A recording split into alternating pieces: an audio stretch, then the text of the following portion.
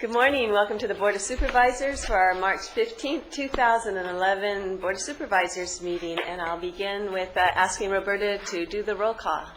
Supervisor Bennett. Here. Supervisor Zaragoza. Here. Supervisor Long. Here. Supervisor Foy. Here. Supervisor Parks. Here. This morning we are very fortunate to have Dr. Yodi Alakija. Thank you. She's a medical director in public health and international development expert whose passion is global social justice with a special emphasis on women and children. She's the founder and executive director of Transformational Development Agency, which she established in 2007 to bring change around the globe through the shaping of government policy, the development and implementation of poverty alleviation programs, and social and business entrepreneurship. She recently met with the First Lady of Haiti and is in the process of strategically planning next steps for long-term sustainable improvements in the lives of orphans and women. She is also in discussions with the First Lady and Prime Minister of Kenya to institute health programs targeted at reducing maternal and child mortality rates nationwide. And Dr. Alakija, if you'd like to come to the podium, thank you so much for being here today. And we just note what a disastrous situation parts of our world are in this very day and this very moment, and how appropriate is the work that you do and the help that you help bring. So if you'd like to give us a few moments of inspiration, we're delighted you're here. Thank you very much. Good morning, Board and Madam CEO. It is actually my honor to be here this morning. Thank you so much for inviting me. I am in awe of all of you who give of your time and of your service to serve the people of this county and to make all of our lives so much better. So thank you very much. When I was invited, we were talking about Haiti and talking about the work that we had done in Haiti. Indeed, my husband, who's here with me today, Ricky Alakija, led a team from this county of about 40 people, medical doctors, neurosurgeons, emergency personnel, to Haiti in the immediate aftermath of the 2010 earthquake in Haiti. Our team was one of the very first non-governmental teams on the ground. It was an absolute miracle about how we got in.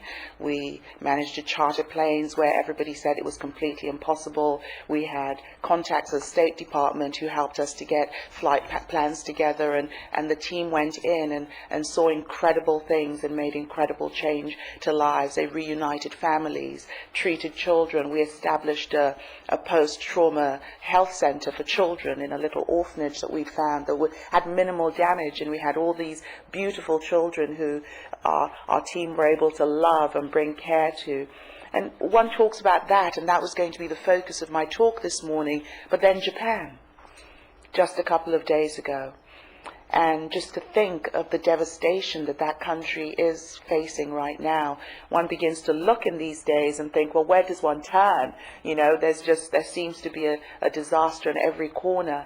And in many ways, it almost is a time to be silent and just to be still for a little bit and to say, well, what difference can I make in my local community and in the wider world?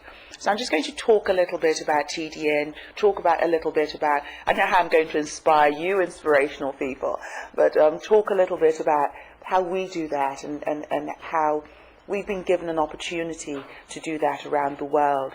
To talk a little back to Japan, we haven't mobilized, we haven't gone there because in the immediate aftermath of the Haiti earthquake, I felt very specifically it was close by, and it was something that was very specifically I felt we were supposed to impact and to do at that time. Japan obviously is a very different country. It's much more wealthy, well-to-do, and it's also a very uncertain time. And I've been asked by various people, well, what do we do? So many people are eager to jump in. What do we do? Should we go there immediately? And I think really it's a time just to wait until it all settles and just to really have the people of Japan on our hearts, as the radiation issue is a particularly critical one that we need to all be very, very concerned about right now. In Haiti, TDA has worked, as you said, Supervisor Parks, that we have been working since the earthquake continually with the government, and we believe very much in a top-down and bottom-up approach. Very much that if we don't, often organizations go in at the bottom level, and we go in and we start orphanages, and we go in and we bring, funds to schools, and we go in and we help hospitals. But through my work, I worked for several years. I was in charge of the United Nations and was in charge of Pacific Island countries for the United Nations, 22 of them. And I learned that unless we have both a top-down and a bottom-up approach, we're never really going to meet in the middle. Unless we impact those of you who are in charge of government, as well as working at the bottom level with the very poorest of the poor through society, there really is never going to be a sustainable impact. So in places like Haiti, and as you mentioned in Kenya, this is what we've been doing. We've been working, going in and working with orphans on the ground. As I said, the team worked with those who were immediately impacted by the earthquake in Haiti. And then we've also been working at top level with the presidency and with the government in Haiti. Unfortunately, that, as you all know, is a little unstable at the moment. But just 3-4 weeks ago, I was in and out of Haiti quite a bit towards the end of last year, and we were able to get released $1.6 million worth of medical supplies, sanitation supplies, and water purification tablets that were able to be taken to some of the most remote rural areas where cholera was really doing some tremendous damage. Ricky and I had taken a team of a couple of, actually our daughter, who's a student at Oaks Christian, a couple of her friends, and we thought things had settled down after the earthquake, so we thought, right, it's safe to go with children. So off we went in October last year, and literally arrived there the day the cholera epidemic broke out. So there I was in country, just about the only tropical disease expert who had ever physically experienced cholera, happened to be there on that day, and we pulled together a coalition of NGOs. We headed off into the north of the country, and for I think it was about 48 hours, neither Ricky or I got any sleep. I trained him, he's not medical, but I trained him in how to put in an IV line, hold a bottle and make sure they don't die, just stand there and make sure the fluids rush into them. And this sort of thing, we could have continued doing just that, but after 48 hours I had to slot somebody into that place, and as you all know, the delegation and shifting tasks and responsibility, and head off to the capital city to find those who were at the top of government and say, look, you have containers, hundreds of containers in this country full of medical equipment. Why is it not getting to the intended recipients? This is part of what I mean by the top-down and bottom-up approach. And by doing that, we were able, it took months, as I said, we only just got the medication and the water sanitation released just a few weeks ago, but we've managed to get this release. We didn't have to take the money there. We didn't have to raise the funds to do it. It was already there in country, locked up, and we were just able to lobby and to advocate for those who are unable to advocate for themselves. Working through other countries, in Kenya I recently was nominated as Africa spokesperson for the Child Health Campaign, which is a World Vision sponsored campaign looking at the 9 million children that die every year unnecessarily in our world. These are children under the age of 5. There are 9.2 million children annually under the age of 5 who die from diseases that could be prevented for less than $1. And they die from pneumonia, from diarrhea, from febrile illnesses like malaria, that if they just had a bed net over their beds, they wouldn't die. So I was there working with the Prime Minister's wife and the government in Kenya, and also your own President Obama's grandmother actually has been nominated in that country as a spokesperson because of her profile now, to enable them, to move those issues ahead. But that has then brought together a coalition of African First Ladies that I've been invited to address in July of this year.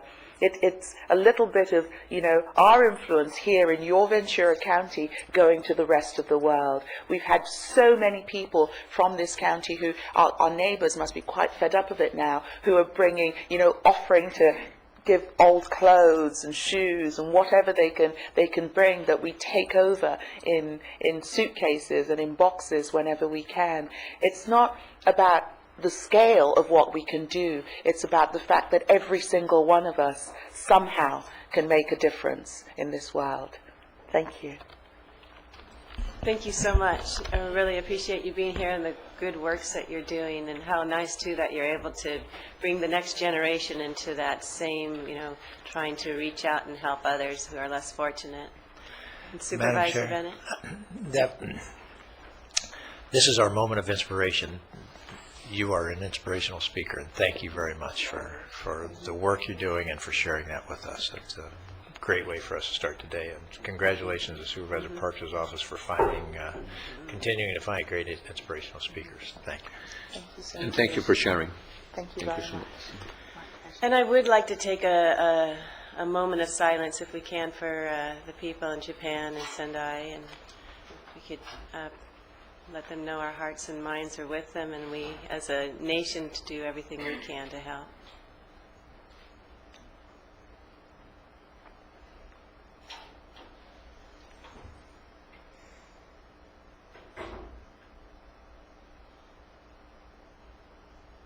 Thank you.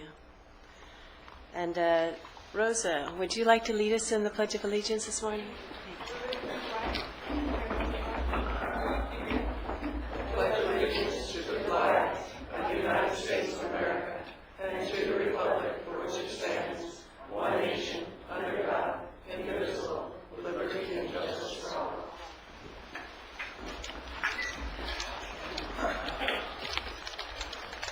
And now go to our next item on the agenda, and that's regarding the minutes of our meetings on March 1st, and we're looking for a motion to continue. Oh, I'm sorry, they are continued, so they were continued. This is a motion to approve.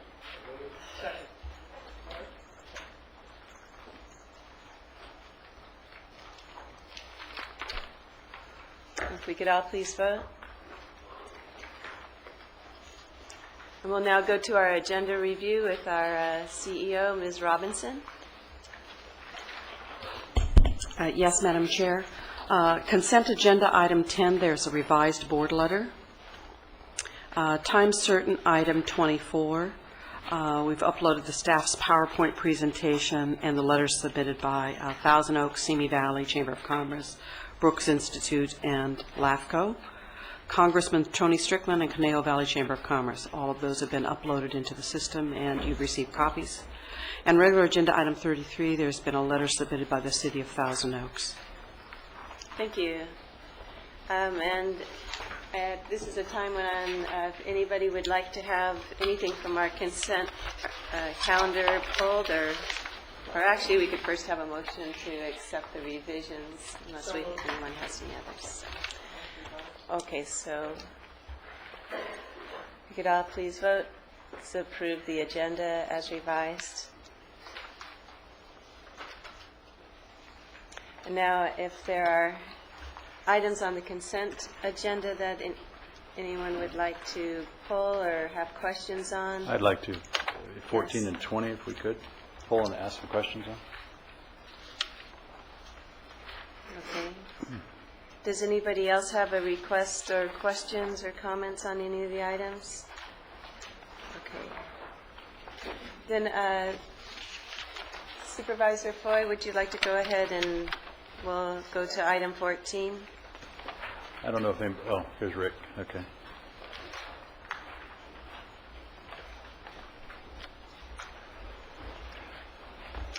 Yes, sir. Rick Jackson, the CIO for County of Ventura. Hey, I was just got a question in regards to this deal with Gardner. We're going to increase about $1.6 million in this program we're doing with them. Well, what happens is there's a consortium of all the 58 counties and participating cities within the state of California. Yeah. We don't know when people are going to participate or not participate in the program. Right. So last year it was about 1.3 million of participation. We added the city of LA this year, and so we anticipate that the spending will go up just a little bit further. Right. Okay. I guess what I was curious about, we've done some work with these people for about 8 years or so, is that since 2003? That's correct. Yeah. And then is there pretty good contracts with these people, and What else are we, is there other people we're quoting this with? Are we doing, is there maybe anybody else who does this kind of work? I guess I just get a little concerned that we just keep doing it with the same people and we never find out what better pricing is, because we have a portion of this as our cost too, right? If, when we participate, correct. Yeah, when we participate. And so I was just curious, is there anything else that we've done to look at other contractors? Yes, we have. We've looked at Forrester, which participates in this same space for independent research. We have talked to the consortium. They are looking at this potentially for next year. The cost will be reduced, but the level of research is also not at the same level that Gartner is today. So it becomes a personal choice of how each member uses that service and what they feel that their spend is worth, for that service. So the idea with Gardner is you believe you get, when they do spend their money, they get better research? Is that why you're? That's correct. Okay. So it's just not a dollar. They're the leader in this research space. Right, I understand. I mean, Forrester and a few of these other ones. I was just curious. I know there's some other ones in there, and sometimes it's good to say that we've looked at these others. Here's the reason they were this price, but these people are giving us this something else. That's what I didn't see in here. Okay. Thanks. Supervisor Foy? Yeah. I just wanted to, because of the questions, I wanted the listening audience to understand that we're not spending $1.6 million. We're spending $28,000 of this amount. The consortium may spend up to $1.6 million. Of that, we get a administrative fee of 2.5% on anything anybody else spends. So.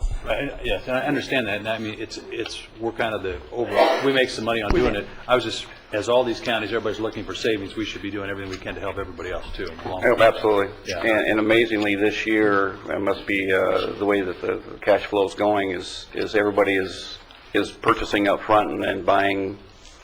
We're ahead of schedule on our purchases, so it's kind of surprising. Yeah, okay, great. Thanks, appreciate it. Any other questions? Okay. Thank you. And Roberta, do you want these to have separate votes since we called them out separately? Yes. Okay, so do you want to go ahead and do your motion for Sure. 14? I'll make a motion on 14. Second. Basically a pass-through.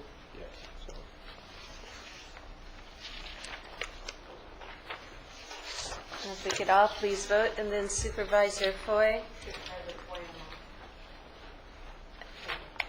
That passes unanimously. Would you like to go to item 20 then?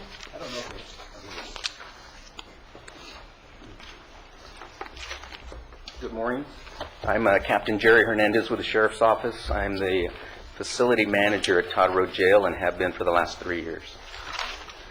Captain, I appreciate you being here. I noticed this COPS money, we have to use it for infrastructure building or services, or supplies, and I was just looking at some of this stuff, and it says that we're going to spend $21,000 this on chairs. Right. Are we going to replace a whole bunch of chairs for $21,000, or are we just from very high-end chairs? What are we doing? Pretty much the whole facility. These are probably mid-range.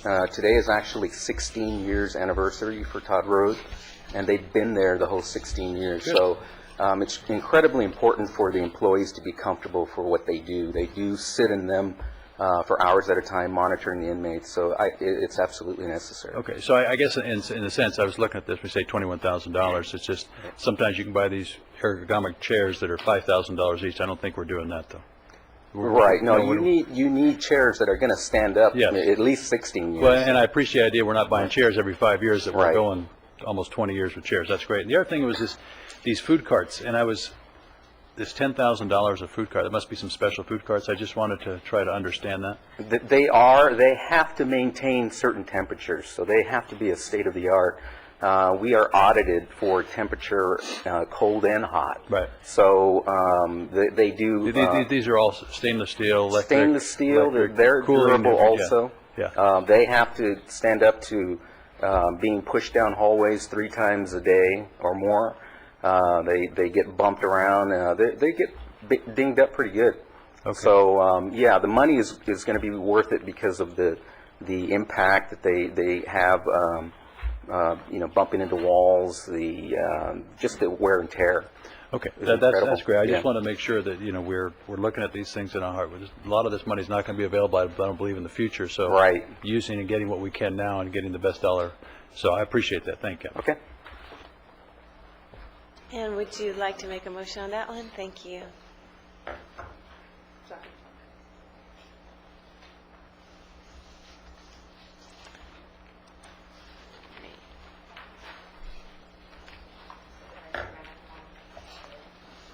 And then that passes unanimously. We now need a motion for the remainder of the consent agenda items.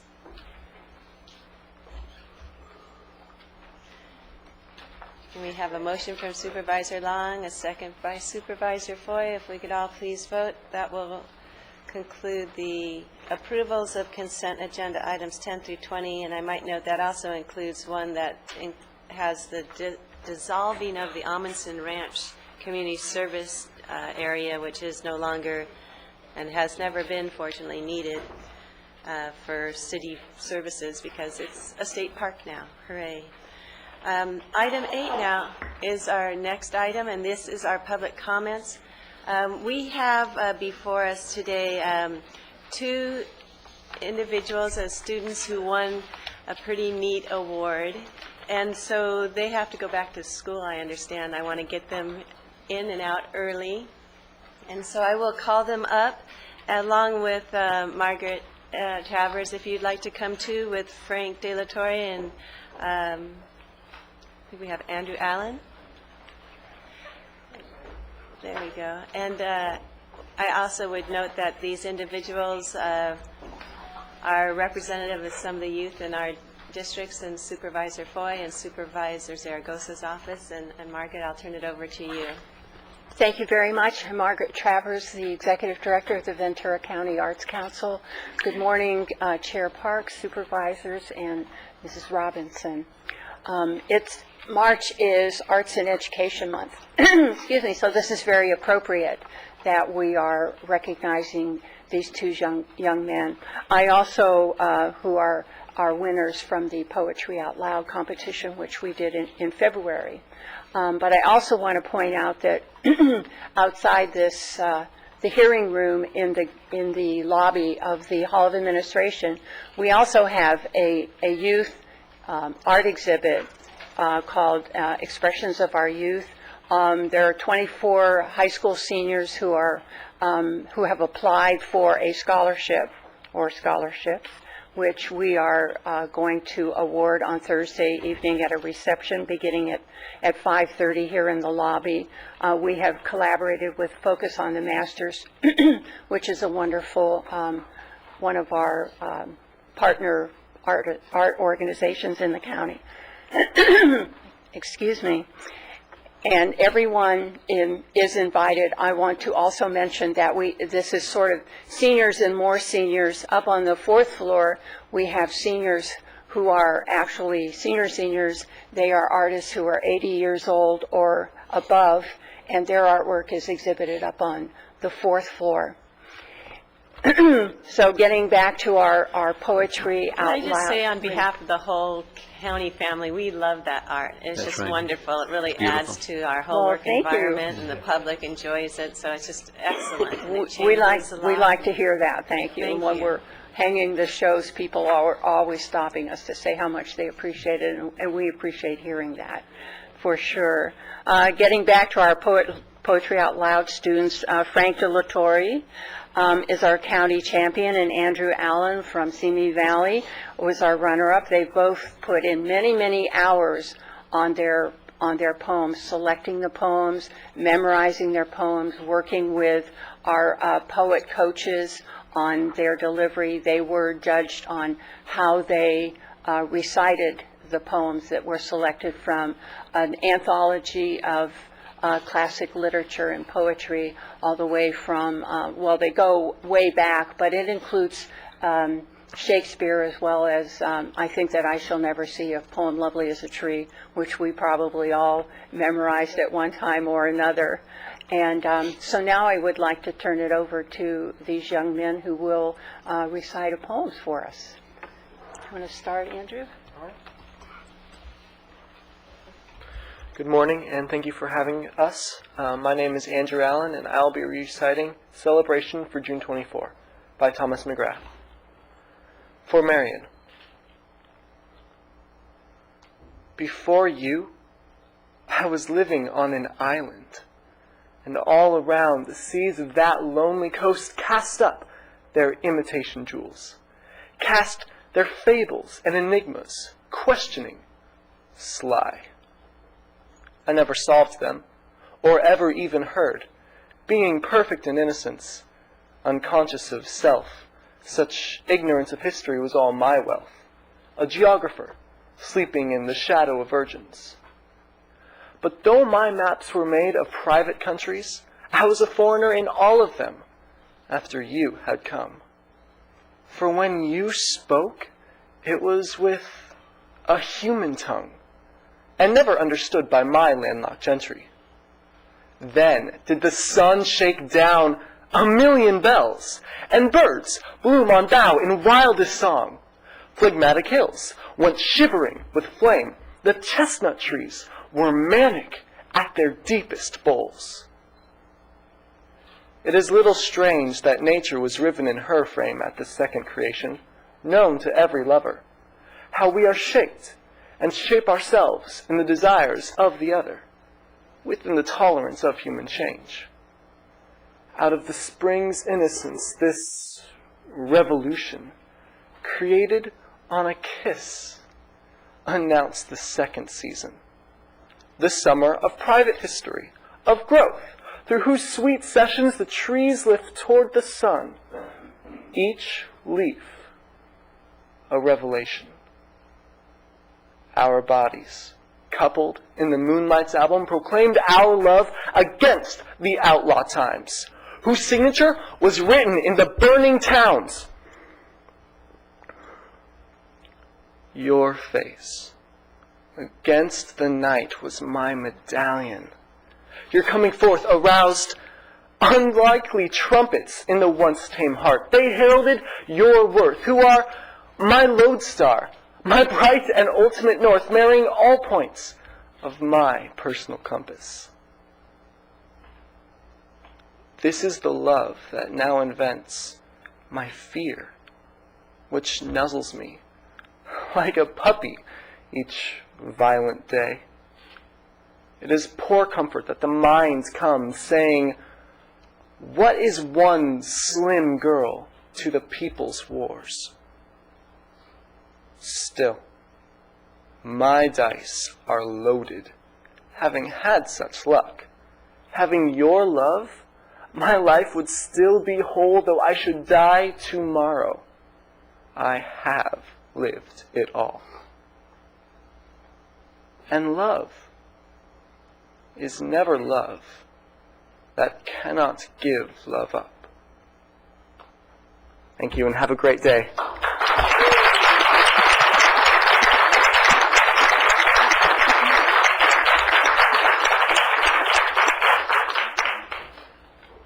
Hello everyone, my name is Frank De La Torre.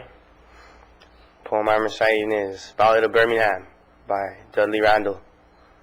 The bombing of a church in Birmingham, Alabama, 1963.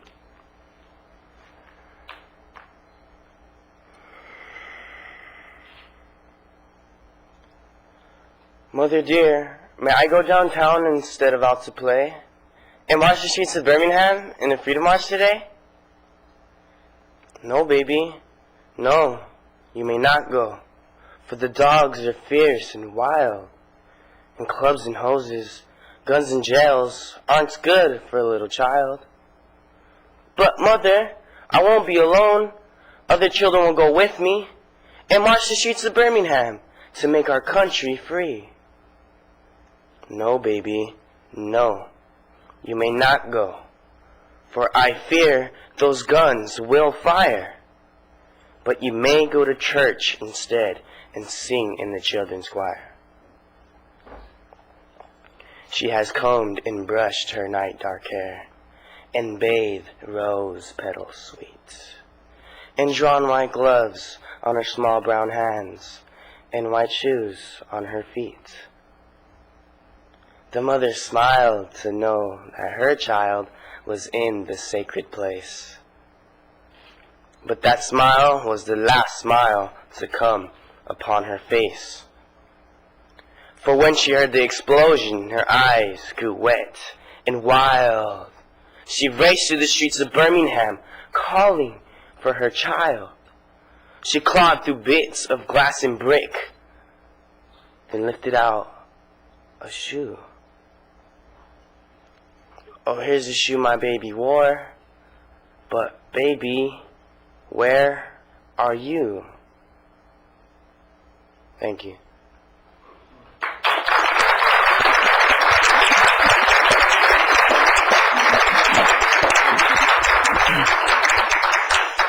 Madam Chair. Well, you certainly have graced our days. I know Supervisor Zaragoza has a certificate, and for the Yes. Supervisor Foy, would you guys like to go down there? Yes, and I'd like to first of all thank Margaret Travers and Ventura County Arts Council for an excellent job on our youth, and also thank Frank and also Andrew for their outstanding work on this poetry work. And I have accommodation, I'm sure that the supervisor has on too, says the Board of Supervisors, County Ventura are honored to award Frank De La Torre the winning Ventura County Poetry Out Loud National Resuscitation Contest, and that was done just the other day. So I'm going to come down and present this, and again thank Andrew for an excellent resuscitation there on your poetry, and I'm sure that our supervisor has some words. Yes, I too want to come down and give you an intro. You come from Royal, out of my district, but you guys were just fantastic, fantastic.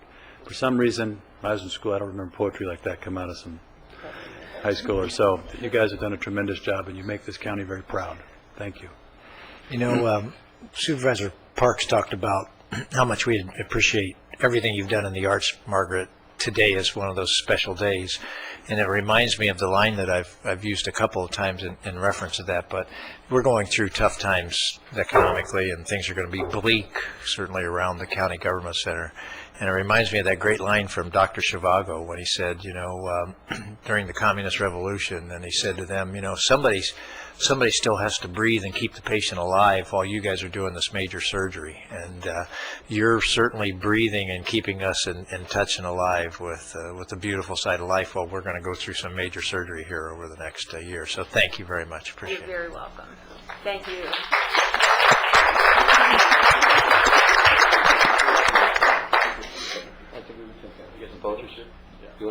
Yes, I'll get together. Group picture. Group picture.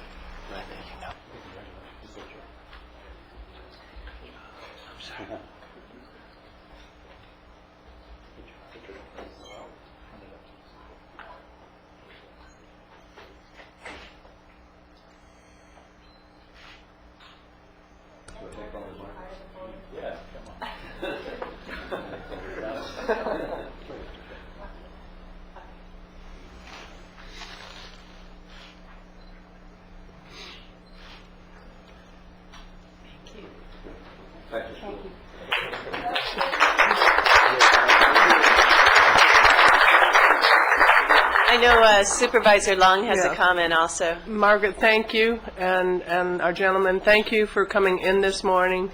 You've given that poetry such a beautiful voice and a powerful voice, and Frank, the stories spoke through you. It was very powerful. Thank you. Thank you.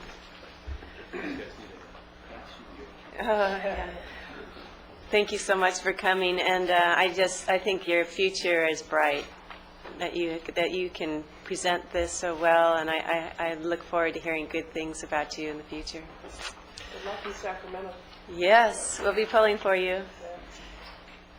That's not easy to do, and then particularly, being fresh each time after you've memorized it too, just so good.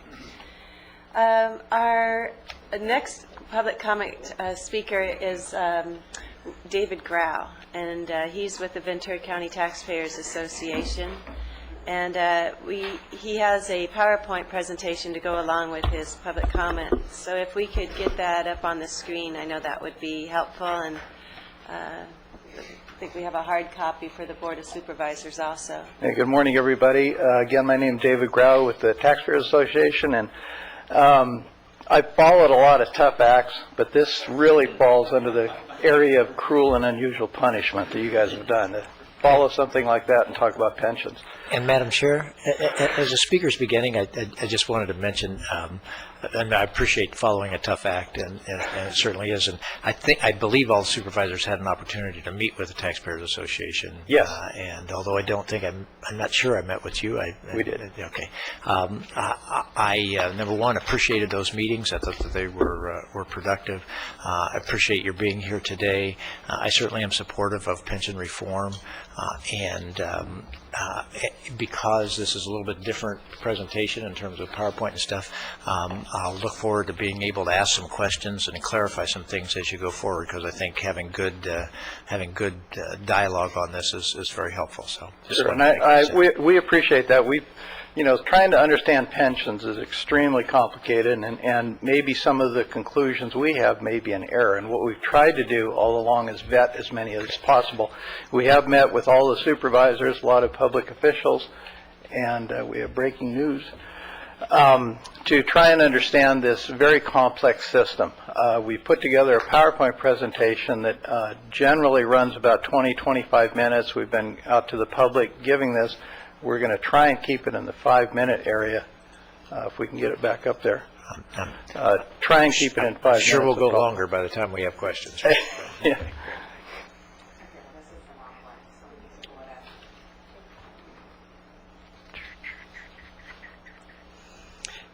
If you'd like to begin, we do have the hard copy, and if you would like to. Yeah, okay. Basically, what we did is we tried to break the whole concept down into where are we now, how did we get there, and what, if anything, can we do about it.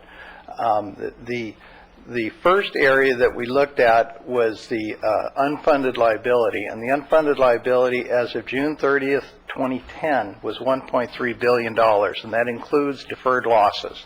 So it's a combination of those two. I'm trying to remember what the next bullet is. Oh, thank you.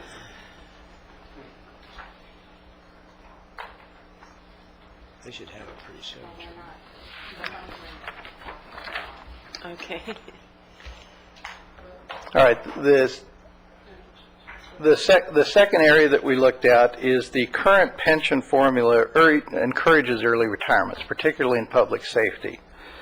Next, compensation is really based, here we go.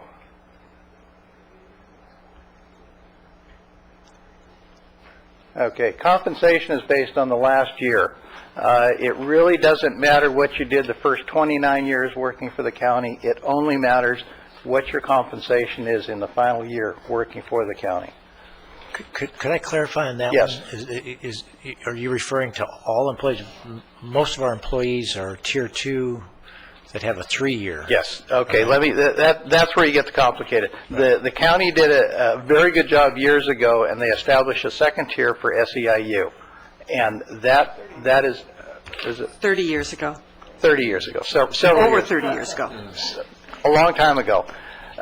They established a second tier for SEIU, which does have the 3-year averaging. Over 78% of our employees Correct. are on a program that includes a 3-year averaging. Correct. Okay. And that was good.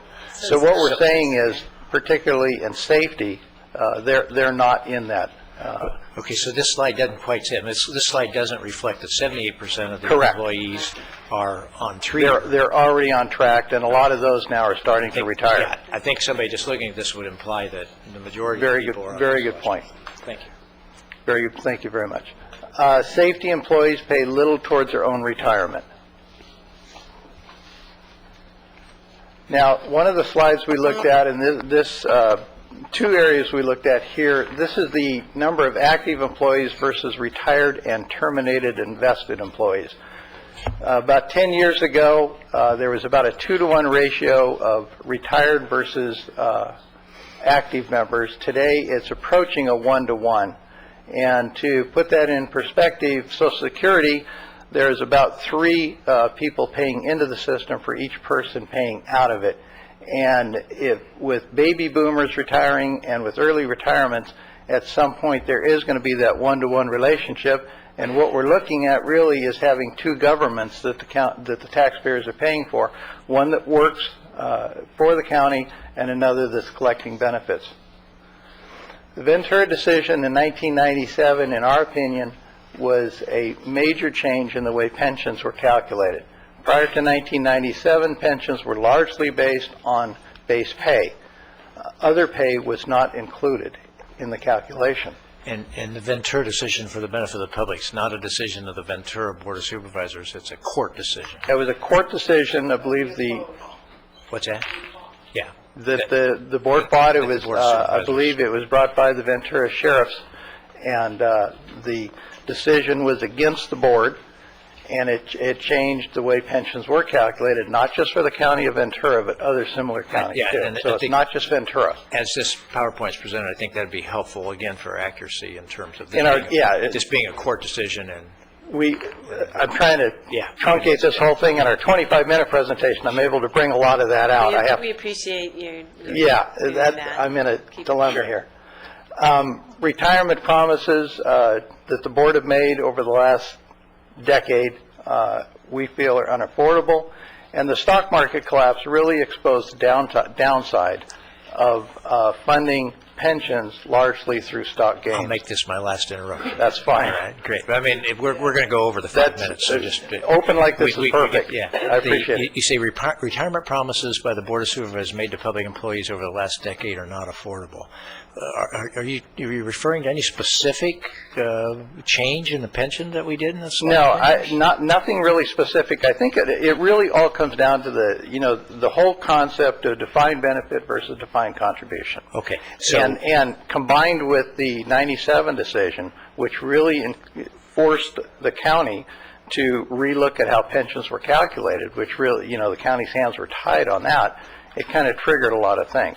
So when you refer to retirement promises made by the board just continuing the current system over the last 10 years. Becomes unsustainable. We did not change it or make it more generous from No. In the last 10 years. Now, in the last 10 years, we did have many municipalities and counties did get presented the opportunity to increase pension benefits with the 3 at 50. Right. And the county did not support that 3 at 50. Correct. At that point. Unlike the city of Ventura. Exactly. And Exactly. that puts you in an unusual position where... And I have to point out that we did that in spite of the fact that the Taxpayers Association stood right here with, and lobbied us to go for the 3 at 50. And correct. So I hope that's pointed out. It is pointed out, and I think in our meeting specifically with you, we broached that subject, and that was under a different leadership and really completely different board. And not criticizing. No, I know. Make sure the record's really in all clear. fairness, and I agree that, and that's why we brought that up, and I believe we brought it up with the other supervisors, so I do appreciate that.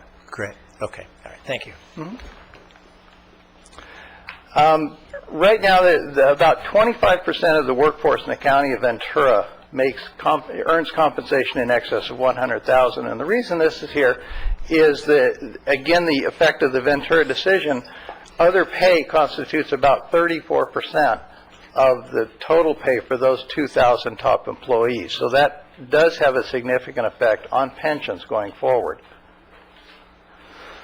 Going straight to our recommendation. Let me ask, Yes, when sir. you say the other pay, what is the other pay? Other pay, again, there's up to like 400 different pay categories that the county has. It can be everything from safety shoes to excess vacation. There's a lot of them. Car allowance. That our system allows you to lump in and get Right. compensation. And the one thing, if we're on that 97 decision again, when the judge decided that, he said basically if it's cash, it's included in pension, which means if it's not cash, it's not necessarily included. One of the areas that we looked at that we felt could have been excluded based on board decision was the employer gross up, which you're familiar with.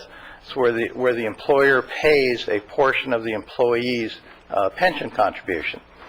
Currently, when an employee doesn't pay that and the employer picks it up, that portion not only is included as part of his pension calculation, it's also grossed up to a higher number.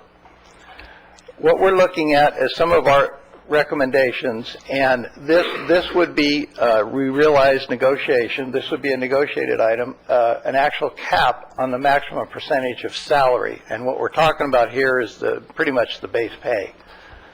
We can see salary or compensation that exceeds base pay substantially, which results in pensions that are actually higher than base pay. Increased pension eligibility ages. particularly in safety. Right now, the county encourages people to retire at early ages with longer lifespans, and even a CalPERS report that came out on lifespans for safety, they actually found that retirees who retired from safety actually live longer than most others. So that's kind of turned that equation a little bit up. It's interesting you say that, because I read that. Because I know the Sheriff's Association said something to me one time that, we all die early, so that was an interesting piece, and then all of a sudden CalPERS does this independent deal and finds that the average person lives to be, 78 on their pension, and the public safety lived to be 81 or 82 Correct. or something like that. So, correct. So with early retirements and longer longevity. And one of the things that we feel is key to, to controlling pension spiking, and you've done a good job with SEIU where you already have the 3-year average, very successful. What we're looking at is a 5-year average for everybody. That would include public safety. So I said I was not going to interrupt, but again, I think gives you an opportunity to make your point. So right now, 78% of our employees are at 3-year average. And the difference between 3-year average and 5-year average is nowhere near as significant as the difference between 1-year average and 3-year average. Would you agree with that? All right. So it's the people that are on the 1-year average that you're most concerned about. Is that right? If they move to 3-year average, that would be a big improvement. That would be a big improvement. Bigger than a 3-year going to a 5-year. That would be a big improvement, because we see that as the one of the very good things you did many years ago to control the pension spiking on the non-safety group. And what we'd like to see is if we can extend that to the safety group. Thank you. Let me just say something else, though. Even though we say 78% is the non-safety, but I think if we look at our total cost, safety is probably going to be at least 50%, 60%. Right. So when you overall that, making that change can have an unbelievable effect on the cost of the pension. On the dollar. Yes. I think it's also, as you know, as we shared with you, when we changed on Tier 2, created a Tier 2 for general employees, that option was not available in statute, nor is it available in statute at this point in time, relative to safety. So, again, this county is sort of in the forefront of making changes that they are allowed to do by statute. So the 3 years not available for public safety? 3-year average? And at the time we negotiated 3 years for the others, it was statutorily allowed. It was provided to us as a tool. Okay. Yeah, because the whole pension thing, we hear this a lot, and this is certainly not a criticism, this is a comment, that what we find, and we've talked to as many people as possible, including unions, we always hear several reasons why things can't be done. First of all, as well, compared to other counties, we're in much better shape than other counties. That's great. Second is, if we do make changes, we're not going to be able to attract or keep talent. Okay. And the other one we hear a lot as well, the stock market's going up. So that's going to fix all our problems. So, and there are legal and contractual arrangements that we have to deal with. I know those are very difficult issues. What we're pointing out is, I think to make a long-term sustainable system, we need to look at everything. Eliminate the annual leave redemption for management. Now this is the first 3 are really negotiated or contractual or legal. This can, in our opinion, be changed. This is from the management resolution, and what we're talking about is the management folks leading by example to just eliminate the annual leave redemption. What it's turned into is a supplement to salary. Employees, in our opinion, and again, this would be a negotiated fact, the employees should pay their full... Excuse me. Yes, ma'am. I need you to back up. Okay. First off, do you know when that benefit came into? I don't know when it started, but I know it's in effect now. Okay. And do you know that it was, in fact, a replacement for the fact that managers had received no raises for several years? So, we're taking a point in time, and you're saying things are bad right now, and we need to make adjustments. Mm-hmm. So, I'm just pointing out, I'm sorry, I can't let it slide. That's fine. And then to me, you're looking at options out there, so. These are these just some of the options. and the reason I ask if you could kind of try to wrap up too. So well, it's, and a lot of, I understand these that are you have just a lot options. of questions, but still. Exactly, I appreciate that. So pay their full share, and this is the one that you read in the papers and everything, implement a risk management defined contribution for new employees. We're not talking about retirees, we're not talking about existing employees, these are just new employees. Exclude the gross up of retirement pickup from the pension calculation. Now, this is something we feel could be done by board action today, tomorrow. When the 97 decision came down, the judge said clearly this does not have to be included in the pension calculation. Today it currently is. Becerra said that all they would need is a letter from the county.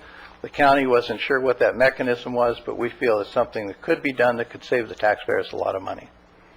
And with that, the last one, the sticky one, is we feel that elected officials should not benefit from a defined benefit plan from the county. They should be restricted to 401k plans. This would be all elected officials going forward. With that, that's the end of my presentation. I thank you very much for your time and patience. Madam Chair, I just want to share with the Speaker, too, that our public employees here in Ventura County have helped us tremendously with their pension assistance and our financial help. All the employees gave up 3%, of their to help with the pension program, and our public safety individuals came up before the contract was up, about a year and a half, and assist us also with the pension plan of about 2.5%. So I just want to share that our public employees are also assisting in helping us with the pension. And I'm not talking about the 1 year or the 3 year retirement, but also that our public safety employees have been very helpful in here in Ventura County, both the firefighters and our sheriff department too. Madam Chair? Supervisor Bennett? Yeah, and I just wanted to say thank you. I really appreciated the meeting that we had when you guys came to the office. I appreciate this presentation. I mean, there's a sense of openness, willing to talk, willing to try to make sure you're getting it right, and that's all good for the process as we go forward, because it's a complicated issue. It's not going to be something that's going to be solved overnight. We're all going to have to work at this and stuff, and I just appreciate the attitude and the tone that the Taxpayers Association. Well, we appreciate all the county has been unbelievable in their openness and cooperation with us too. Great, thanks. Supervisor Foy Yeah. and then Supervisor Long. I too appreciate you coming in. I wish we would have seen your whole presentation, because I've heard from other people that has a lot more other information in there, and you could explain it better. But and I know from as your group and the rest of taxpayers, changing this in a sense doesn't benefit them in the sense that I get something out of it. It's just that we as taxpayers, you all want to see this sustainable. I mean, we want to see a sustainable government that we can continue to have the services that we need. And as we all know, this is killing us. I just showed our CEO an article this morning that just had a thing with Fresno County now is, as a percentage of payroll, is paying 53 cents on every dollar they pay in payroll towards their pension plan. We're down at 21 or 22%. So we are in better shape than others, but we know none of that's sustainable. We got to be careful, because this continues to grow, and we're making big optimistic assumptions on our stock market, which, as we know today, was down 300 points this morning. Right. Doesn't help us, and that's just a blip in time. But I think there are some things that have to do, and the idea is that we want to protect, if possible, those people that are out there that are collecting a pension 75 years old. We've got to make sure there's enough money. Some people say, oh, well, they'll always have money. Yeah, go ask the airlines. Go ask the steel industry. Go ask those people. When they had a big trust fund that was set up to protect them, everybody had paid. It went broke. The government didn't step in. There's no money for the government to step in. And we got to find a way to protect everybody long term on this kind of thing. So I appreciate all the work you're doing, and I do appreciate the county and Becerra opening up the information, because I know you guys put a lot of time in. Yeah, and what we're not saying that this county is much better in much better shape than most other counties. That is true. But what we're looking at strategically. Yes. We don't want to sit here and wait until all of a sudden, instead of ranked in some of the top counties of California, all of a sudden we're in the middle or moving down in the bottom third. So we're looking more strategically than. No, I think you're right, and you got to do it now. It's people who wait get themselves in trouble. And then Supervisor Long. Yes, and thank you, too. I appreciate the work and appreciated meeting with you and bringing this information forward. And Supervisor Foy, if you'd like to hear the lengthy one, they'll be speaking at my Rotary next week, so you can be my guest. I look forward to attending and hearing your views. Thank you. And Supervisor Bennett? Yeah, and now in the interest of dialogue, You know, it's really interesting. You made the comparison with the Social Security system being at 3 to 1. When the Social Security system began, and in 1940, it was at 35 to 1. Right. And it has been plunging ever since. And it is on the same glide path as this is. And Social Security, the tweaks are some of the things you talked about, increasing the retirement age, but there's some tweaks that they can make and get that onto a pretty sustainable glide path without too much pain if they really were willing to do that. Correct. So there are some comparisons here in terms of us making some changes to make sure this is on a sustainable glide path and stuff. But Supervisor Zaragoza. 2 more seconds. I'd also like to share, and I want to thank you for a meeting at my office too, but besides, I mentioned the public safety employees helping us out with a pension. We have about 5,000 plus SCI employees that also assisted us in the 3% contribution towards our pensions. All our employees, 8,000 plus employees, are assisting us, including our management team. So I just want to share that with the rest of the Taxpayers Association. Thank you. Thank you. And also, I want to thank you, too, and I see a lot of growth with the Taxpayers Association. I know back when the county was being lobbied by our public safety for the 3 at 55, then that Taxpayers Association with a different board was actually supporting that. So it's nice to see that your first goal is, making sure taxpayers don't have to pay more than, they would have to pay now. And that's really the benefit that we get from this kind of dialogue. And also appreciate the fact that you're also working with the cities and looking to see if you can hold them to accountable also, so that we can make sure that, we're all taxpayers to different organizations, whether it's the city or the county, the state, the feds. So it's just nice to see you putting the word out there and trying to hold us all accountable. Thank you very much. Thank you. That concludes our public comment portion, and now I'd like to go to our regular agenda. And our first agenda item, would it be okay, we've got staff here, we'll hold off on board comments. Is that okay with you, Roberta, and everybody? Let's see if we can get our staff through. And that first is our healthcare, behavioral health department, and Melanie Roy. Good morning. Good morning, Madam Chair, members of the board, and Mrs. Robinson. Melanie Roy from the Behavioral Health Department. Item 32 before you is requesting your approval and authorization for the chair to sign our First Amendment with NetSmart New York in the amount of $3.197 million to manage a hosted billing system and development of electronic health record. This contract would be effective April 1st through March 31st, 2016. There's no net county cost associated with this project. It's funded fully by MHSA funding, Medi-Cal FFP, and the state alcohol and drug funding. This is a requirement under MHSA that we implement an electronic health record. We've used a two-phased approach in meeting that requirement. We just finished an implementation of the billing system successfully. We're going to be meeting with the ITC committee next month to kind of celebrate that success and to give them an update on that project. The following phase 2 is actually the implementation of the electronic health record, and the contract amount, again, of 3.2 million is a 5-year project that ensures the implementation of this health record, and will give us certainly increased data capability, and will really help us in multiple ways in terms of managing our programs. So if you have additional questions, I can answer them. Has anyone any questions on this item or comments? If not, I'll entertain a motion. I'd move the recommended action. Motion and a second. Good stuff. Thank you. Yes. Val, please vote. Please vote, she says. And that is approved 5-0. Our next item, is item 33, and I'm afraid this is going to be a little bit longer than the 8 minutes we have. So shall we go to board comments? And do we have any? Oh, we have a staff from GSA here. Okay, let's do 34. Yeah, 34 and 35. Okay.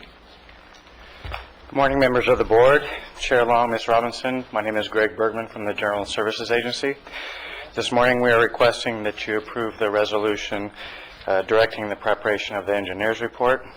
This action is the first step in the annual process that is required on the California Streets and Highway Code each year that an assessment is to be levied. I can answer any questions if you have them. We have a motion from Supervisor Foy and a second from Supervisor Zaragoza. We could all please vote. Appreciate the support of staff on this. Doing great work with this. Thank you very much. Thank you. Shall we go on to item 35? And this is Supervisor Long and appointment of Kenneth Hamilton. Yes, I would move to recommend action as presented. Thank you. We could all please vote. And the item passes unanimously.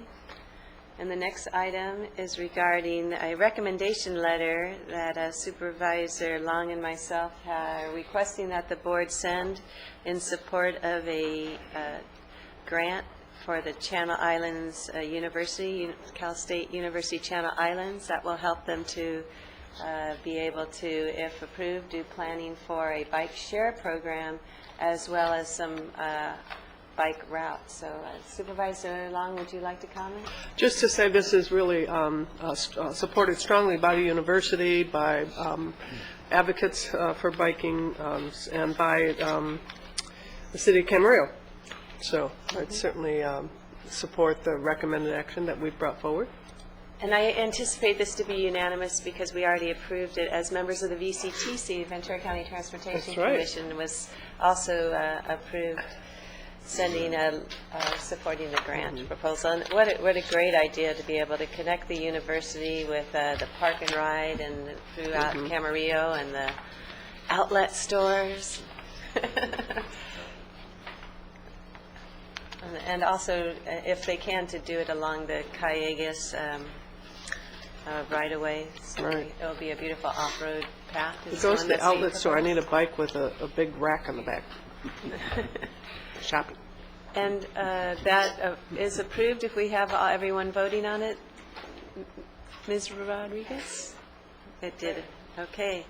We still have a few more minutes. So this next item is a request that we establish an advisory committee to the Lake Sherwood Community Service District. And the Lake Sherwood Community Service District basically does water, and that's primarily it. Whereas other community service districts throughout the county do other things, this one is primarily just water. But as we have other committees throughout the county that advise water agencies, we don't in Lake Sherwood. And there has been questions, and the public is very interested, and I think this would be a great way for them to be able to not only receive understanding and information, but more importantly, to be able to give input and advise the Lake Sherwood Community Service District, which also is comprised of the Board of Supervisors. So my motion would be to establish the committee and then also to appoint 5 members to the committee. And looking at members, I was looking at property owners both within the gates of Lake Sherwood and also outside the gates. And this is a good combination, and I think they will serve us well. So with that, I would move the recommendations of item 37. Thank you. And also my thanks to Reddy Picala, who is the director of that service district, our general manager. So appreciate his work with that board too. And the next item, 38, is Supervisor Bennett's. I'd like to move a recommendation for nomination of Councilmember Brian Brennan. Check the ordinance, and it allows the counties to both nominate the city-selected people and the county-selected people. Great. I'd be happy to second. Oh, beat me to it. Good. No, go for it.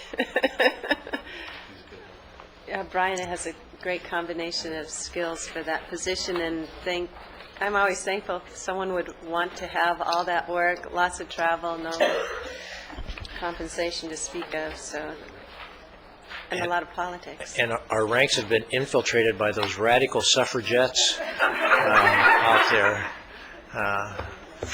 Thank you. 1920 all over again here. You remember those days? That's approved. Our next item on the agenda is to receive and file our correspondence agenda, items 39 through 40. We have a motion and a second. If we could all please vote. Thank you, and that's approved. Would the board like 3 minutes of break time, and then we'll come right back to our 9:45 time certain? Thank you.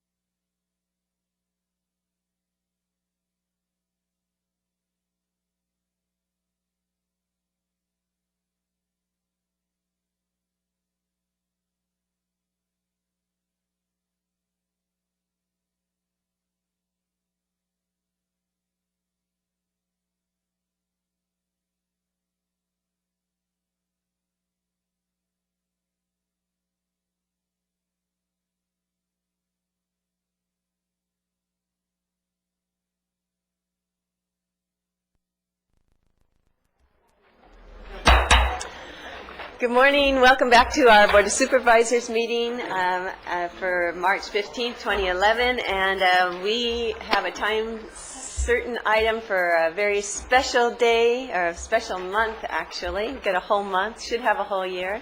This is a resolution proclaiming March as Women's History Month. And have a great resolution that I'm going to come down and present. I see that we've got some wonderful women in the audience who are going to come up to our podium and give us some comments. And I would like to call up, if I may, Patty Dix, the president of Thousand Oaks branch of AAUW, and Jan Ackerman, the co-president of the Camarillo branch. And I'm going to read this resolution and then come down there, and then you can speak, and then we have some others also. So the resolution reads, whereas American women have played a critical role in shaping the economic, cultural, and social fabric of our society, and have been leaders in every movement for social change, including their own struggle for civil rights, the battle for suffrage, the fight for emancipation, and the struggle to organize labor unions. And whereas women throughout California are this year celebrating the 100th anniversary of their suffrage. Woohoo! When male voters flocked to the polls to approve women's right to vote by a wide margin in their statewide referendum, making California the 6th state to approve women's suffrage in the United States. And whereas American women have been leaders not only in securing their own rights of suffrage and equal opportunity, but also in the abolitionist movement, the emancipation movement, the industrial labor movement, the civil rights movement, and other movements which create a fair and just society for all. And whereas since 1981, the Ventura County Commission for Women and the American Association of University Women have been leading organizations in the community for encouraging, supporting, and facilitating the empowerment of women. And whereas our Ventura County women honor work for our foremothers by joining with the many organizations in our community to retain women's rights and resolve issues that women still face, including the AAUW, the League of Women Voters, the Coalition to End Family Violence, the National Women's Political Caucus, Cause Women See Justice Project, the Business and Professional Women of Conejo Valley, the Ventura County Women's Forum Collaborative, Concerned Black Women of the Conejo Valley, the United Women's Leadership Council, and Promotores y Promotores Foundation, and Ventura County Alumni Chapter of the Delta Sigma Theta Sorority, and the Alpha Kappa Alpha Sorority, Channel Islands Chapter of the Lynx. Now, therefore, be it resolved that the Ventura County Board of Supervisors urges schools, colleges, libraries, and civic organizations to honor the role that American women have played in transforming culture, history, and politics as leaders, writers, scientists, educators, politicians, artists, historians, and informed citizens, and to continue to celebrate the way in which the spirit, courage, and contributions of women have added to our history by proclaiming March 2011 as Women's History Month in Ventura County. And if Patty and Jan would like to come up and give us a little presentation too, we look very much forward to it. And if you want to bring your, yes, certainly, if the other ladies, I love the costume. We're so glad we don't have to wear these anymore, though. Yes. We are indeed celebrating Women's History Month this month, and over and above that, we are celebrating the 100th anniversary of a woman's right to vote in the great state of California. Yay! So we thank you, Supervisor Parks, and I accept this proclamation on behalf of women throughout Ventura County and specifically on behalf of AAUW Ventura County branches, where we have worked for over 130 years to break through educational and economic barriers so that all women have a fair chance. And we have just recently celebrated a rally for the vote, recreating a day in 1911, and we would like to sing for you very quickly an actual song that would have been done at a rally in 1911. We'll sing it through once, and then we'd like you to join with us, because the tune is very familiar. Hurrah for women's suffrage, hurrah, hurrah. For women's suffrage we shall fight, because our cause is just and right. Hurrah, hurrah, hurrah for women's suffrage. Hurrah, hurrah, hurrah for women's suffrage. Everybody join with us. Hurrah, hurrah, for women's suffrage we shall fight, because our cause is just and right. Hurrah, hurrah, hurrah for women's suffrage. Hurrah, hurrah, hurrah for women's suffrage.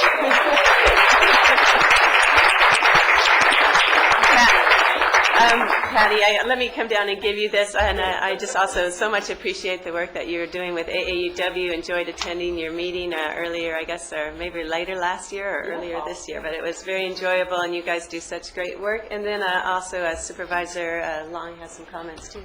Excellent. And shall I do mine? Sure. Yeah. Okay, and as a part of this, as was recognized by Chair Parks, we have many women joining us this morning from a broad section of our county, and they do wonderful work in carrying forward to support women in many ways. I'd like to have Deborah Bagley, who's chair of the Ventura County Commission for Women, Shante Morgan-Dursu, who's also on the Commission for Women, Lee Riggin, if Lee is here. I see Nancy Lee Phillips. Any other members? If I've missed you, please come forward. And this is from our Commission for Women. We're very happy that you're here.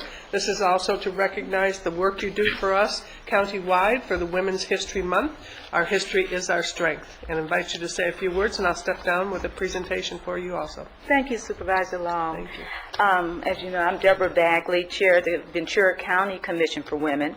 And on behalf of the Women's Commission, I would like to thank the Board of Supervisors for recognizing the Commission and the other women's organizations that do so much in this county.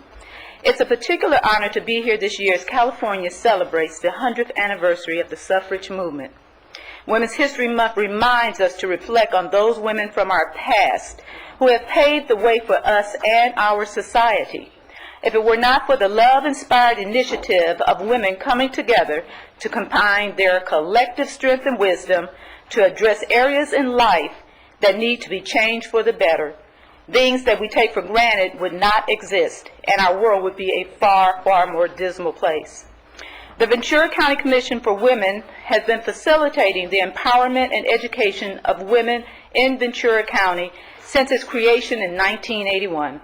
The Commission takes pride as an umbrella organization that connects women to resources and advocate for women throughout Ventura County, regardless of race, age, sexual orientation, religion, or political affiliation.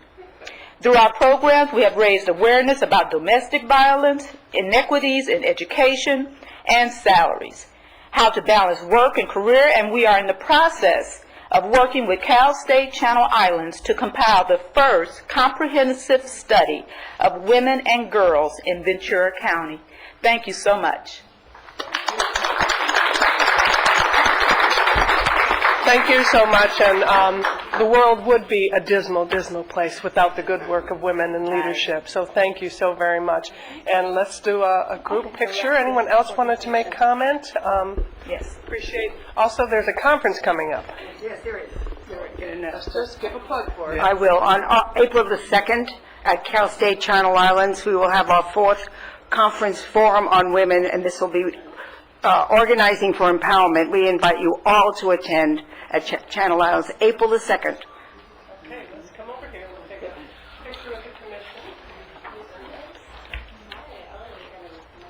commission. We'll also be distributing, we've put together a list of activities for March in honor of Women's History Month that we'll be distributing to the members of the Board of Supervisors. And can we also ask the representatives that are listed on the proclamation? We have Alpha Kappa Alpha Sorority, Channel Islands Links. We have BPW. Yes.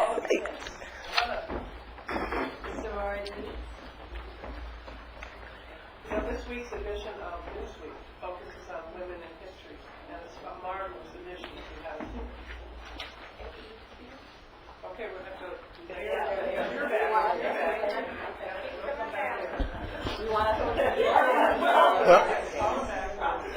All right. Okay, I was waiting to see, as a history teacher, I have to be in this picture with these suffragettes here. So I want to suggest that all the men come down also for this picture.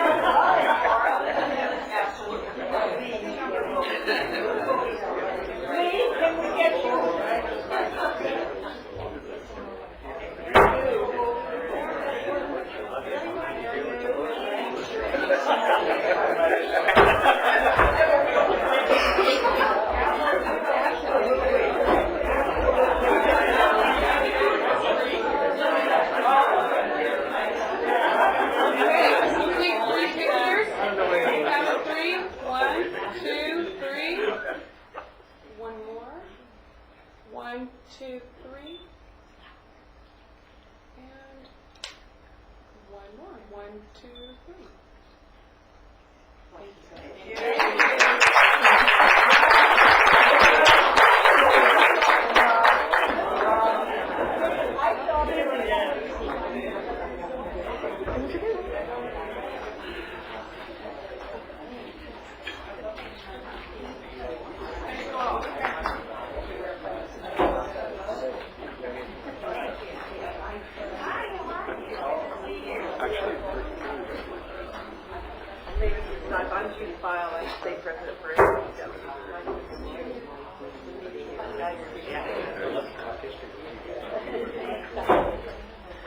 We had so many ladies wanting to make sure that they could be here this morning. Thank you for coming so much. If anyone else would like to speak, I know I got several comment cards.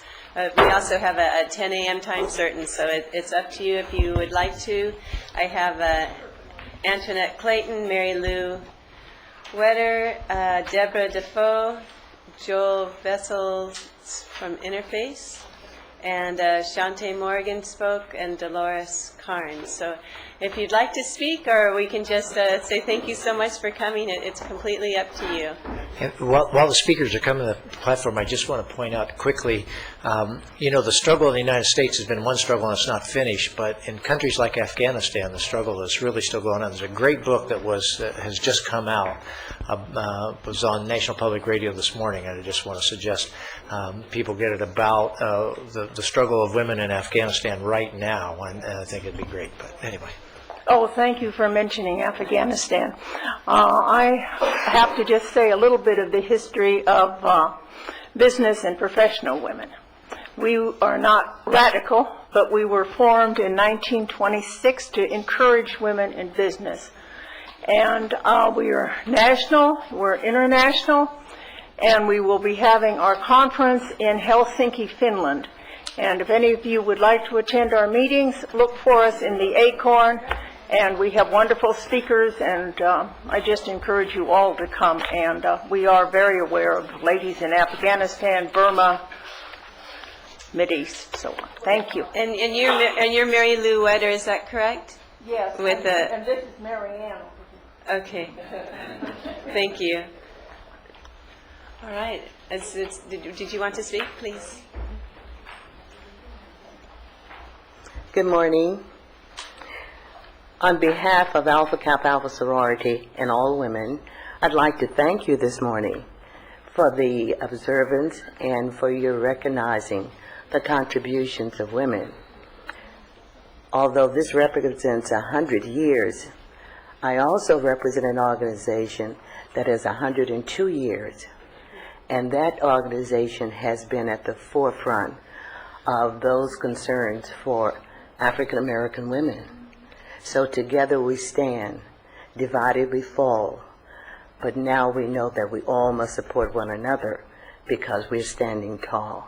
Thank you. And you're Ms. Carnes.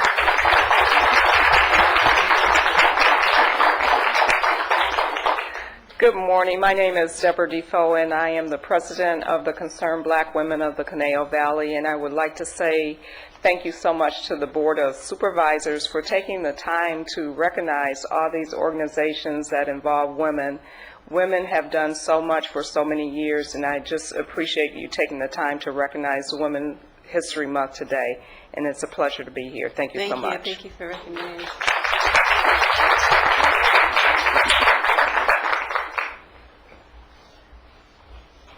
Good morning. I'm Antoinette Clayton, past president of the Channel Islands chapter of the Links Incorporated. The Links Incorporated is a national and worldwide organization that was established almost 65 years ago, and we have over 12,000 members.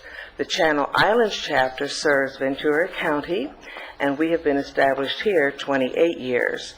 We take pride in supporting our community toward education, toward scholarships for students that are continuing on into college, and as it takes everyone, as they say, a village, it definitely takes a village, and everyone in Ventura County to support the efforts of each and every one of us. And on behalf of the Channel Islands chapter, I'd like to thank you very much for acknowledging the work that we do. Thank you. Thank you so much, Antoinette. I'm going to be really brief. I'm here wearing multiple hats.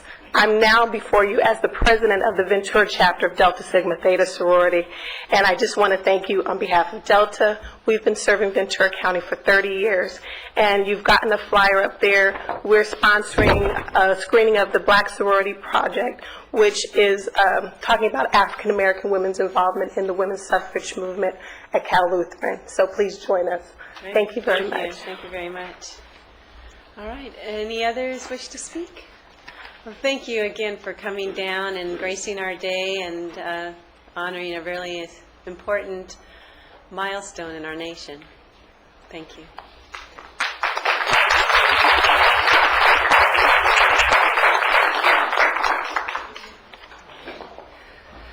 We'll now move on to our 10 a.m. time certain.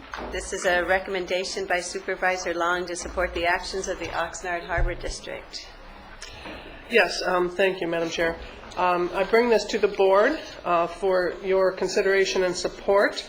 There has been work underway via our collaborative, as always in this county, our great collaborations that take place, but with the Economic Development Collaborative of Ventura County, and Mr. Stensley's here, but with the harbor, who has always been leading the way for the economic benefit of this wonderful asset we have in our county, to move forward to look at expansion of the foreign trade zone so that it expands the footprint to include the entire county. And this support letter that is being proposed for the board's consideration is to do just that, and it's to look at business attraction and retention in our county by expansion of the footprint. And companies that often find that the integration of a variety of foreign trade zone benefits and procedures enable them to maximize their savings and minimize their operational costs at each point in the foreign trade zone distribution or manufacturing process.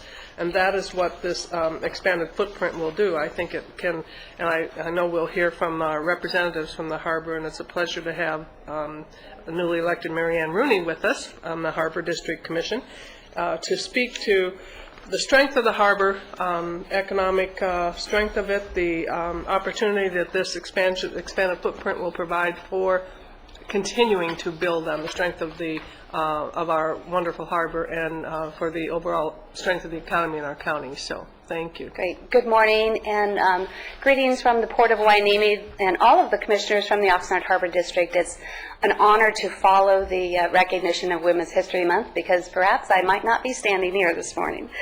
Thank you very much for your consideration of this item, and I do want to just share a few items with you about the foreign trade zone and the benefits that it would provide to our businesses here in Ventura County. The foreign trade zone was established in 1934, and it has gone through a number of growth opportunities. The basic concept is to allow our companies the opportunity to defer, reduce, or eliminate their customs as the product is coming into the country. Foreign trade zones enhance economic development opportunities and are magnets for new economic development, creating new jobs, improving our users' cash flow, reduces some federal taxation, and also promotes competitiveness for our manufacturers. In 1970, there were only 10 foreign trade zones here in the country, and they only incorporated 1,500 jobs. By 1998, there were over 200 foreign trade zones employing more than 300,000 people. That's when our foreign trade zone number 205 began in 1994 during this period of growth. And what we're looking to do now through this amendment is to enlarge that area. So we expand the area to include the entire county within Ventura County, and to also streamline the process for companies to apply for foreign trade zone status in order to take advantage of these opportunities. Right now, the system is very cumbersome. It's very long in the application process, and perhaps it dissuades companies from applying for those benefits as well. So what we're trying to do is open up the channel a little bit and make it easier for them to apply for it. It's not for every business, but we're looking at targeting the specific businesses that could benefit from this type of designation under the foreign trade zone status. Currently, we only have 882 acres. This takes it to over 2,000 acres that we could designate for here in our county, which we're very happy to be bringing this forward. And we are traveling back to Washington, D.C. next week, and would be carrying this application with us, and hope that you indeed will provide the letter of concurrence to go along with our application. So thank you very much. Thank you. Does the board have any questions or comments on this item? Any other comments from Will Berg and Tony Taramina, our Harbor District Director? Of course you defer to your elected commissioner, as well you should. And also Mr. Stensley, know that it has been a collaborative discussion and dialogue in moving this forward. So I would like to put forward the motion on the recommended action. And Madam Chair, I'd like to share that I want to thank, the Harbor for their excellent work that they do for the community, and to provide all the excellent jobs that you provide for, especially the 5th District and all of Ventura County now. And I want to thank Mary Ann for your participation. And I know you have an excellent program that you put together for foreign trade zones. And I was out there for your graduation the other day. So I just want to commend the Ocean Harbor for an excellent job that you're doing for the community. And I'll second that. Okay, we have a motion and a second. Oh, well, Mr. Floyd did. That's okay.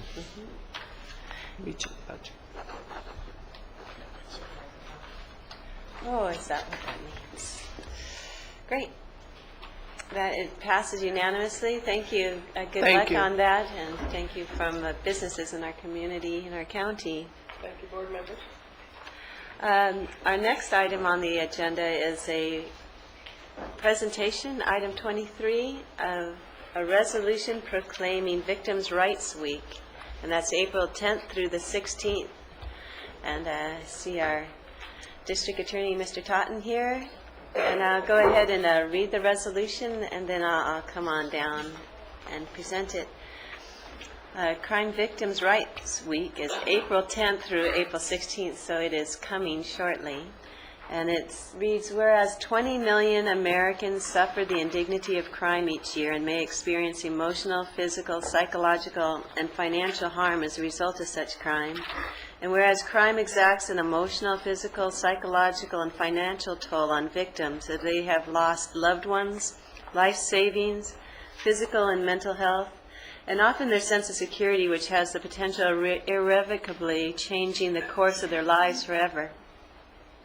Whereas more than 30 years of progress for crime victims stands on the shoulders of dedicated advocates and brave victims who overcame the shame, isolation, and indifference to gain a voice, rights, and respect. And whereas we applaud the progress that our nation has made in recognizing the impact of crime on victims, and celebrate advocates and survivors who, through their determination, brought rights and resources for victims and have changed the course of history. And whereas while victim assistance programs across the country are reaching more victims and criminal justice officials are honoring victims' rights more consistently, public understanding of victims' rights remains minimal, and our nation's victim services systems remains fragmented, underfunded, and uncoordinated. And whereas more work remains to be done to address the mental health impact of crime and to meet the needs of victims of nonviolent crime, victims of terrorism, and other undeserved victims, we, as the Board of Supervisors, do hereby proclaim April 10th through 16th as Crime Victims' Rights Week in the County of Ventura, and we honor crime victims who serve those victims during this week and throughout the year. And I just say, from our county's perspective, our district attorney's office has just done an incredible job. It has been coordinated, it has been able to reach out, and has made a difference in people's lives for the better. So I just want to take this opportunity to thank you so much. And a lot of that is volunteer hours, too, which we very much appreciate. So. Thank you, Madam Chair, members of the board, Ms. Robinson, good morning. I'm District Attorney Greg Totten, and I must acknowledge that I am joined by two extraordinary women today. Fitting that we honor Women's History Month. I'm joined by Caroline Pridgetal Sutton of the Coalition to End Family Violence, and Nicole Gonzalez of Interfaith Children and Family Services. 30 years ago, President Reagan established the first National Crime Victims' Rights Week, declaring that these rights should be the central concern of those who participate in the criminal justice system, and it is time that all of us paid greater heed to the plight of victims. In adopting this resolution, proclaiming April 10th through the 16th, 2011, Crime Victims' Rights Week, your board has once again honored crime victims by publicly acknowledging the suffering they quietly endure in the wake of crime. And today your board also, in this declaration, recognizes both the great strides that have been made in protecting victims' rights really since President Reagan's first proclamation, as well as the need for continued vigilance to ensure that our justice system never becomes cold and indifferent to the needs of victims. For more than 2 decades, the District Attorney's Office here in Ventura County has celebrated the courage and dignity of crime victims in a simple lunchtime ceremony. This year's event will be held in this board hearing room on April 13th. That's a Wednesday, beginning at 11:45, and will again be co-sponsored by Interface and the Coalition. This year is a little bit different than normal. We're very fortunate to have as our keynote speaker Brooks Douglas, who is a survivor and a nationally recognized victim advocate who really has profoundly influenced the shape of public policy across the entire country. And I have a brief video clip I'd ask for your indulgence that really sets the stage for his story. If they could cue that up. I think we need to start it again with the sound. By a stranger at the door. Though they suffered a terrible crime and unfathomable loss, they show us it is possible to heal, even to forgive. Imagine now that it's 1979. Little place called Okarche, Oklahoma. And to be frank, the Douglases didn't quite live in Okarche proper. They preferred a modest little place way out by itself, miles beyond the streetlights. But mention the Douglas name back in '79, and this would be the location people would be apt to think of. The Putnam City Baptist Church of Oklahoma City, where the Reverend Richard Douglas and family had established a remarkable reputation.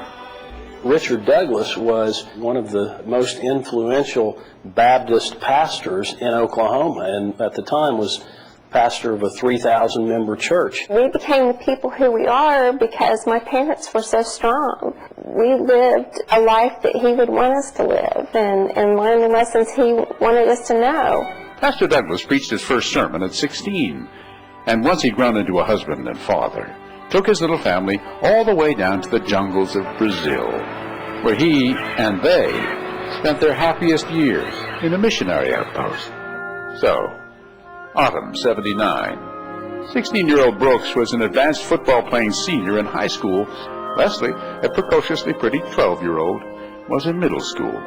Dad was busy, and all over Oklahoma, a chaplain at the State House, visitor of prisoners at McAllister Penitentiary, even preaching a bit on early morning television. But the pastor and his wife, Charity, began at home. Their door was always open. They really, truly cared about people and where they were and how they could help them and how they could serve people. It was that generosity and openness that would come to haunt them, of course. It was October 15th, a Monday. Everybody home. My mom was in the kitchen fixing dinner, and Leslie was in the kitchen with her. It was Brooks who answered the knock at the door. People called in all the time at the pastor's house. This one he didn't recognize, a bearded stranger who wanted a favor. And no one felt the evil then. As it entered the house, Pastor Richard Douglas and his wife Marilyn shot to death. 16-year-old Brooks and his 12-year-old sister Leslie, each shot twice, were hogtied and bleeding beside the bodies of their parents. If I was going to live, I needed to make a decision. I remember thinking, as long as I can draw a breath or even twitch a muscle, I need to keep trying. After suffering this horrific crime, Brooks went on to become a lawyer and a state senator in the great state of Oklahoma, where he championed crime victims' rights in that state and then ultimately across America. He has now produced a full-length feature movie that tells a very powerful story, not just of the crime, but of a loving family and their grace in overcoming and in dealing with victimization.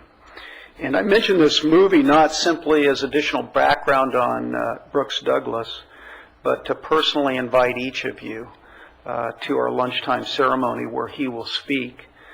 You are also each invited that evening to a local premiere of the movie that will be hosted by the Ronald Reagan Presidential Library in the Air Force One Pavilion at 7 p.m. This event will be free to the public, and following the movie, Brooks will discuss the story of his family and the making of the movie. And this location, I might add, at the Reagan Library is fitting due to both President Reagan's leadership in the area of crime victims' rights, as well as the fact that Brooks Douglas has been nominated by the United States Department of Justice to receive the very prestigious Ronald Wilson Reagan Public Policy Award. And I've distributed flyers for both the lunchtime event and the evening movie event. I want to really close by thanking your board for your continued support of victim services. We know how important this is to you, and we really appreciate the emphasis that you give to it. I also want to acknowledge and thank Eric Stannard of Interface and, again, Caroline and Nicole.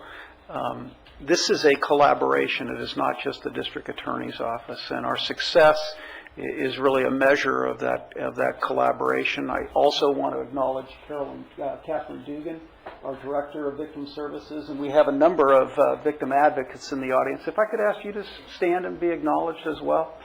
Can we give them all these folks a round of applause? Thank you so much, and we look forward to seeing you on April 13th. Thank you. Mr. Totten, thank you for being a champion on this. It really is an outstanding recognition and program. Thank you. Thank you, Mr. Dean. Good morning, and on behalf of the Coalition to End Family Violence, we thank you very much for your Board of Supervisors for your support and the District Attorney's Office. And although we come together once a year to honor Victims' Rights Week, agencies like the Coalition and Interface are working endlessly every day to make sure that victims are heard, advocated for, healthy, and safe. So we thank you for everything that you do and for supporting us in our missions.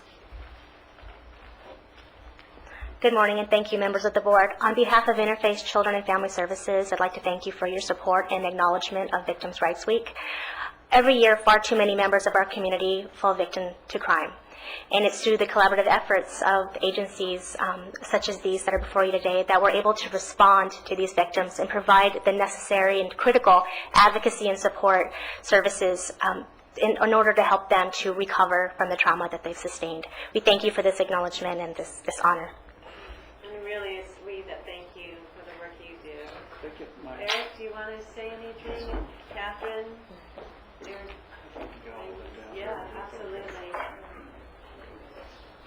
She's got to come down here.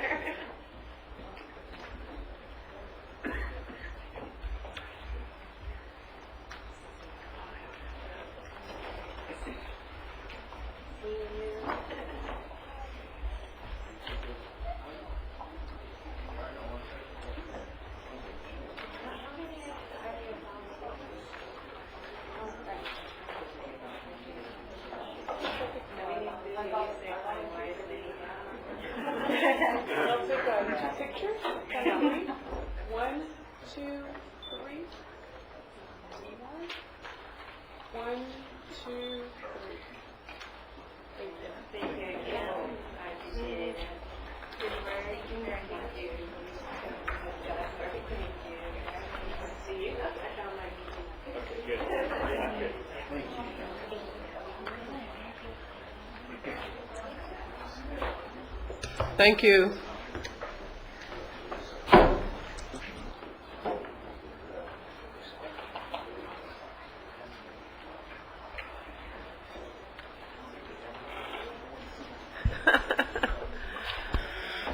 Ready for the earthquake. We're pretty much right on time if the board were all here. So we'll take a 2-minute break here while the audience fills.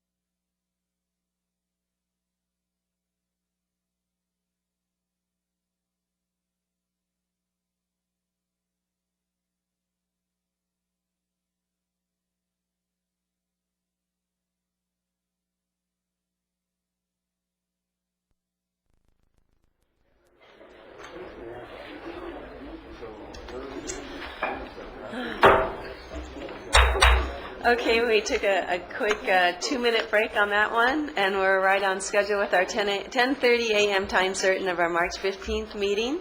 And this is a public hearing regarding some proposed text amendment. And I'll turn it over. Sure. I'm Katie Matchett. I am a case planner with the Planning Division. Good morning, Chair Park Supervisors, Ms. Robinson. Before I get started with my presentation, I just want to clarify a few things with the exhibits. We did receive some late received exhibits. Those are attached to this memo that you should have just received as exhibits 9, 10, and 12. And then there are a couple issues with the exhibit numbering within the SIRE system, so I wanted to list for you all of the exhibits that we've received to date with the correct numbers and titles for your reference, so the body of the memo does include that list.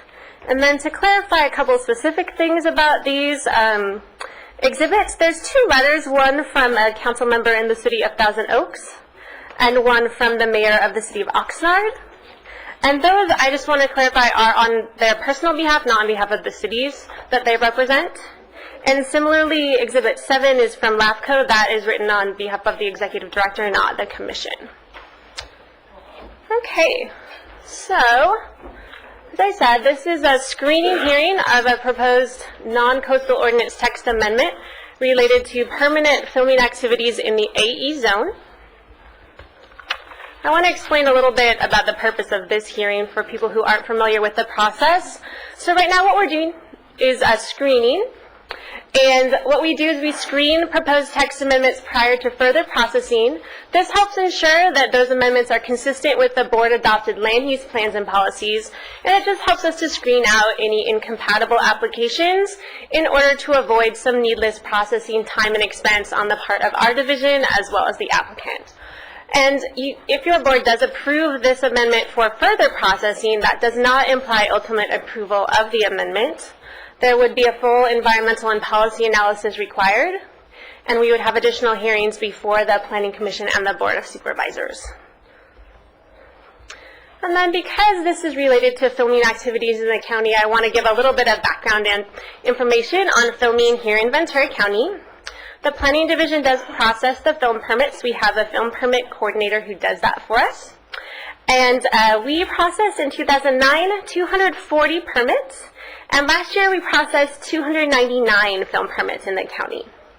And what our ordinance does is it divides filming activities into 3 different categories. So I'll go over what each of those are so that everyone's clear on these.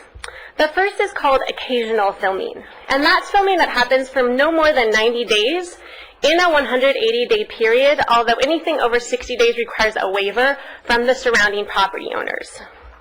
Occasional filming can include non-permanent structures, but those would need to be removed at the end of the shoot. And within the non-coastal zone, occasional filming is allowed in all zones except for the R2, the RPD, and the TP zones, with a zoning clearance generally. Some examples of occasional filming would be something like a car commercial. You see a lot of those filmed up and down our coast. Maybe a music video shoot. Generally, we get occasional filming activities that are 1 to 3 day shoots. And pretty much all the permits that we process are occasional filming permits. But we do also have some other categories of filming. We have something that's called temporary filming, a little confusingly. And this is filming that happens for more than 90 days in a 180-day period. Again, it can include some non-permanent structures, provided they're not habitable and they don't have permanent foundations. And in the non-coastal zone, temporary filming is allowed in all of the zones except for the RO, R1, R2, RPD, and TP zones. And it's allowed with a CUP, so a full environmental analysis does have to occur in order to permit temporary filming. An example of temporary filming that has happened in the county is the filming of the Cat in the Hat movie. That happened, I think, in 2002, over about 6 months. So that was a temporary filming activity. Could I just interrupt the RPD and TP, just for the public? That's the Residential Plans Development and the Timber Preserve, that's right. Thank you. Sure.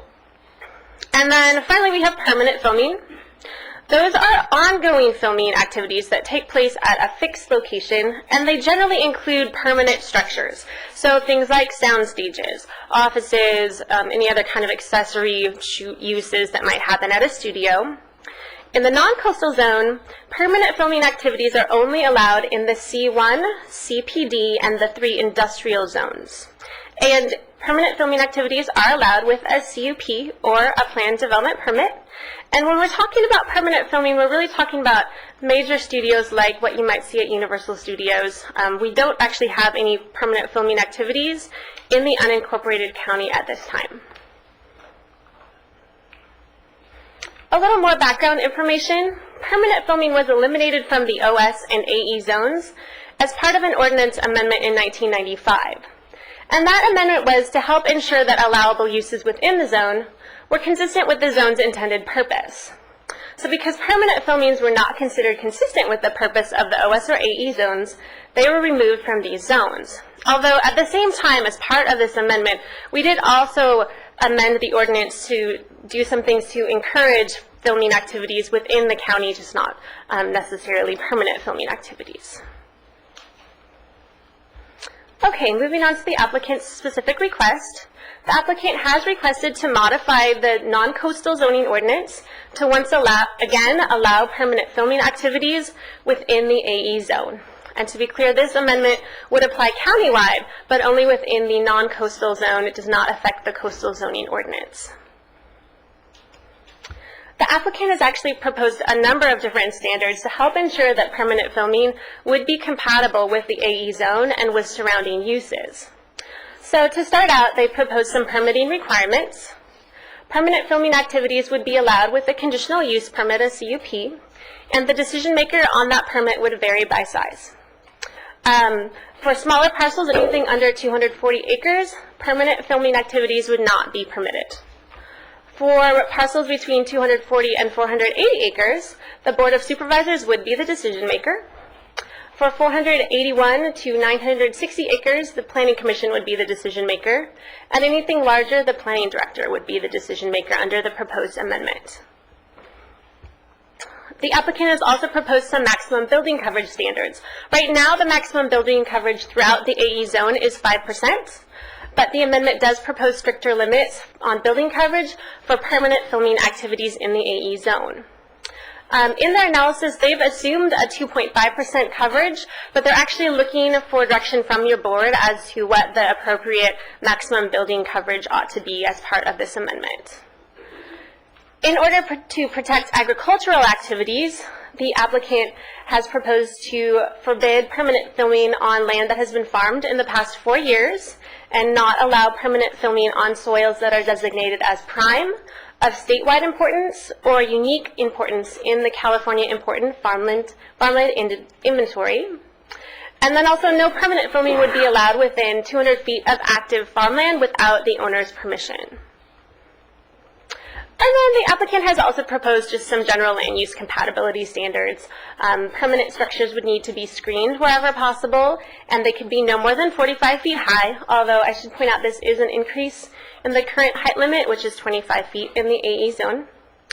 Permanent structures would need to be painted in earth tones, and any filming activities would need to meet county noise standards, unless a waiver was obtained from the owners or occupants of nearby noise-sensitive uses. And those are uses like residences, churches, educational facilities, those kinds of things.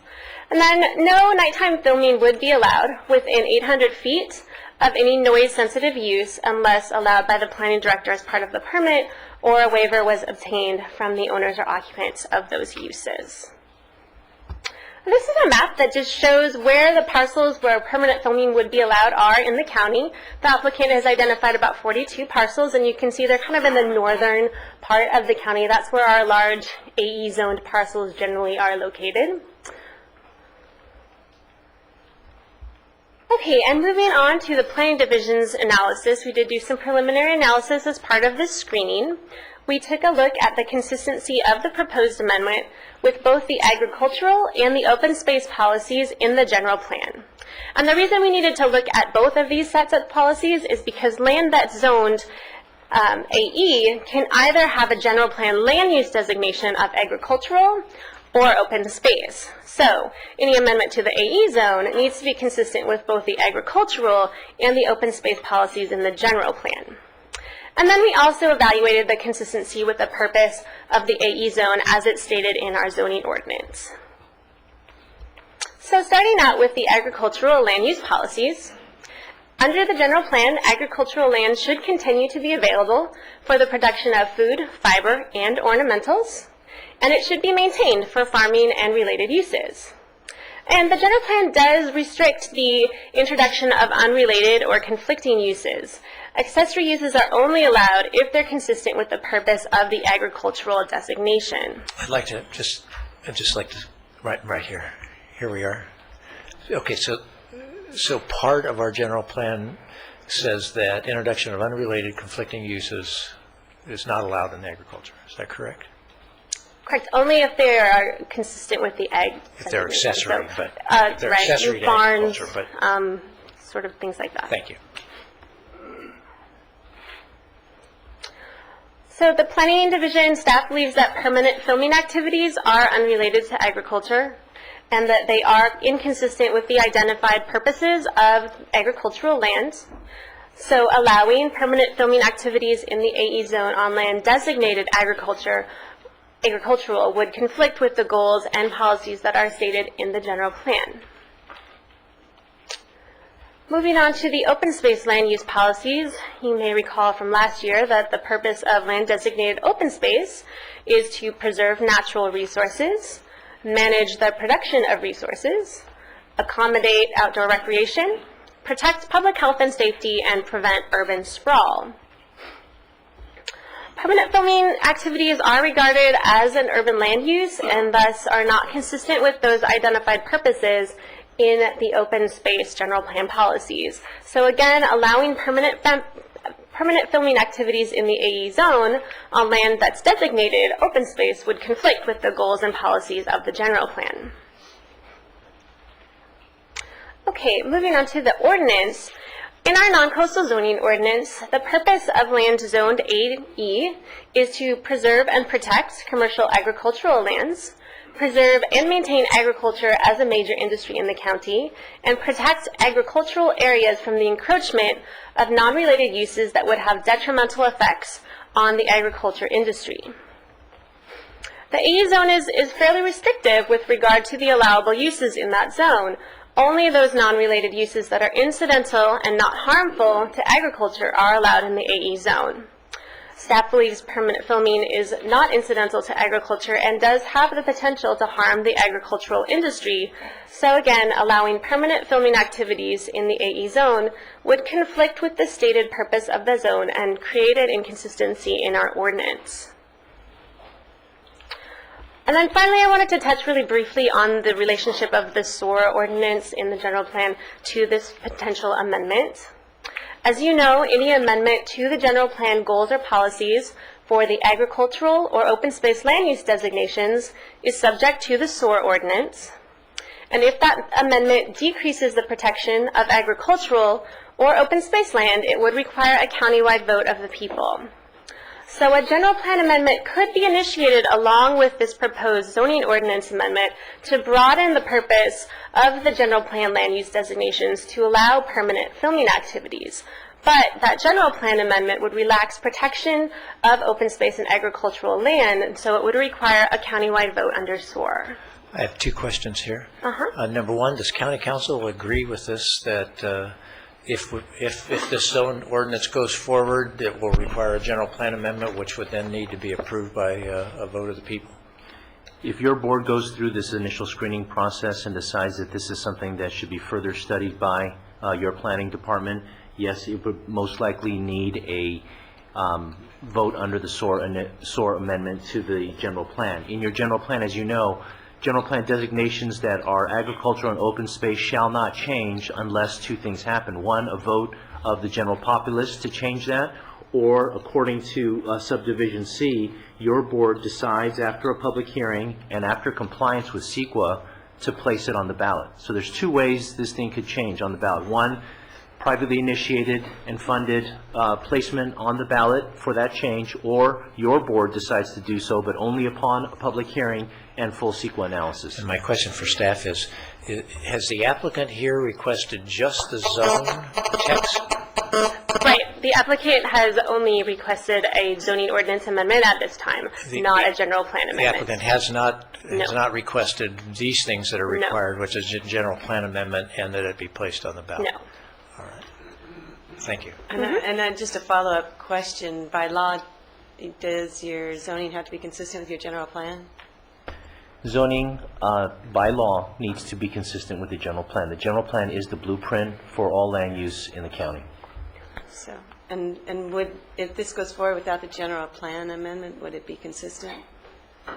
Based on what staff is indicating, they're not finding that the proposal is consistent with the general plan as it currently stands. So in order to make it consistent, there would need to be another change, not just to the text of the zoning ordinance, but also to the general plan. And I guess so it's not just county ordinances, it's a state law. State law indicates that the zoning should be consistent with general plan. Thank you. Okay, just to finish up, we did receive a number of public comments on this ordinance. This lists a couple of them. We've received some additional ones I went over as part of the exhibits. The bulk have been in support of the proposed amendment. We have received one letter in opposition to the proposed amendment from LAFCO.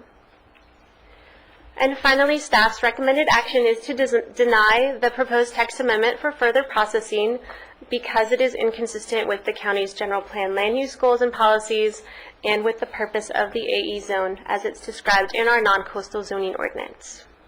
So I can answer any additional questions. The applicant also has a presentation that they'd like to give, so if you'd like to see that first. And that, also, I note that our agricultural commissioner, Henry Gonzalez, is here, so I would have him go after your report and before the applicant. Okay. Shall we go ahead then, board? All right. Thank you for the presentation, and I'm sure if we have more questions, we'll get you back up here. Henry Gonzalez with our county's agriculture department.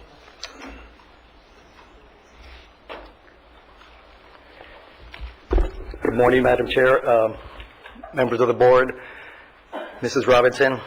I want to speak in favor of the planning proposal. There's another inconsistency that we have here that we're looking at, and that would be that this would, if we allowed this, it would be against what you see here every time you drive around Ventura County, which is agriculture.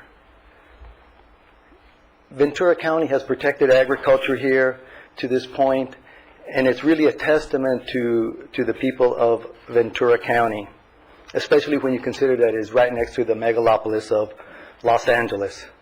Certainly we do not want to become another San Fernando Valley. Agriculture in Ventura County provides approximately $2.1 billion in economic activity, about 31,000 jobs, $76 million in indirect taxes. It is unique. Industries will come and they will go. They will become obsolete. They will move to another country. They'll be gone.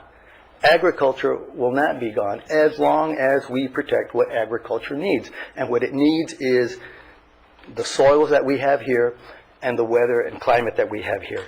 We cannot move those soils. We cannot move that climate.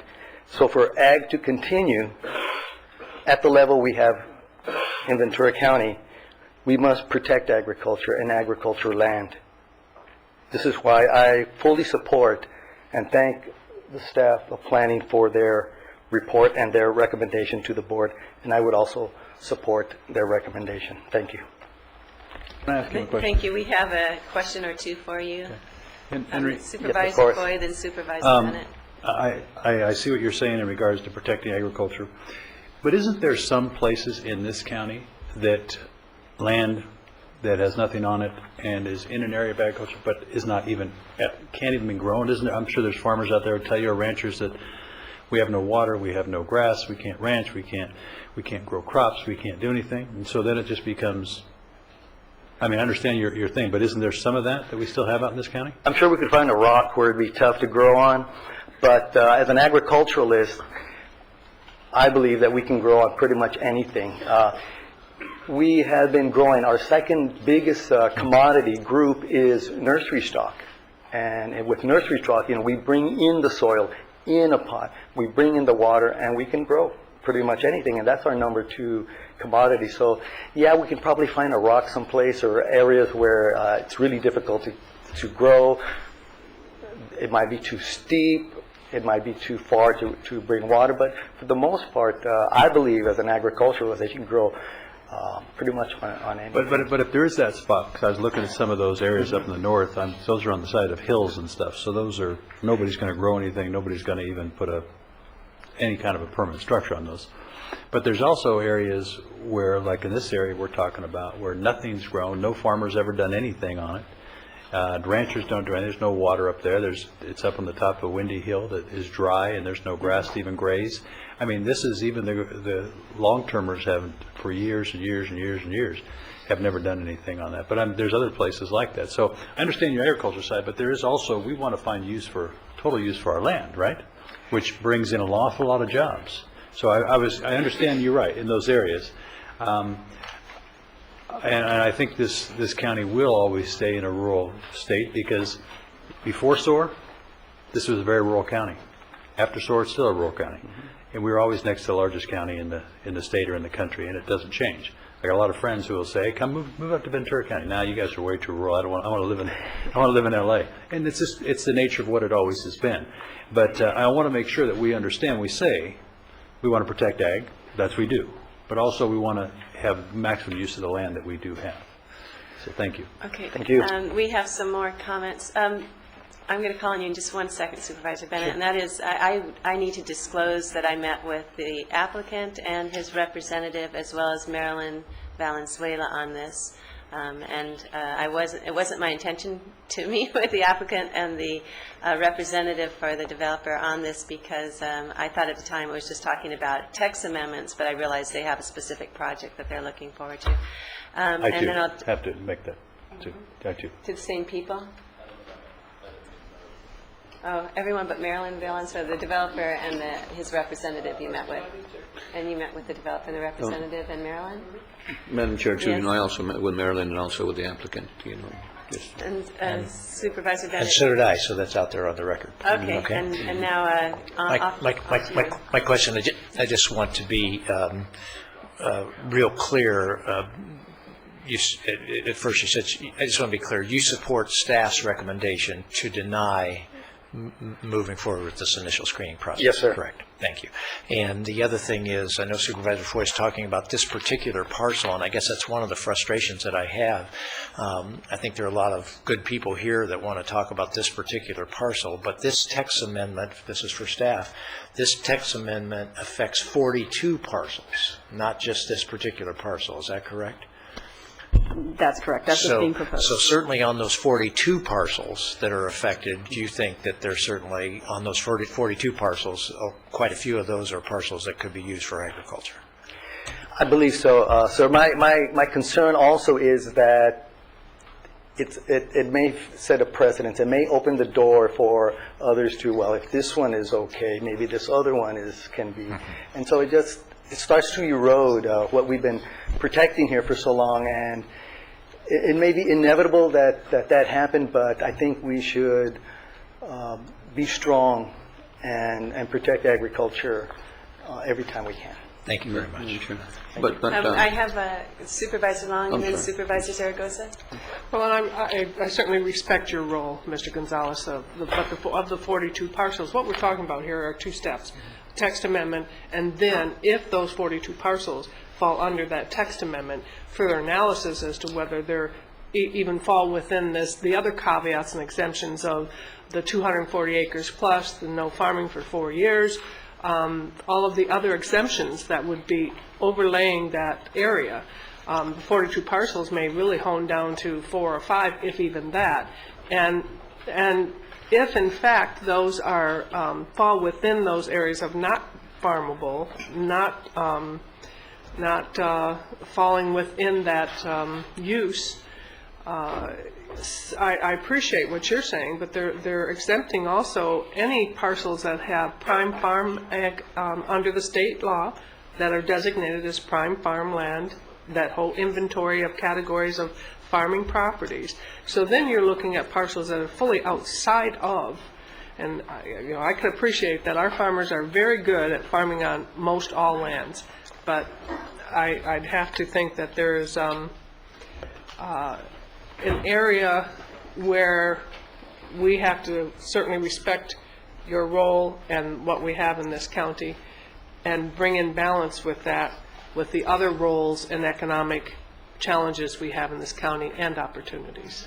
I fully understand that. And we do appreciate that you're representing agriculture as the agricultural commissioner. Supervisor Zaragoza. Mr. Commissioner, I also, support ag, I think it's, almost a $2 billion operation here in Ventura County.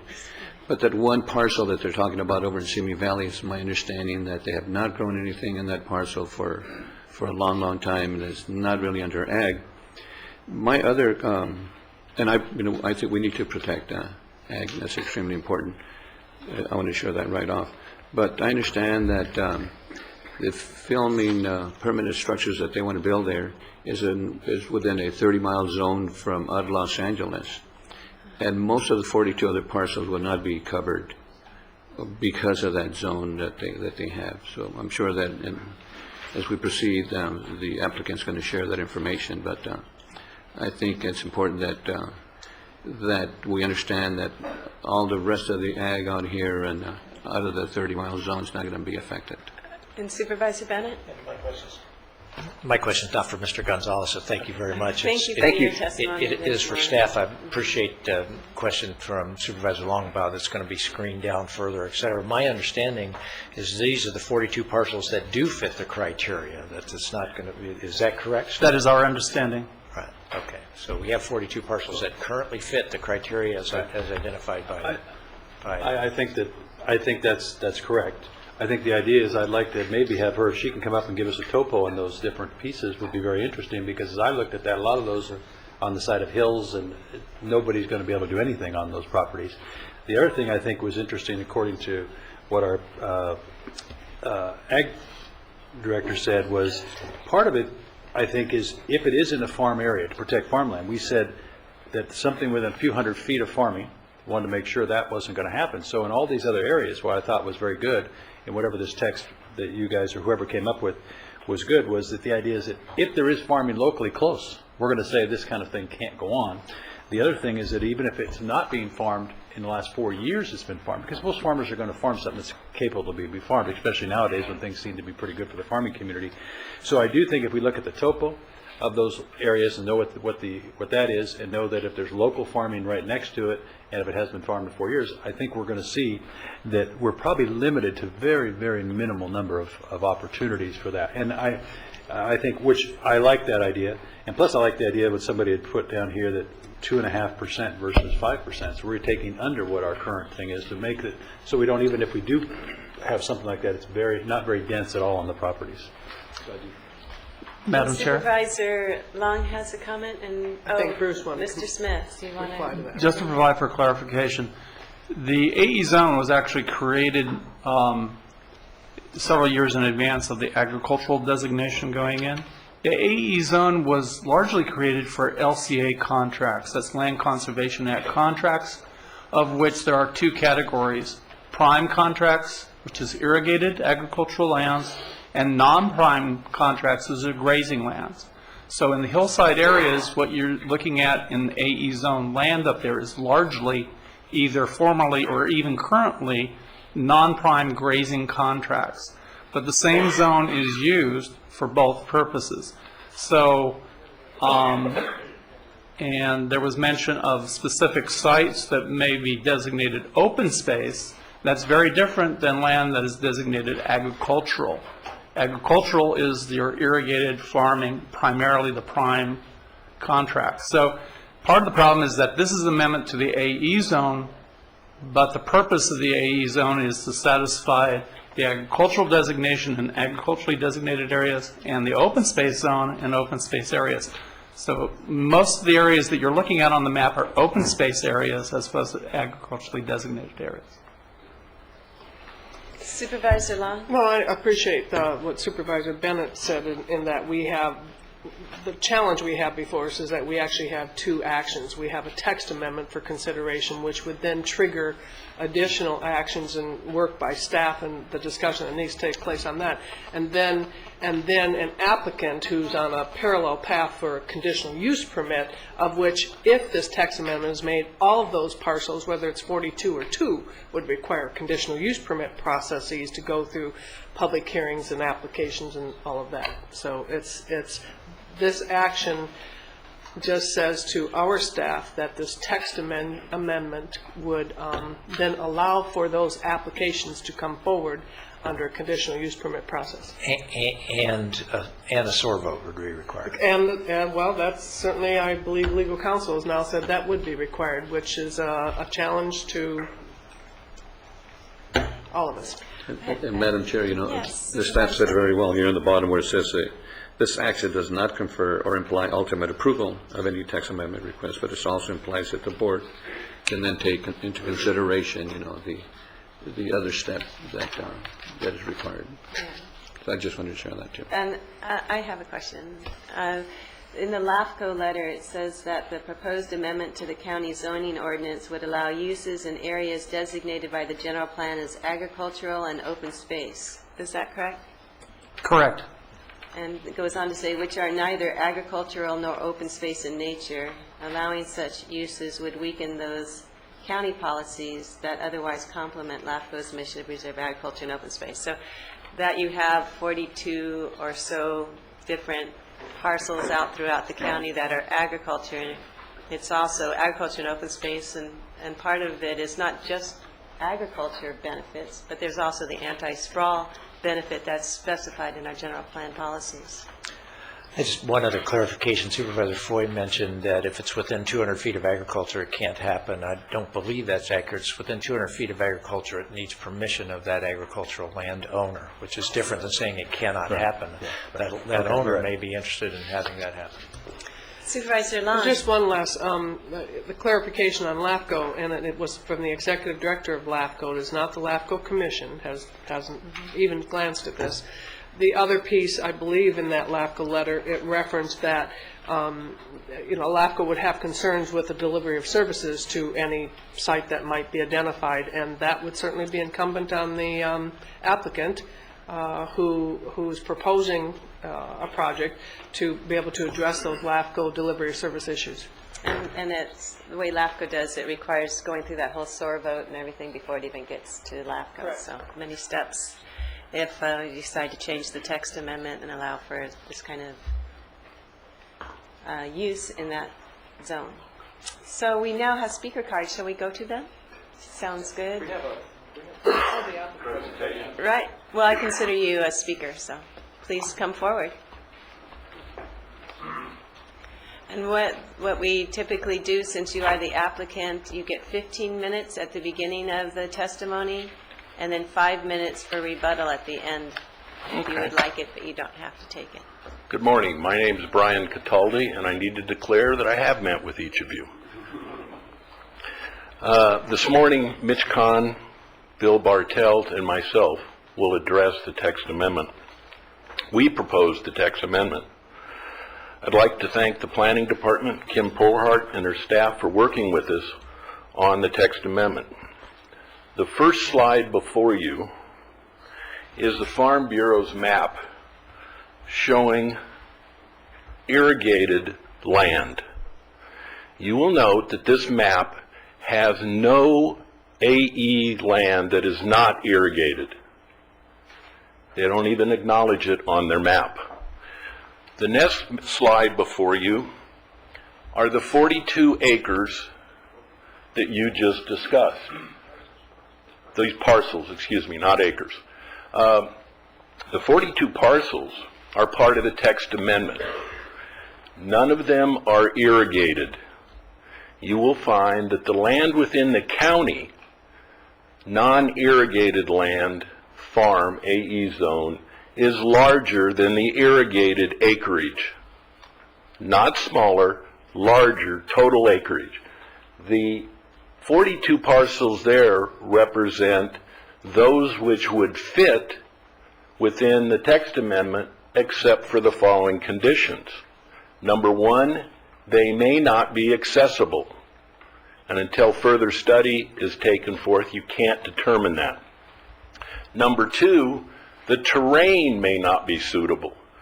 We have aerial topography on all 42 and believe the substantial amount of those 42 would not be developable. You've received a preliminary recommendation from the Planning Division.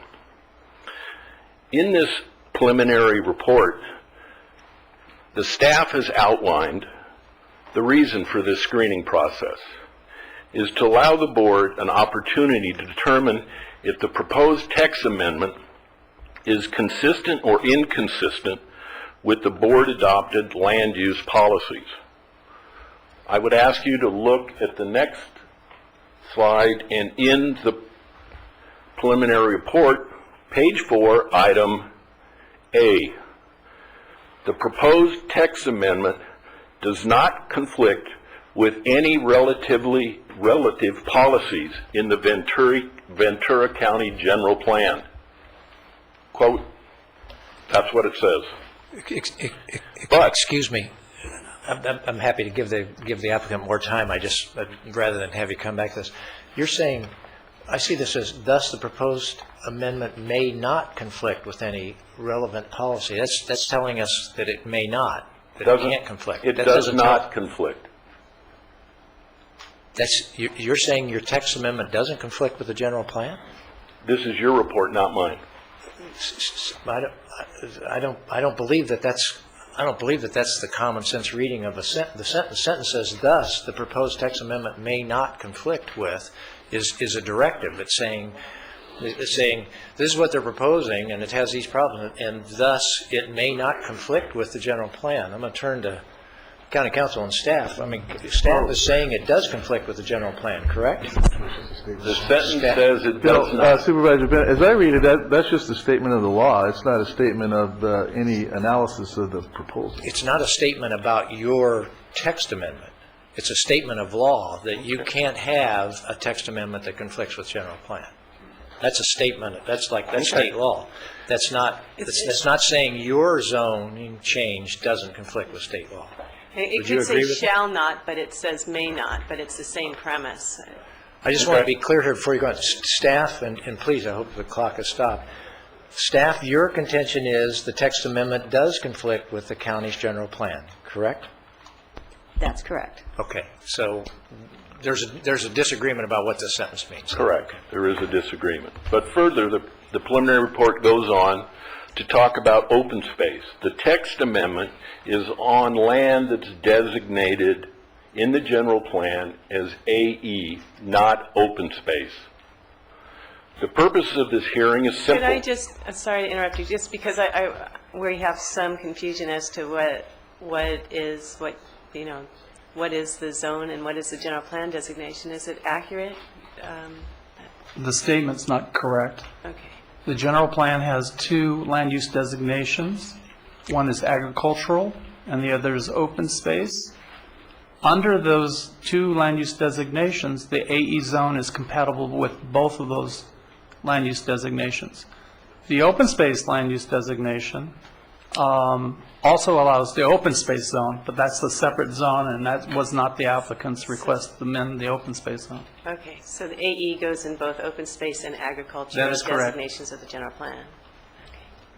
And I'm sorry, I don't mean to, and I'll happily give you more time. It's just, this is a question I would ask at the end or at the beginning, but so, excuse me for interrupting. The purpose of the hearing is simple. The text amendment should undergo further analysis and review.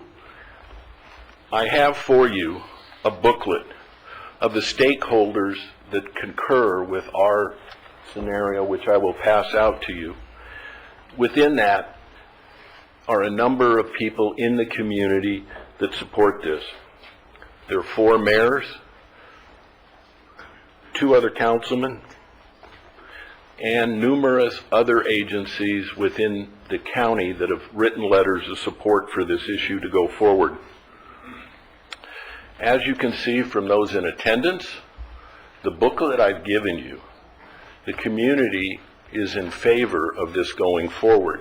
We believe that the request is very simple. The Board of Supervisors should authorize the Planning Division to proceed with the text amendment to be processed so that this area that we're talking about can be clarified. We have AE zone agriculture, we have non-farmland and farmland. Every piece that we've outlined in this text amendment is not being farmed. It hasn't been farmed, nor will it be farmed because of terrain and location. Thank you very much for your consideration. Next, I'd like to have Mitch Kahn address the other issues. Could I ask you another question? Sure. Thank you. Presently, it's my understanding that permanent filming of structures, facilities are only allowed in the C1, commercial zones and manufacturing zones. I am all for having a studio and having it in a convenient location. Have you looked to see if there are places that are zoned for it before you start looking at rezoning agriculture land? 100%. There is not a parcel within any of the incorporated cities that have enough acreage that would permit this kind of use. There is none. And I know there's a studio being contemplated in the city of Moore Park, so I assume they have the acreage there? I can't speak to that contemplation, but it has been under consideration for years. And has it happened? No. Okay. Thank you. The other part is that in the letters that I've given you, David Wood, who is a rancher, and I think most of you may know him, has one of the largest grazing operations in the county. He's written a letter, and he is a rancher, designated rancher agriculture, believes that this is consistent with agriculture and ranching. Thank you. Thank you. So we now, as I understand, you have another speaker that you, Mr. Yes.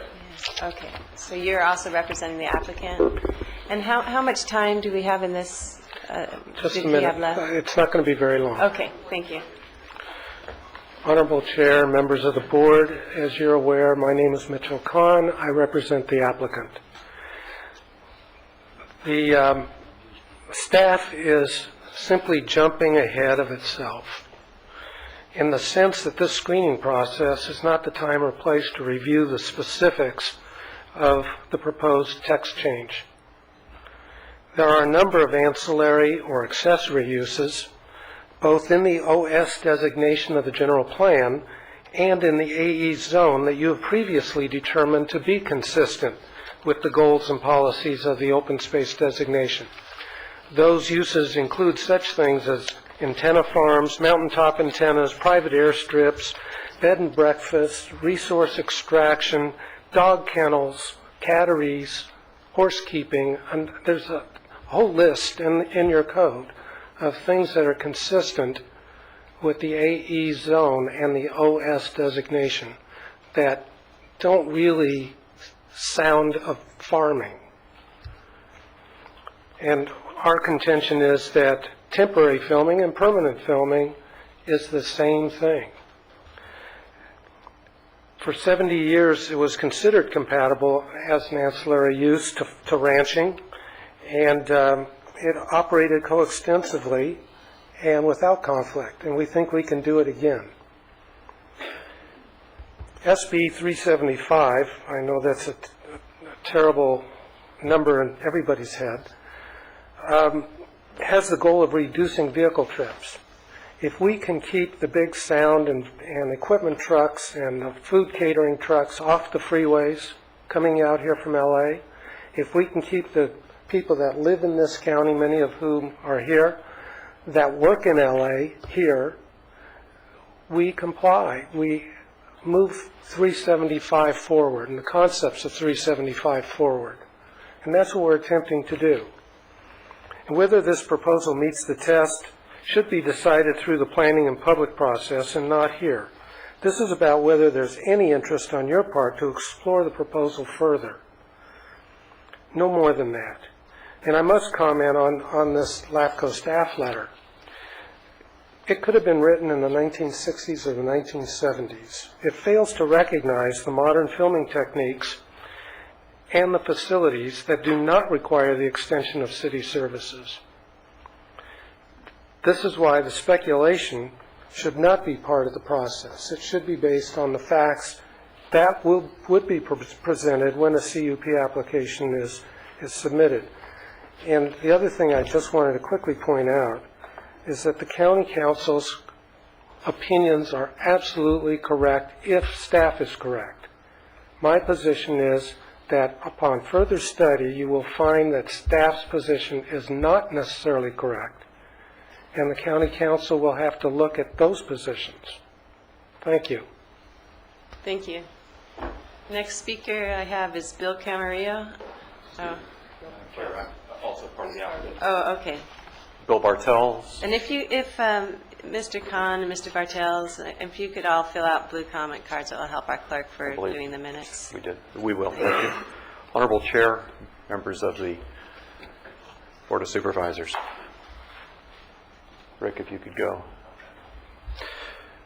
The character of the production sets and facilities in non-film language, grazing land, and view sheds are what are unique to this county and why we are before you today. I'm a fourth-generation farmer in this county and proud of it. I also wear many other hats. But in the partnership, as an example, we have Hollywood by the Sea, Russell Ranch, Corriganville, the Bell Moving Picture Ranch, Upper Ojai, Film Ventura, the Big Sky Movie Ranch,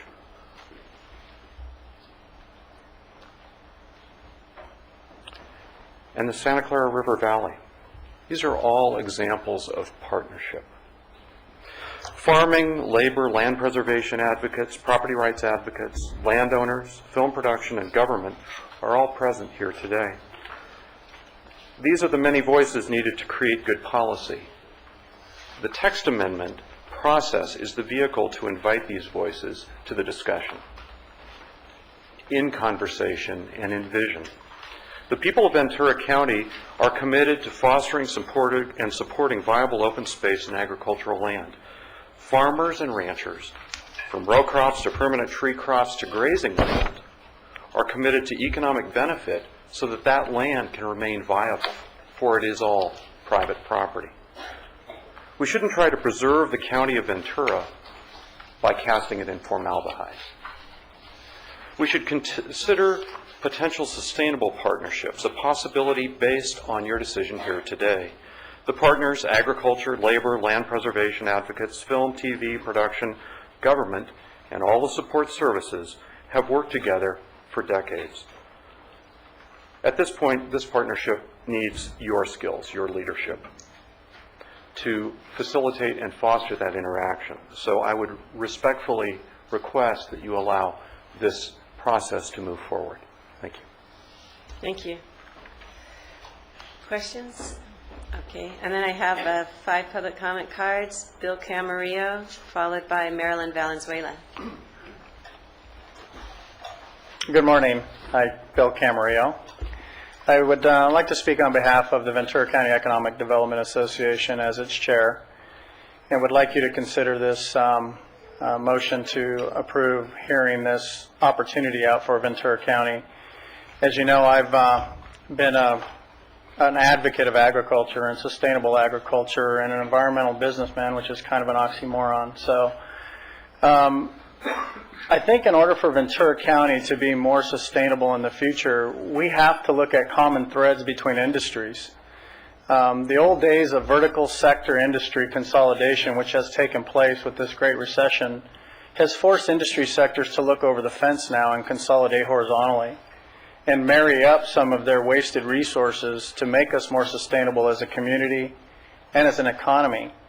And finding that balance between the economy and the environment is going to be very, very important in the future. So old plans need to be reviewed today because they don't fit the model of the future.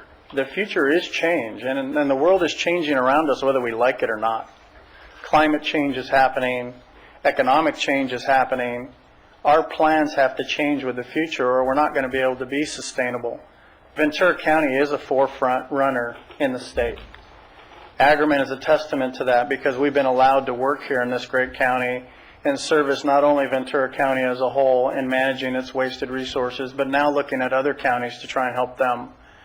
So I think an opportunity for Ventura County is to take this project and embrace it and make it a sustainable project, make it a green jobs program by marrying up wasted resources in agriculture and the arts and entertainment industry, which is a whole sector in itself.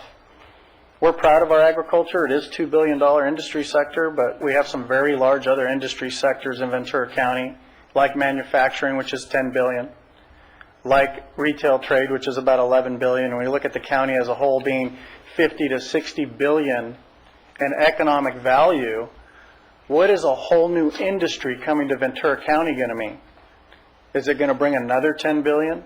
If we marry it up with our agricultural partners and embrace it and make sure they are good stewards, because anybody who comes here, we want to make sure they're good stewards of our land and that they do embrace the green initiatives and climate change and greenhouse gas and how we're going to address all this AB 32 and carbon credit. It's almost overwhelming. So I'm going to encourage you to take a look at this project as an opportunity to address how we are going to change in the way we permit things and the way we allow things to happen.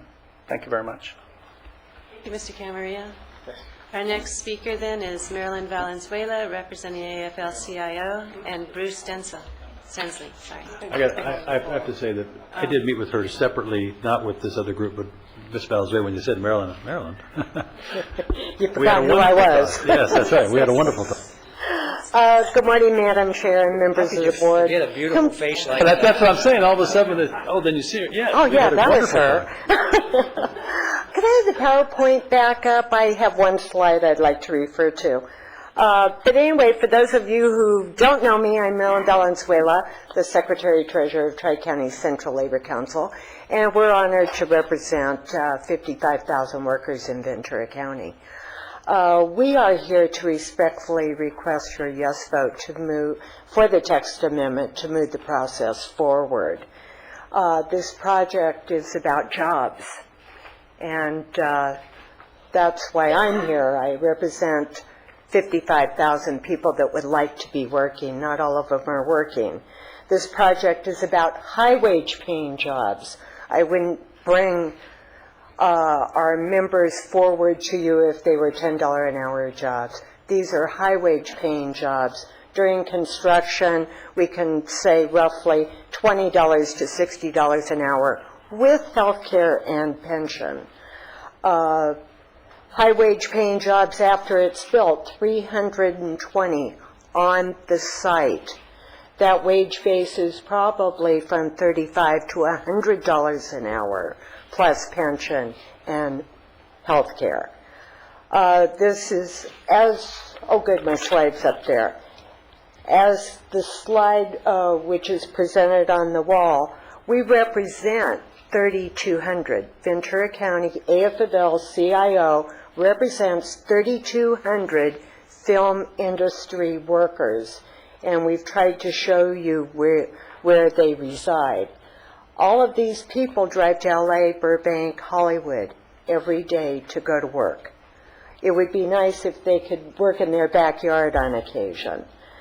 In addition, this is about jobs for the men and women that are sitting behind me who have, through this recession, been 30 to 35% unemployed. Some of them have lost their homes. They have definitely lost their health care, and they need to go to work. They've been patient. They live here, and they would be the ones building this structure. The unemployed construction workers who live here, they have the skills and training to build an environmentally clean project. They have the skills. We don't need training dollars to train to build clean and green. This is a win-win for the County of Ventura, putting your own constituents to work at high-wage paying jobs and making tax revenues at the same time. Thank you. Our next speaker is Bruce Stensley, followed by Lee Nixon. Good morning, Madam Chair, members of the board, Ms. Robinson. I'm Bruce Stensley, President of the Economic Development Collaborative of Ventura County. And an interesting role that we also serve is the Ventura County Film Commission, as designated by the California Film Commission. We manage that role fairly low-key. Among the things that we do is facilitate permitting, some location assistance. We work with the industry players, of course, mostly out of LA, looking to find location opportunities and facilitating that in Ventura County. Now, in keeping with our long-standing position as a 501c3 corporation, a nonprofit, I'm here neither to support nor oppose this action, but rather to urge your consideration of economic criteria in your deliberations, which I know that you do. Of course, there's an emerging or perhaps accelerating movement within public policy and permitting and regulation to look at economic criteria, and we think this might be a good place to do that. I'd recommend that you think about 4 different points. I think most of them already made relative to the economics on this. Number one, we export over 3,200 jobs, as noted, going down to LA, clogging our roads. We'd love to keep opportunities for keeping those guys working here. Secondly, a consideration is The average full-day shoot in Ventura County or anywhere can yield anywhere as much as $50,000 to even over $200,000 in a day. That's not just on the labor, that's on purchasing and all the other accelerated activity economically that we'd love to keep a grip on here in Ventura County. Third, sort of related to the labor issue, is the brain drain question. We have an emerging training capacity in Ventura County at Cal State Channel Islands and a whole bunch of programs in production and management, training relative to the film industry at Moore Park College, similar sorts of stuff. Certainly at Brooks Institute and Cal Lutheran University, we're training this talent, both youth and adults, in this industry and then exporting them out just as we do the labor that's already in the business. And fourth, we know that the film industry is a little bit on the rebound in California. Other states, you read a lot about the runaway film production from California to other states. Those other states have realized that the big giveaways they've been doing maybe aren't working so well, and some of that is slowing down, and we've seen at least a 10 or 15% increase in 2010 in filming in LA area, and that's accelerating through 2011. So all those things add up. And finally, I would ask one other point.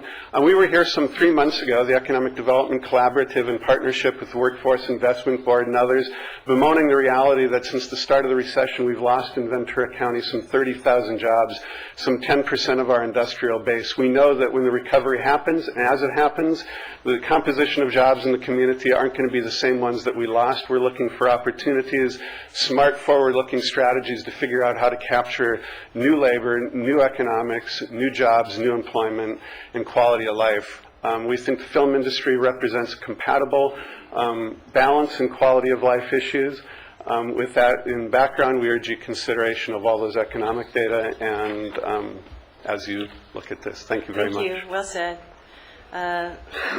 Lee Nixon, followed by Patty Harrison, who's our last speaker. Members of the board, Honorable Chair, Mrs. Robinson, I'm Mary Beth Jacobson for Lee Nixon, President of the Simi Valley Chamber of Commerce. Lee is ill today and unable to be present, has asked me to stand here in her stead. Because portions of Ventura County are within the 30-mile film zone, we are a very desirable location for film production. However, because rival locations permit permanent filming, we are often not the ultimate choice for the filming projects. Film production has coexisted in Ventura County historically in conjunction with agriculture, grazing, and open space needs. On behalf of the businesses in Simi Valley, we hope that you will consider giving the opportunity for consideration of a permanent filming facility here in Ventura County. Thank you very much. Thank you for your comments. And our last speaker, Patty Harrison. If anybody else wishes to speak, you need to turn in a card. Good morning. Good morning. I'm Patty Harrison. I'm the film coordinator for the community of Santa Paula, and I have assisted location managers for over 10 years in finding locations to film in Ventura County also. I've personally worked with the majority of location managers in the industry, and I'm here today to provide you with some insight into how Ventura County is perceived by these location managers, whether we're film friendly or not. The good news is we do have a number of film shoots that occur in Ventura County. Because the majority of our county is located outside the zone, I'm going to go ahead and explain the studio zone to you. And for those who are interested, the studio zone is also called the 30-mile zone.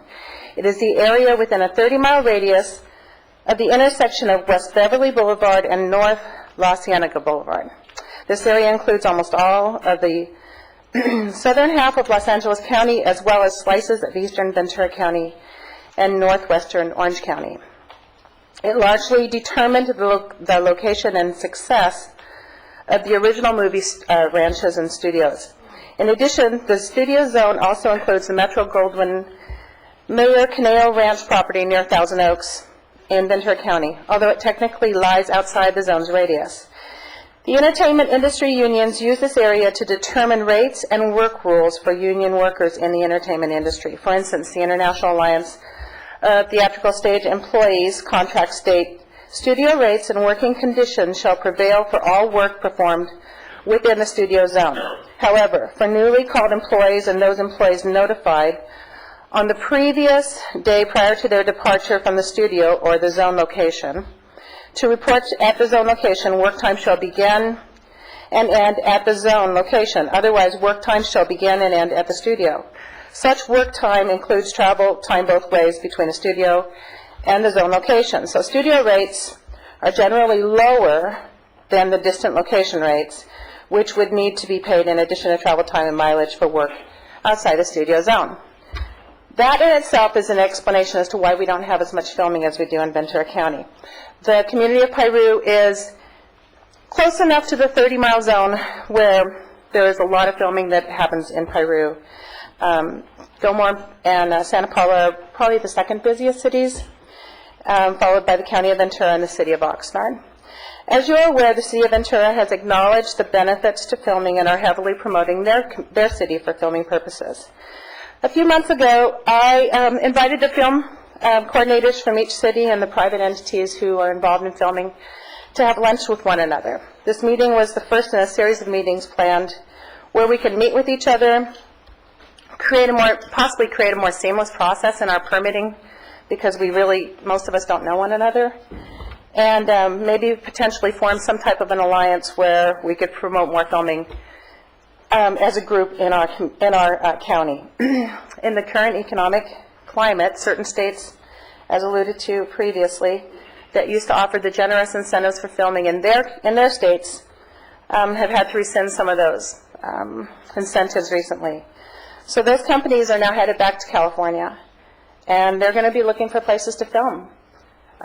If we were looking forward, we would lay the groundwork for the opportunity to create a new industry, a very solid industry in our county. And I thank you. Thank you. We have a question for you from Supervisor Choi. Don't ask the question, though. You tried to explain that 30-mile radius thing. And basically what you're saying is anytime you go outside that ring or that circle, whatever it gets a lot more expensive for anybody to film? Is that, correct. Is that the issue? And what's happened since 2008 especially, when a location manager has to put his budget together and present it to a producer, or the producer looks at it and has to present it to a client or executive producer, they take a look at it and say, bottom line, don't move outside the zone. This is an initial projection of cost. So we've lost a lot of filming in the last few years because they could not show those zone rates on their initial production estimate. This last year, towards the end of 2010 and this year, we're seeing a lot more filming coming back. Yeah. So I think the industry is recovering a little bit. Right. Is that also why, if you look back in history, that we never saw studios in these filming areas outside other parts of the county? They're always on that part of the East County because it's still fit within that sort of... It is. Some of the location, some of the production companies maybe fudge a little bit on the zone, and they'll actually rent a parking lot just outside of Piru, and they'll reserve that for their crew to park there, and that way their crew has a place within the zone to put their car. Right. But that's kind of a fudge, right. But it does happen a lot. I guess, so what I'm asking though is, at the end of this, if it gets that expensive, what you're saying, and it's been harder, we're not going to see the opportunity probably. That's why we probably haven't seen a lot of other people come out and say, I want to put a studio out in Ventura, out in Ojai, out in Fillmore, or whatever, because they're outside that radius and they're not going to get the work because it's going to be too expensive to do the work in there. I agree with you and what you're saying, and I do believe that if we were to have a major motion picture studio in Ventura County, with the potential of, say, Disney has already indicated they would like to eventually move their studios out to Santa Clarita, I think we would completely see the zone change, and we would have a full entertainment industry. It would change the dynamics of the zone and our participation in filming. Okay. So, with an anchor like this, it would change. So we get what you're saying, we could end up with a whole lot of green, nice, high-paying jobs that Ms. Valenzuela talked about. Yes. Yeah, a lot of people most of the folks I work with, when they come to Ventura County, they'd love to live here and work here. So if we had that opportunity for them, yeah, I think we'd have a different industry. Thank you. I have a question. We have a few more questions for you. I didn't understand what you said. I'm sorry. You said if Disney wanted to move its studio there has been that discussions it would about be Disney. A zone yeah. change. What do you mean by a zone change? Like a change of 30 miles. The Oh, zone, change because the that. zone is within the confines of, say, West Beverly Boulevard and North La Cienega, that's the crossroads where that zone begins and ends. Mm-hmm. If you had enough major motion picture studios change their location, you're going to change the dynamic. I see. Supervisor Bennett? I wanted to follow up on that same thing. So it's possible as the dynamics change and as we've heard the testimony, there's a lot of things changing. So it is possible for that zone to change. This is a strong potential. Okay. Yes. So it's possible for the 30-mile zone to change. Then you said Piru is close enough. You're starting to see more work come. Is this because of the parking lot rule that they're Yeah, doing? Piru consistently has the most zone projects of all Ventura County because they are right on the line of the zone, right on the So edge. they fudge on the line. And then you said It can be moved a hair. Metro-Goldwyn-Mayer is outside of the line? According to the State of California Film website, Metro-Goldwyn-Mayer Canal Ranch property near T.O., although it is in Ventura County, and technically lies outside the zone's radius, it is used for filming purposes. Yeah. It's used for, you say filming purposes? Mhm. Okay. So it's outside the 30-mile zone, but it is being used. Again, it's very similar to the location of Piru. I would say it's within a One mile. of those kind of things. Great. Thank you very much. Mhm. Appreciate it. Thank you. Thank you. And now the applicant has 5 minutes, if you'd like to take that to rebut, if there's anything that needs rebutting? Nope? Okay, and then at this point, I I was have a thinking question. of going, okay. I have a question for the applicant, but are we closing the public hearing? I was, yes, so let's go ahead and have your questions to the applicant. Then I was just going to ask staff if they have any follow-up too. Okay, But all right, so- if the applicant would like to come up, Supervisor Bennett has a question for you. All right. So we're closing, I just want to make sure the public hearing is closed. Yeah, there's no more Okay, cards. great. Thank you. I just have a question. Number one, we're tasked with the challenging job of having to consider everything. You know, one issue, as is appropriately raised, is the economic benefits of doing this. I applaud you for being creative, trying to think and come forward with some ideas about an industry that is certainly attractive to us. At the same time, we also have to consider our land use policies, making sure that they're consistent, that we don't set precedents that are going to cause other problems for us down the road. With that being the case, and trying to juggle that, I'd like to explore for a minute. You're proposing a zone change. And now they're saying that it also was going to require a general plan amendment and a SOAR vote. Are you also, as the applicant coming forward, saying you're asking us to do the general plan amendment and put this on the ballot for a SOAR vote?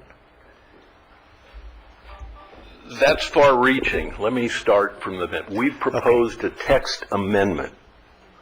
That text amendment would permit in the AE zone the building of this facility. We're not changing the zone. So working with staff, and the staff is sitting here, as long as we don't change the zone, we don't have a SOAR vote. That's clear. That was explained to us up front at the time when we proposed this. Now, all of a sudden, we're talking about a zone change. We're not proposing a zone change. We're asking for you to consider and move forward a simple thing, a text amendment where all of this will be worked out and see what's involved here. There's a lot of conversation about AE, open space, zone change. That's exactly the reason for a screening. So you're trying to do a you're trying to do a text change. You're trying to do a text change to the zone so that you don't have to do a SOAR vote. Is that what you're saying? Correct. Okay. All right. Which was anticipated with, I mean, if people could do that, then you could simply keep changing the text of what is allowable within the agricultural zone? They would have to come before you and have this discussion. They can have this discussion, and the implication would be the board could keep changing and say, okay, filming is okay, and then manufacturing is okay in the agricultural zone, As long as the use is compatible with agriculture. Our whole premise has always been that this activity, number one, for years, has been compatible with agriculture. Today is still compatible. You permit it with, quote, temporary or occasional use. I don't see the difference. If it's permitted under any use, temporary, occasional, or permanent, it is compatible. In the documents that we've turned into you, staff is not in the farming business. I'm not in the farming business, but I went to the farming and said, and I'll give you an example, and I know I'm not supposed to talk about the specifics, but if our text amendment were approved and we came back before you and got a conditional use permit for this facility, we'd have approximately 60 acres of 1,800 acres that would remain open space. Why is that important? It's called a backlot use. That's important. I've owned the land for over 30 years. It's time for me to do something. I either have this use or I go to the next thing, which is not an appropriate use. And that use would be to put 40-acre ranchettes.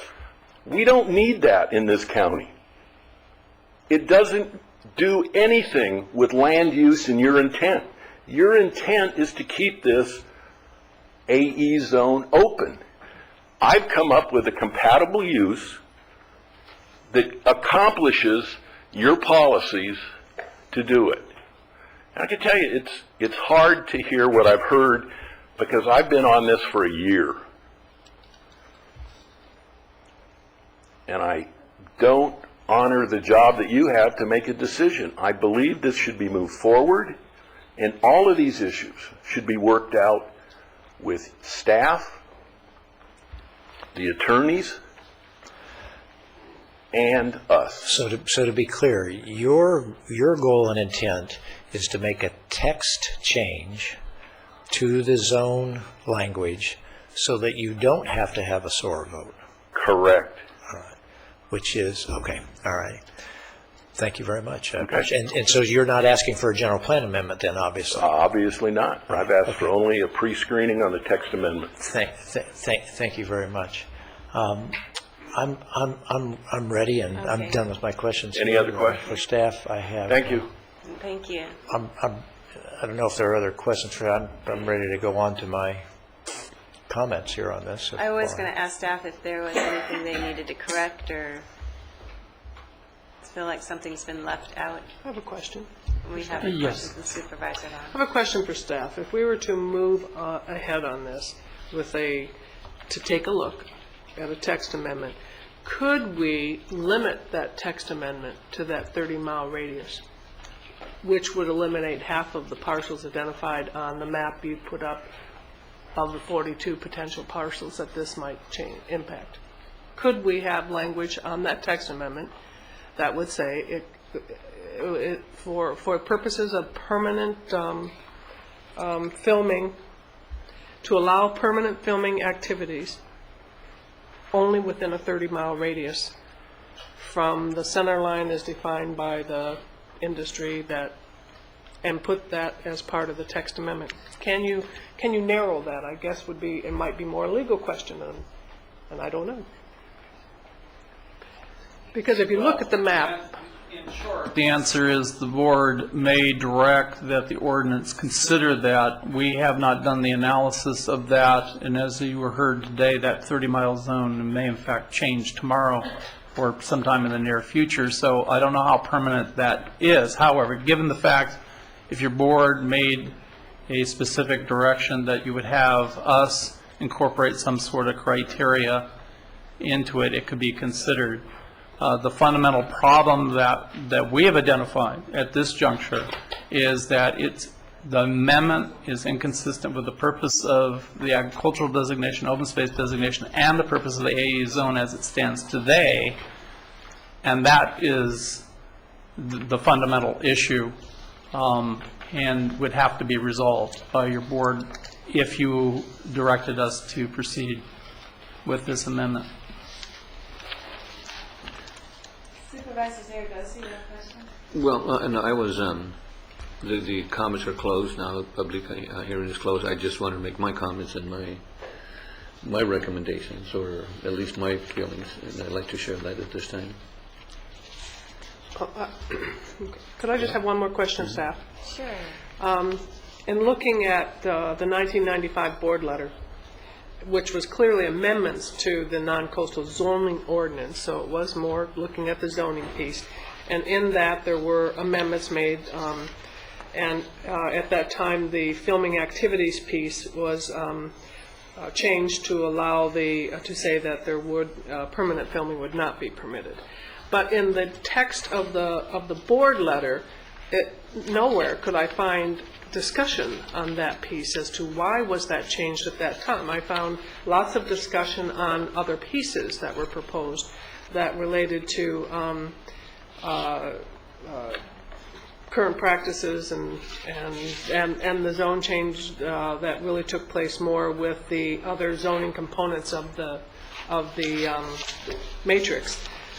But in that board letter, it also called out that the board had a policy to promote economic vitality, and the board had a policy that looked at changing business and economic conditions, and the board's policy related to filming was clearly to include the restoration of film sets in the Exhibit 27.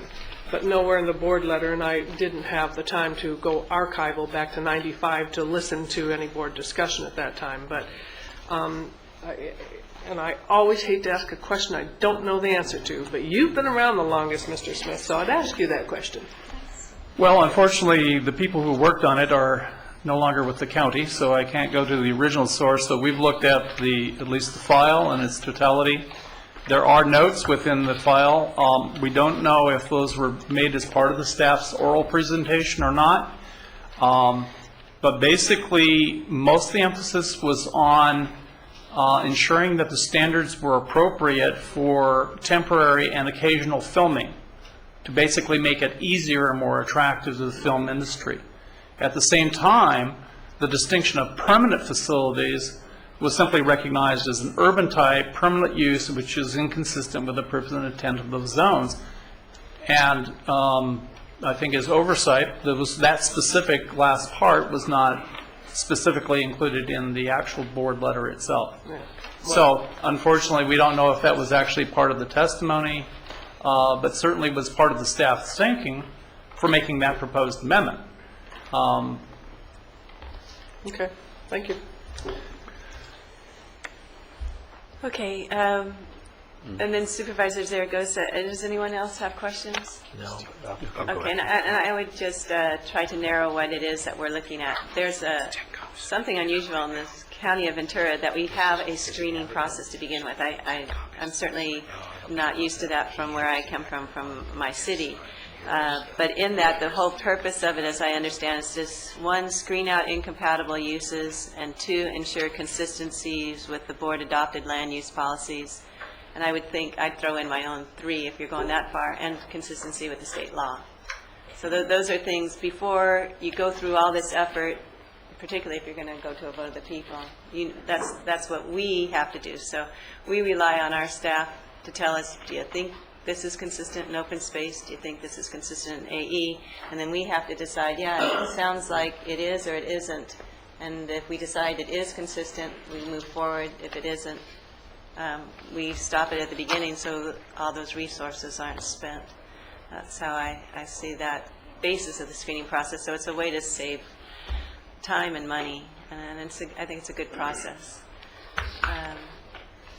Okay. No, I'd like to make my comments. I just want to thank all the speakers today and the attendees that are here today, and especially all the workers that are here today.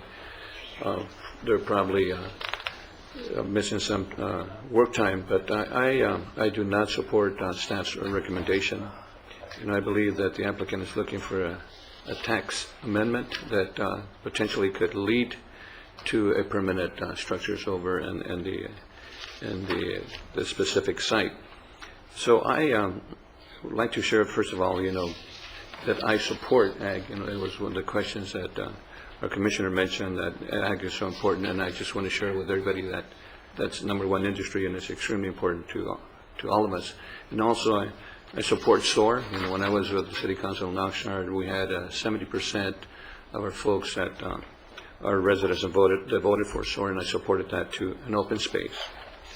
I think what the applicant is asking today is in this site, and I don't know exactly how many acres we're talking about, but he's talking about 2.5% of the parcel amount, and the maximum that the county is saying is 5%, so he's only using 2.5%. The great concern that I have is that our jobs right now in Oxnard, we have a 15% unemployment rate, which I think is really extremely high. And I think Marilyn mentioned that in construction we have a 34% unemployment. I mean, that is catastrophic. That's unprecedented as far as I'm concerned. I think that this industry would bring business revenues, sales tax, property taxes, and I think if we do it correctly, as was mentioned before, if this is a CUP that can put conditions to it, that we can minimize impacts on ag, and I think that we can do it by coming out with some good conditional use permits on it. One of the things that I saw in the text amendment, and I want to kind of read this, it's just a part of a paragraph that talks about the county unincorporated AE zone. It says that AE zone may be amended by the Board of Supervisors whenever the public health, safety, or general welfare is good zoning practices and consistent with the general plan that justifies such action. And right now I believe that general welfare is extremely important in this part because of the unemployment, unprecedented times that we're facing today, and that's why I support this. And I'm not going to share the rest of the items that we had because people shared it, but I think that our Chamber of Commerce, Nancy, said it very well. It says this is private and public working together.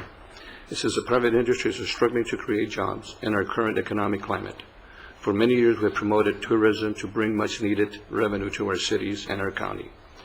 During that time we have had worked hard to protect our agricultural assets that contribute to our economy, our quality of life, and the sense of open space.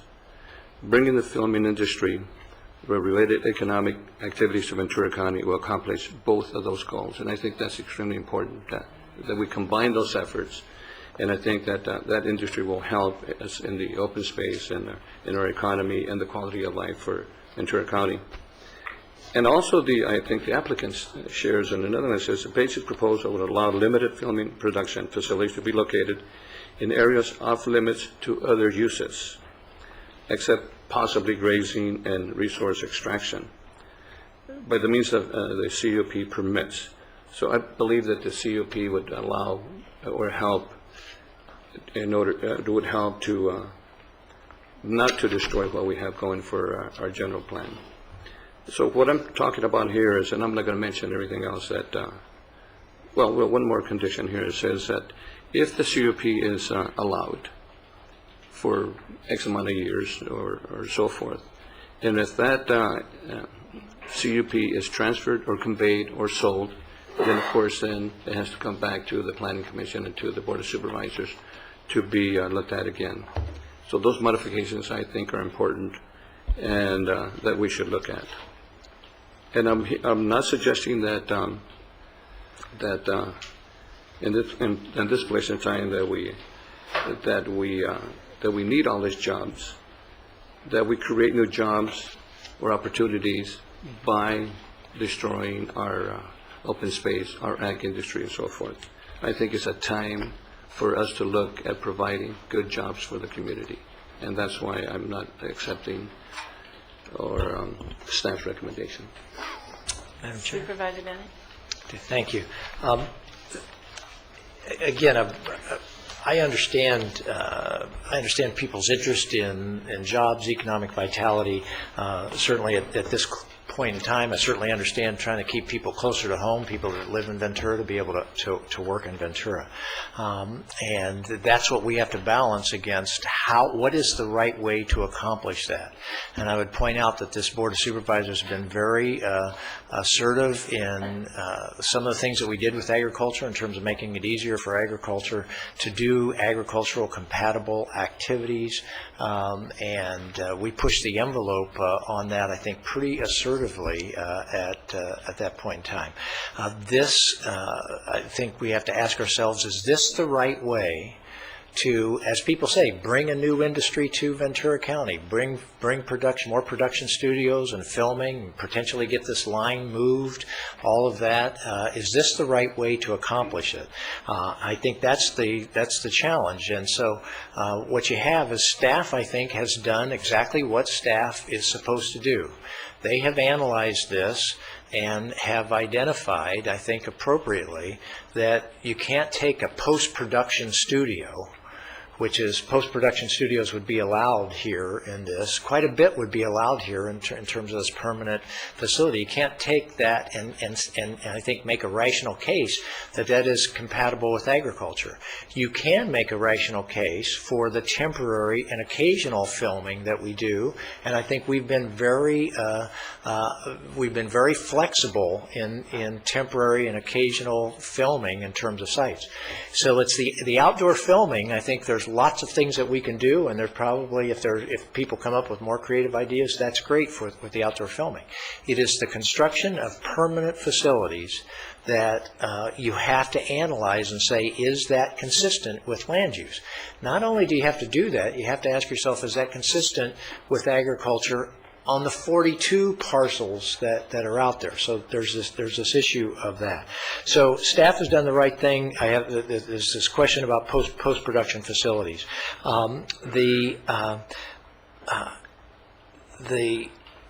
We've heard a number of things about flexibility, and I have some specific points I want to make. I want to respond to some of those. We've heard a number of things about flexibility. Things are going to have to change in the future. I agree 100%. Things are going to change. One of the things that we're seeing is food prices going through the roof in the world. We're seeing more and more people focused on agriculture, and we're going to find more and more creativity in terms of how to use the land that is appropriate for agriculture that way. Whether on these 42 parcels people are going to find ways to start to use this for agriculture or not, nobody can tell, but I certainly think you can't say that it's a certainty that's not going to be the case. This is about two things: jobs and the right way to go about getting those jobs and still keep what somebody said. People come here and they say they love living here, and keep this here. In the name of economic development, almost all of the San Fernando Valley projects that were approved in the name of economic development. Yet most people would say they didn't get it right. They didn't balance those properly in the San Fernando Valley in terms of what they ended up with. The fundamental question, I think, is a legitimate one. Property owner is here. He says he wants to do something with this land without having a sore vote. And that is then creating this interesting twist of saying, let's do a text amendment so that there doesn't have to be a sore vote, and then by doing that, we pull in 41 other parcels, or 42, whatever it is, 41 or 42 other parcels, because the property owner doesn't want to do that. Because another way to do that would be to simply say, I want to do this on this property, and I want the voters of Ventura County to approve that. There is a reason why the voters have created a requirement that says the board can't just start changing what is allowed in the ag and open space zone, and that is because there will be the next argument. The next jobs argument will be put something else there, and so I wanted to give that is the fundamental issue. If there is a way to deal with this just as one property, and it would be much less complicated, much more appropriate, but both of them whether you do the SOAR vote on 42 properties or whether you did it on one property, are going to require a SOAR vote. I don't think there's any way you can say post-production facilities are compatible with agriculture. And with that, I'm going to go through a few of these slides that I prepared in advance, but those are comments as based on the comments that I heard here. So if I could just power up my my Supervisor Foy friendly PowerPoint communication tool here, right? So, thank you. I could. Here we go. So first, this isn't it can be portrayed that this is about one parcel. But it's not about one parcel. It's about 42 parcels in Ventura County. And as the stewards of the land in Ventura County, we have to make sure that we are considering the impacts on the 42 parcels. Next slide, please. And so this is staff's finding. You've said that staff's finding is it's inconsistent. Next slide, please, with the general plan. All right. And in this slide, staff is saying to make it consistent with the general plan, your board would have to concurrently initiate an amendment to the general plan. Now, I might point out the applicant's not asking us to do that. If we institute this amendment to the general plan, we are now the ones taking the responsibility for this general plan amendment and all of the attendant costs and associations with that. And then that general plan amendment, I think you jumped, one more forward, please now. There you go. This is again in staff's report. Please know that the board-initiated general plan amendment would be subject to specific terms and conditions of the SOAR ordinance, which is part of the county general plan goals, policies, and programs. Next slide. Right. And according to SOAR ordinance, and this is what's important, the provision setting forth the agricultural, open space, and rural land use designations and goals and policies of their specific applied land use designations. General plan shall not be further amended unless such amendment is approved by a vote of the people. And I think county council has very accurately identified you would have to have a SOAR vote, and that SOAR vote would apply to 42 parcels. Is that the way to try to get this studio on this particular lot? I would offer to you that I have real concerns about that. Next slide, please. LAFCO violates the guidelines for orderly development, developed in '69. Urban development should occur whenever and wherever practical within incorporated areas. Should our board modify that policy and suddenly put clearly an urban use out in the way away from urban uses? Next slide, please. And then this is the next issue. You start down this road, then why stop at studios, right?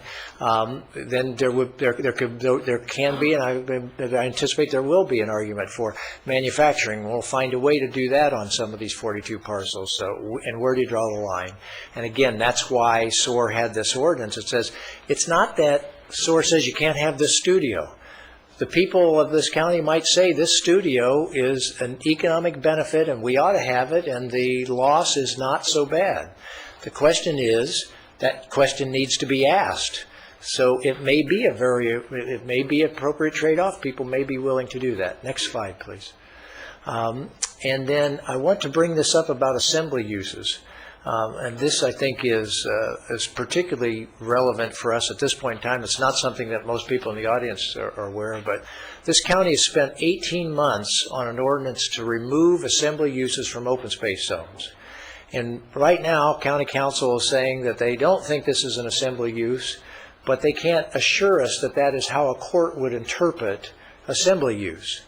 If this is identified as an assembly use, then if a court identifies it as an assembly use, then we have this other complication in that you then would be able to have the RLUPA laws apply to this. And we spent 18 months trying to make sure we got rid of the assembly uses. And in the course of doing that, we made a university and help of OHI and those other operations had to become non-conforming.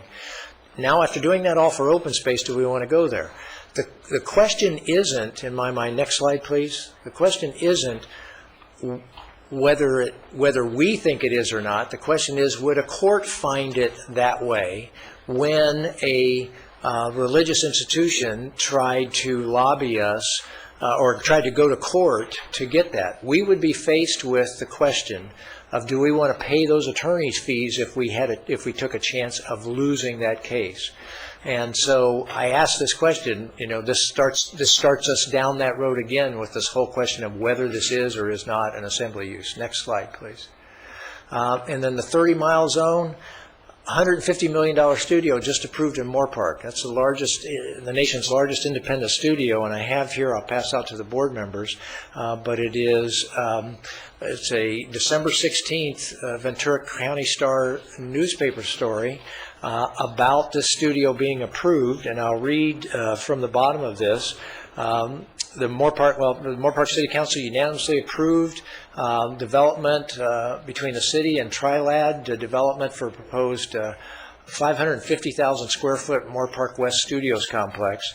And then, according to Trilad's website, groundbreaking for the studio is expected to take place then. Whether they are successful or not, I think it's pretty good evidence that studios are being approved in Ventura County, but close to urban areas for the post-production part of it. Ventura County's unincorporated areas could still serve for the outside shoots without the permanent structures. There's a 9-acre studio and application process in Simi Valley. The Avatar director is building a studio in Agoura Hills.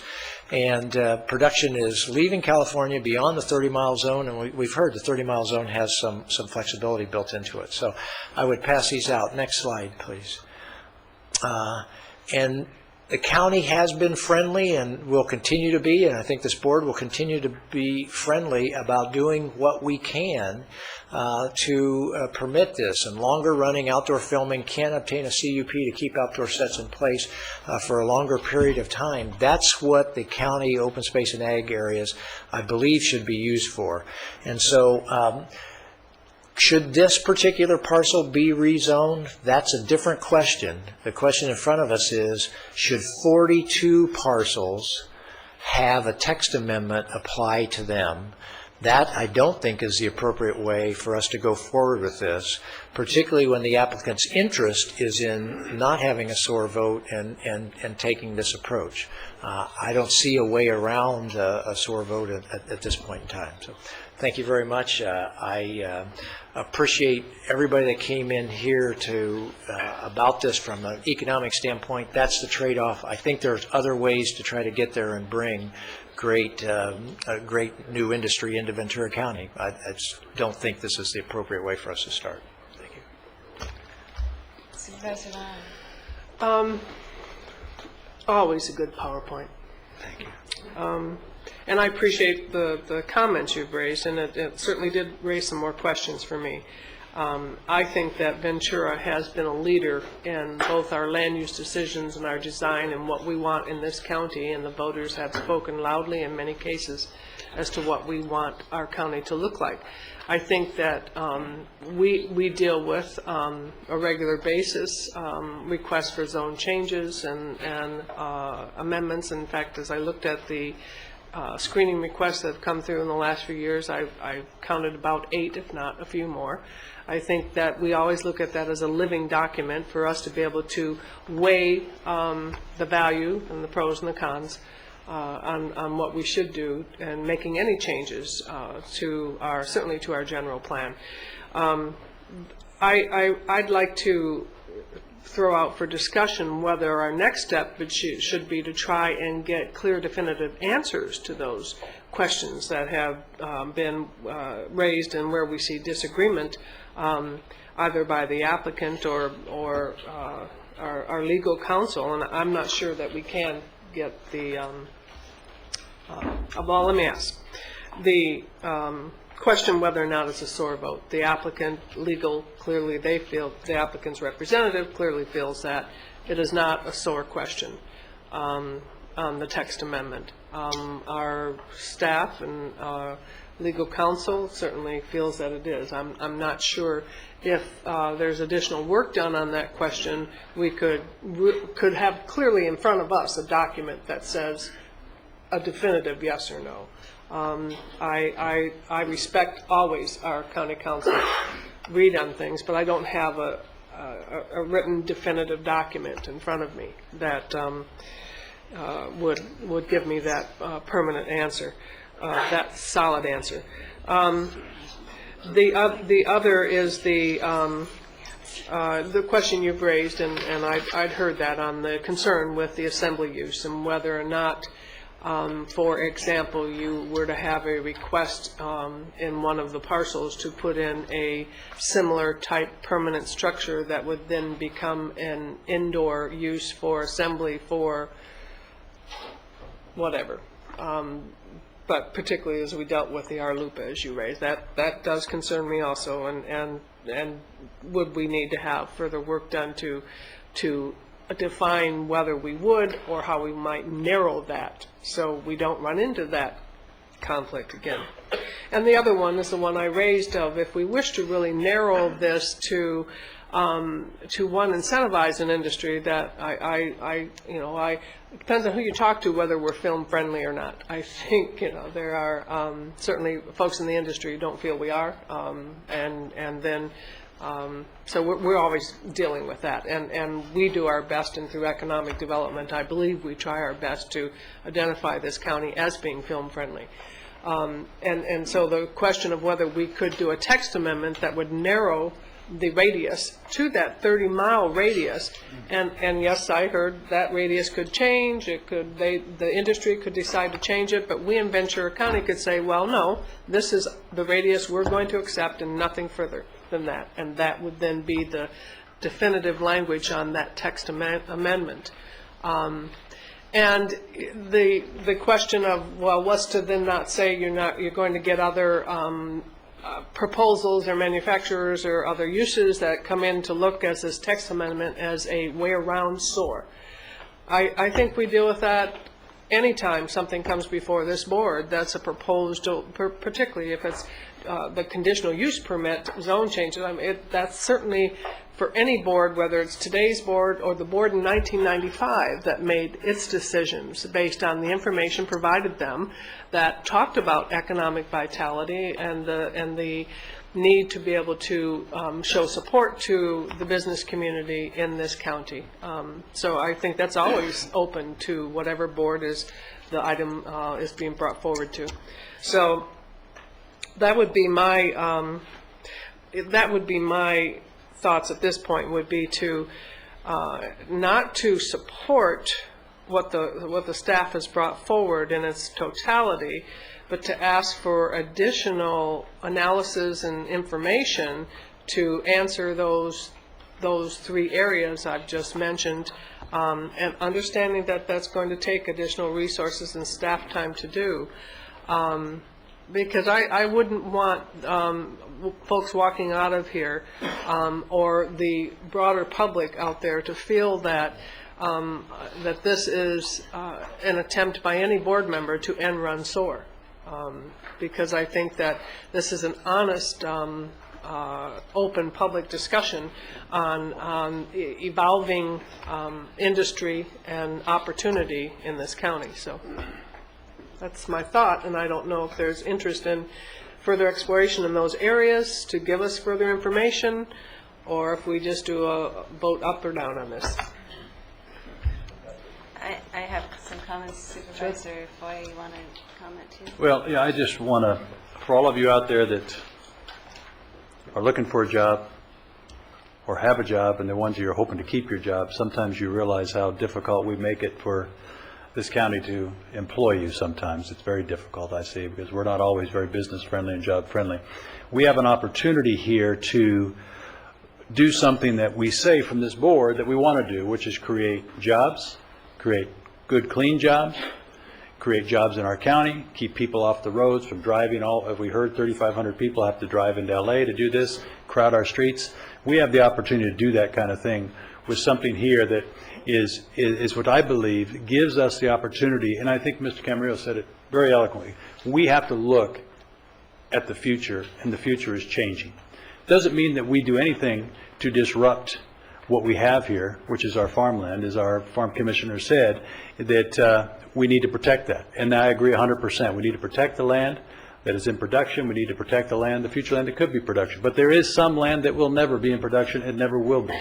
And this is an opportunity for us to look at certain things at the same time and find that balance between the idea of the people who need work, the communities who need that, and do that. And we see in those areas now, there is that opportunity for us to do that. If we're willing to, as Mr. Camarillo said, look things maybe in a little different way. But without hindering our farmland. There's no question. We are a farm community. We're one of the largest farm communities in the country. And that is what we want to do. But we also have an understanding that over half of our county is national forest. So we must take advantage of all the little pieces that are out there and find these different ways to do this. This is an opportunity for us. There is filming that goes on over there in Simi Valley at the Hummingbird Ranch. A lot of you watch The Biggest Loser and all the different things that go on there. This area has been filming for 80 years. Hasn't destroyed at all our county.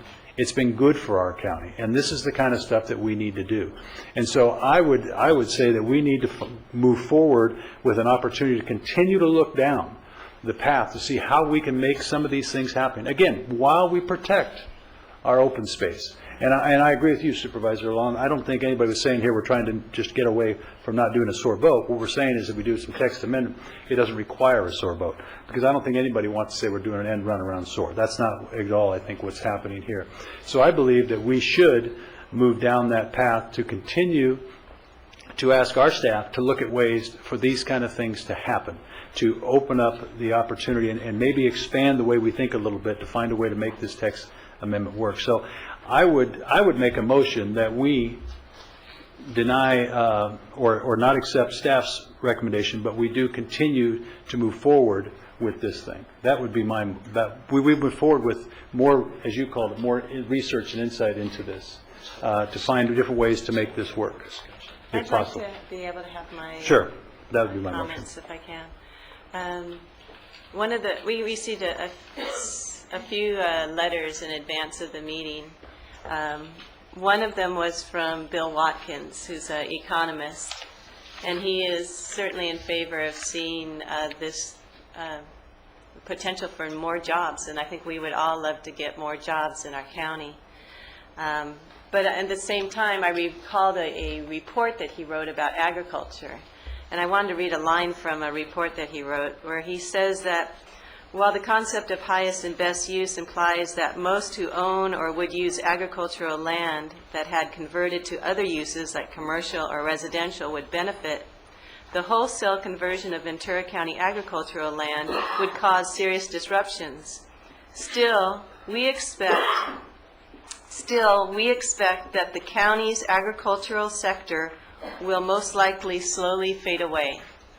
And that process that Mr. Watkins believes will occur is by the conversion of that agriculture land. We also had a letter from City Council member Jackie Irwin from Thousand Oaks, representing herself, who says that she thinks that a significant consideration is Ventura County's open space, a treasure we all protect. The requested amendment should include parameters to continue to keep filming out of open space zone property. So she's in support of building this project out in agriculture land, but she wants to see that we take appropriate measures to protect open space.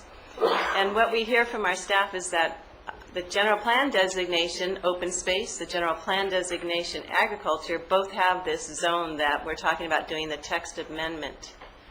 And if we do that text amendment, we will not be protecting open space in the general plan designation as she requested. And the reason why we're doing this twisting, trying to change the text, is precisely what we don't want to be accused of, which is doing an end run around SOAR. It is absolutely, if not completely admittedly by the applicant, to do an end run around SOAR, so you don't have to do a SOAR vote if you change the text and allow for these uses on land designated for open space and agriculture. The problem with that is you have to do a SOAR vote anyway. That's what we're hearing from staff, that the text amendment itself, and it was written into the SOAR law, would require, if you're going to change policies, if you're going to change the goals, of agriculture and open space, you go to a SOAR vote. So my feeling is, while we're trying to do these twists, or while the applicant is trying to do these twists to avoid a SOAR vote, we still need to change the general plan if we do the text amendment.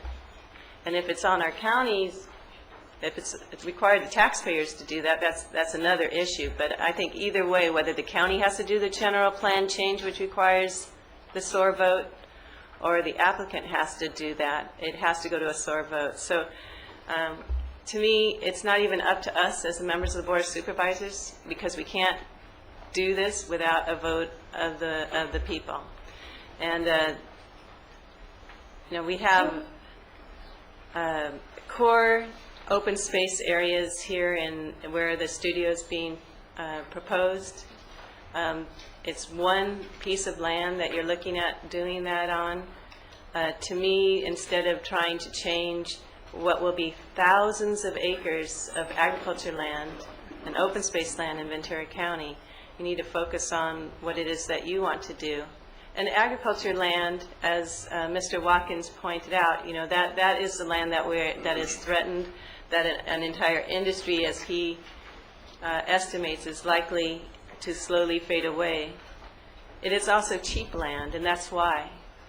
Instead of looking at land that is zoned according to our general plan where you can build studios, commercial or manufacturing land, we're looking instead at the cheaper land. And that's the whole point of SOAR to begin with, is that we don't use that as just because it's cheap, we don't use that for development purposes.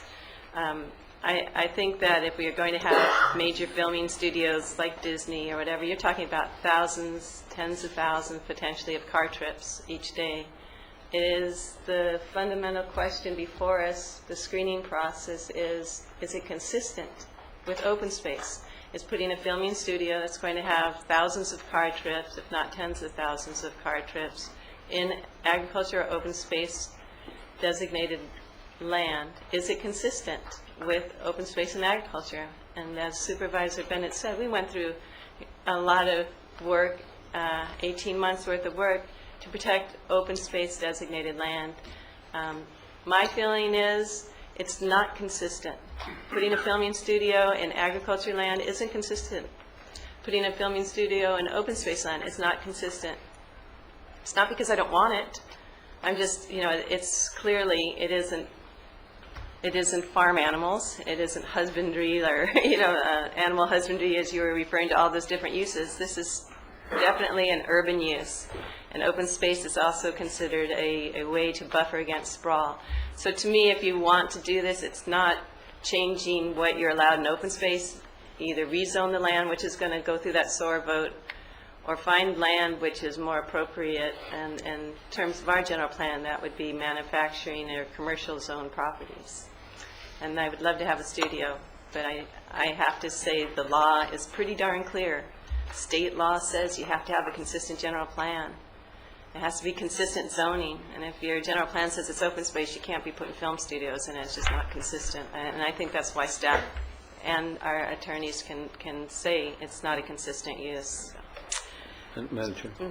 And I have two supervisors on my right, Supervisor Zaragoza Yeah, and Supervisor I Bennett. just want to show that we're not looking at a major film industry here. We're not looking at Warner Brothers or Universal Studios. We're looking at a small filming industry that wants to come in and provide those jobs that are needed tremendously here in Ventura County.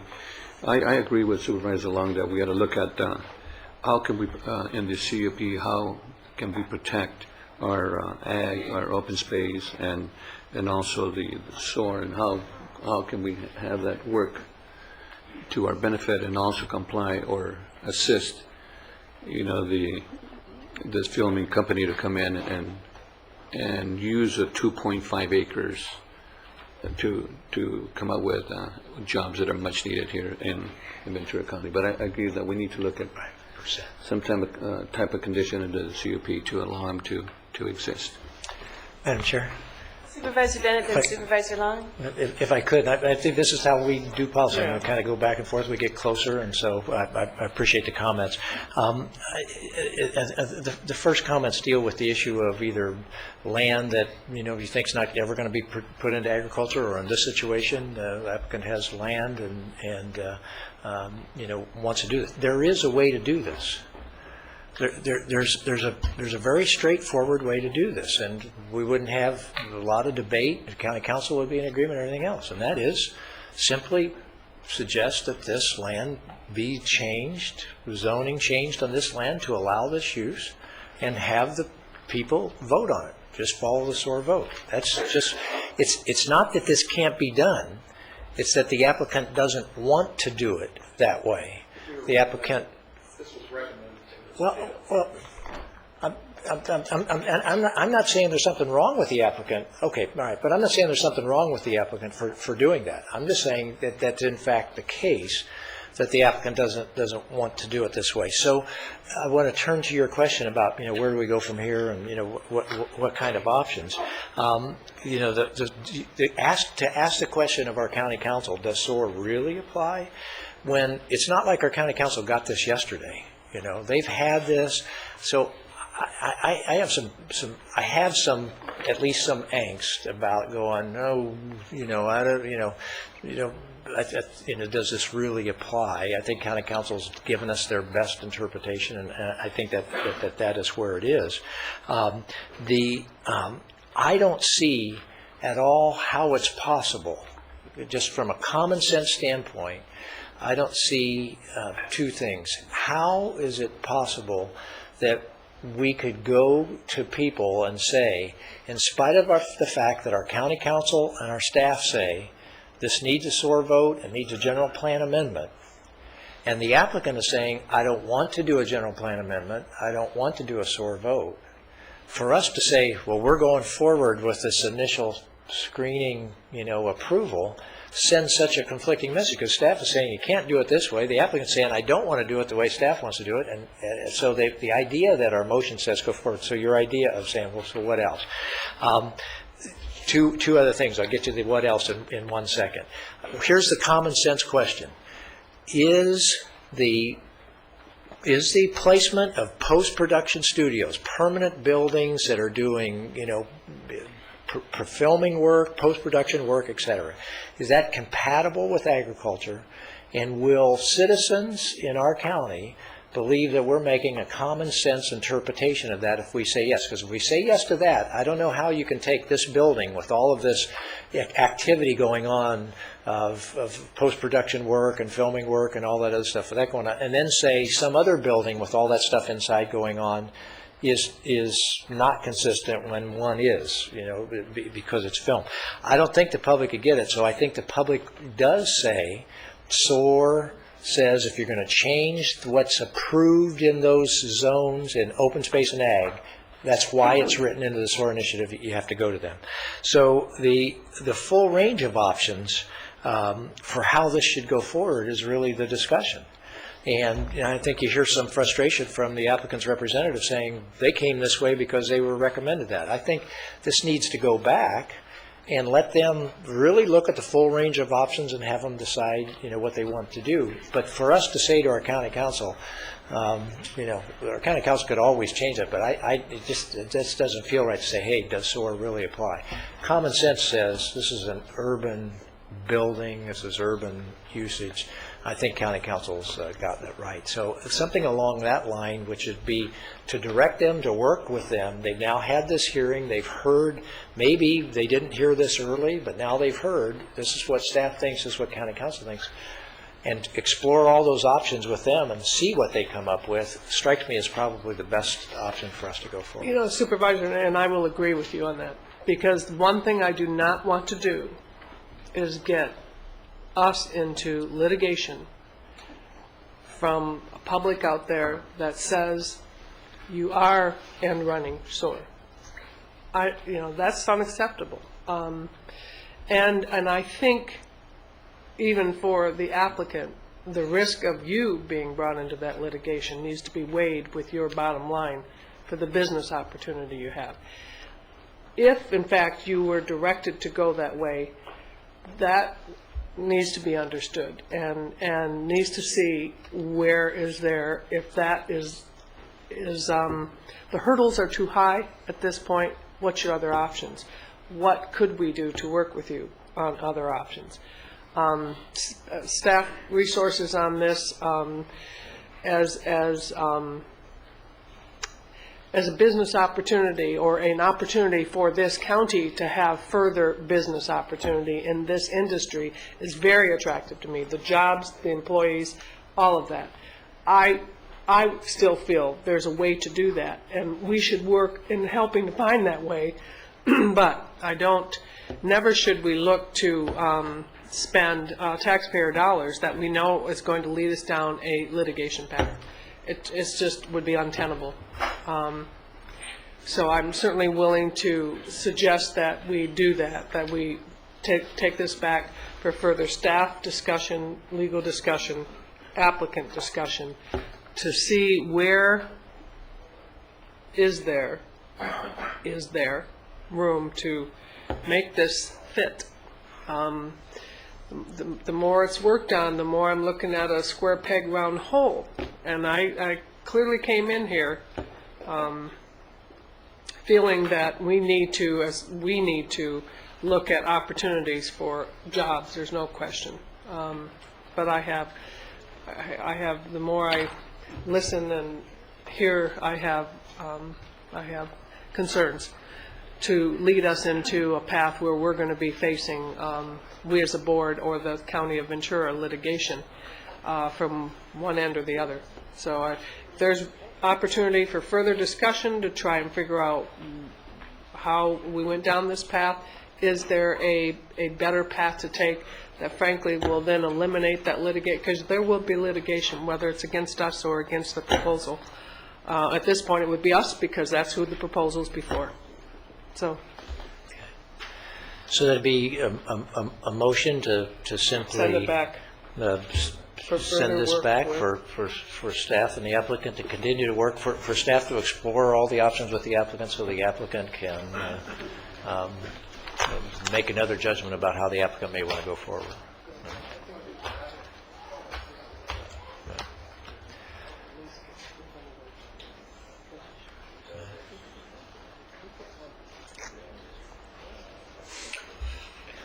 So the motion would be to direct staff to explore all the options with the applicants. Taking everything that was said today and hearing the comments from the board and the concerns raised, to further work with the applicant and work with legal counsel to try and clearly identify what the direction and critical points are, so that the board understands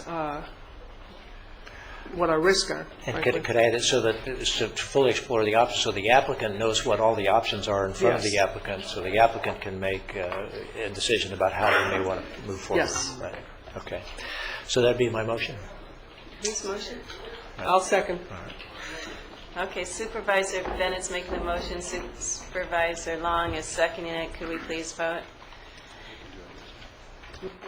And before we vote, I do want to announce we have a few more items on our agenda. So after this meeting, after this item, we have more on our agenda.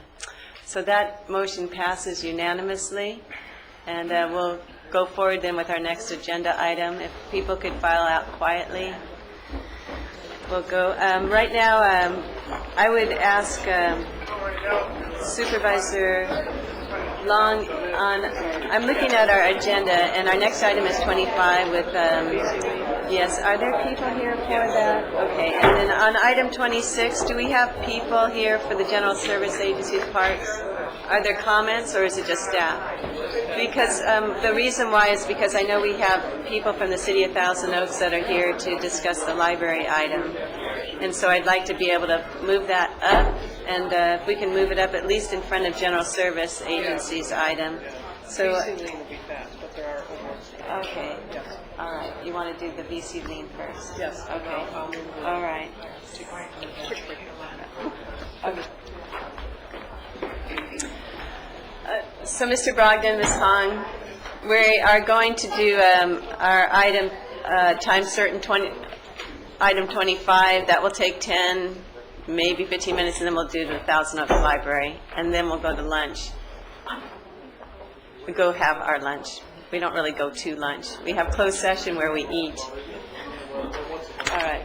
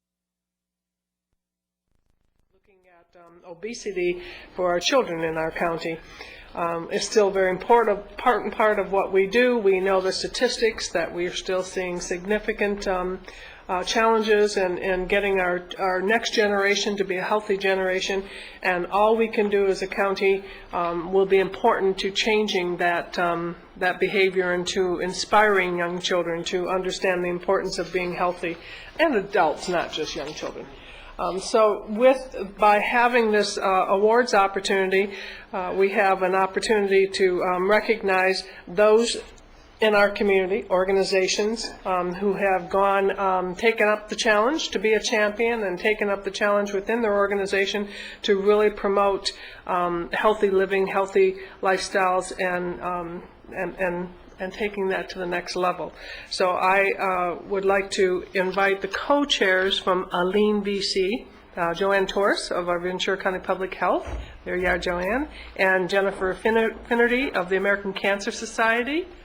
Is she here? She had to leave. She had to leave. I'm so sorry. She had a teleconference. I'm so sorry. Okay. And to please share with us a few words about this National Nutrition Month and then how we selected these award recipients. And I'll step down to provide certificates to them and in recognizing them. And I also know that, did I see Vanessa from Congresswoman Capps' office? She's here. There you are, Vanessa. She also is going to join us in that recognition. So please. Yes, thank you, Supervisor Long, and good afternoon. My name is Joanne Torres, and I am one of the co-chairs for the Advocates for Lifestyle, Exercise, and Nutrition, also known as Aline VC, which is a volunteer group with representatives from community and healthcare groups, food security organizations, schools, businesses, government agencies, and individuals interested in improving the health of Ventura County through active living and healthy eating. Through monthly meetings and special projects, Aline VC acts as a community resource, provides forums and trainings, technical assistance and resources, and works collectively to help local businesses, communities, individuals, and schools to be healthy and fit. Currently, Aline VC works through 6 committees. They are developing a training series. One that we would like to highlight is our K-12 coordinated school health, who's in partnership with Ventura Unified School District, who on April the 14th will be showcasing Healthy and Green fundraising, which goal is to educate parent groups, coaches, school staff to make healthier fundraising decisions while still bringing funds into their organizations. We have also launched a new website, which is Building a Healthy Ventura County. It is a tool for partners to be able to network and resources for county residents to be able to access. We also recognize organizations for their exemplary acts in regards to the issue of health and physical activity here in our county.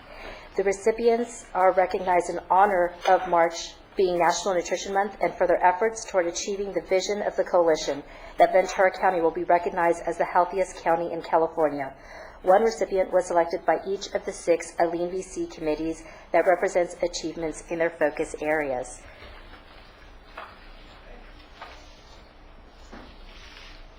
Okay. Is that my cue? Yes. Okay. So what we have are our 6 recipients, and we're going to invite them up and then ask them just to say a few words, and we'll move through giving you recognition and championship awards for your good work. And the first will be the K-12 Coordinated School Health Ventura County Office of Education for the Student Gardening Project. And there's John here. John Gam, here you are, Executive Director of Special Education. Tell us a little bit about your project. Look, Supervisors, thank you very much for this recognition. We appreciate it. And I'm the Executive Director of Special Education with the County Office of Education. We work with a group of students with very significant issues and challenges. But for all of our programs, we work to promote wellness, nutrition, a healthy lifestyle, and physical activity. And we think all of those things are really important. And today we're recognized for our gardening projects, and that's actually projects. We have those at a lot of our special education programs. And I'm pleased to have Alan Murray, a principal, and Amy Stensler, one of our teachers representing our other staff. And together, all through our programs and the gardening, They've been able to educate the students about eating fresh fruits and vegetables, and also it's important for many of our students that they've learned gardening skills, and very important, enhancing their self-esteem as well. And through all of that, we hope we're reducing obesity. Thank you. So, thank you.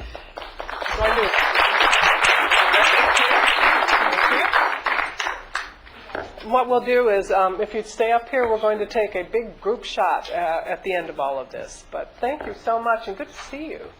Yeah, I haven't seen you in a while. Okay, next up we have our Healthy Families and Communities Food Share, Inc. And Fran McNeil, our chief, is here, and also Bonnie. And the chair of the Food Share Board. Melissa? Hi. Thank you so much. We are so excited to have all of our nutrition education and commitment to healthy foods and healthy eating recognized in this way.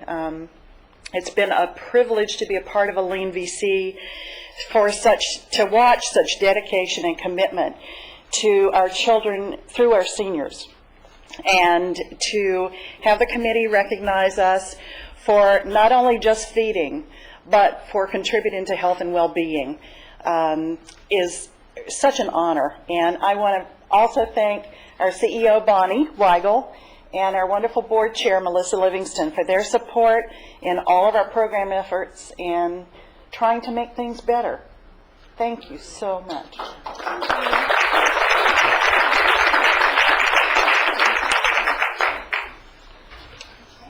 Thank you so much. Next we have Healthier Living 55 Plus, SCAN, Senior Resource Center. And Steve Lehman is the manager. Wow. Thank you so much, Board of Supervisors, for this recognition. My name is Steve Lehman. I'm the manager of the SCAN Senior Resource Center here in Ventura, just a couple blocks away. You're all invited. And I'm also a retiree from the Public Health Department after 18 years. So today, we'd like to say that since our opening in February of 2006, we've had over 3,200 folks come through there, 95% of them being seniors. And in a typical month, we serve about 100 different classes that come through our center. And right in back of me are some eager seniors that are examples of seniors trying to exercise to stay fit and maintain their wellness.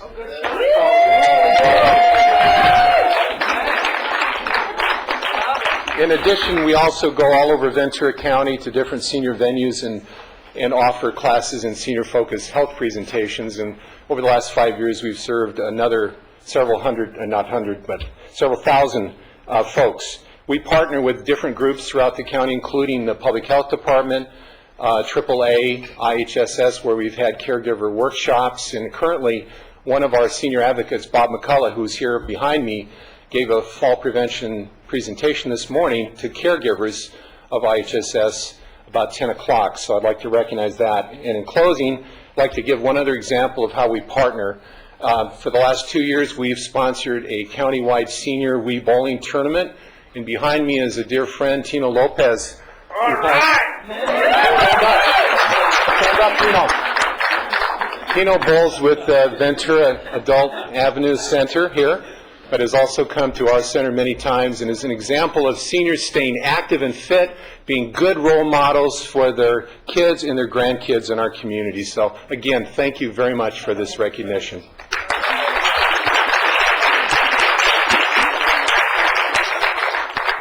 I love Wii bowling. Great fun. Okay, at the end, we're all going to come up here and do a group shot here. Okay, next up we have Workplace Wellness, and it's writer-affiliated companies. Giselle Barajas, Director of Philanthropy. Giselle, there you are. Hi. Hello. Thank you. Hello, I'm with Writer Affiliated Companies, and with me is Veronica Vargas, the coordinator of our program.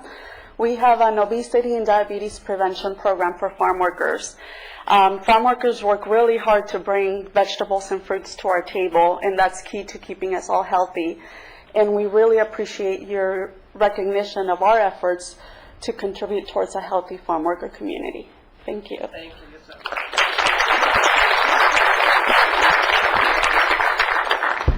And then we have from healthcare category, Landon Pediatric Foundation, and Chris Landon, Chief Executive Officer, is here. I saw Chris. Oh, we have to leave. Okay, we'll give it to him. Sorry. All right. Well, we know they do outstanding work and very, very conscientious on providing information and reaching out to our youth and the whole healthcare promotion, creating a healthy generation. Next up, then we have verse 5, Media, Policy, and Communications. Claudia.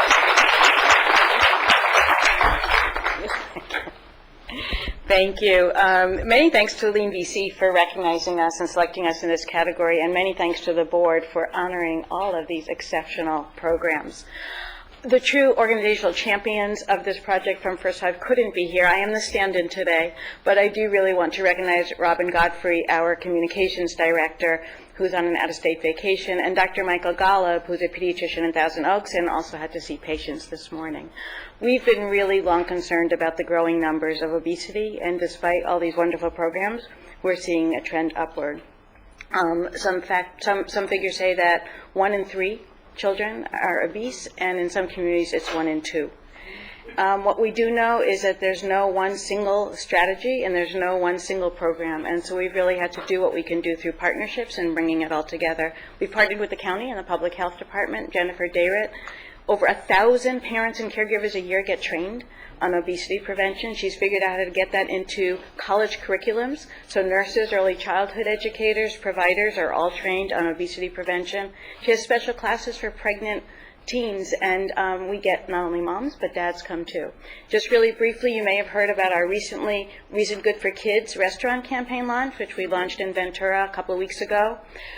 This was a partnership with the California Health and Longevity Institute, the Downtown Ventura organization, and I have to tell you, there was nothing more special than seeing 18 5-year-olds in a high-class Jonathan's at Pirano's restaurant eating healthy food. And the culmination was when one little 5-year-old turned to another and said, I'm going to tell my dad about this place because this is fun. So, we know we can't do this without all of these wonderful partnerships, and that's what it's going to take to see the change that we need to see. Thank you so much for this honor.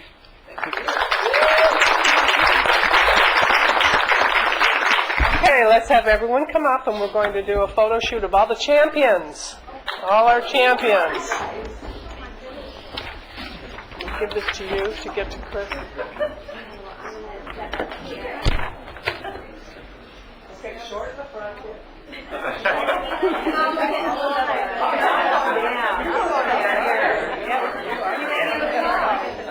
Isn't that great? That's my very subtle, that's my meaning like it. It hurt people feel tall. Your camera person over here. Get over here. Get over here, Mary Ellen. Get over here. Nice seeing you. Claudia resembled that remark, right?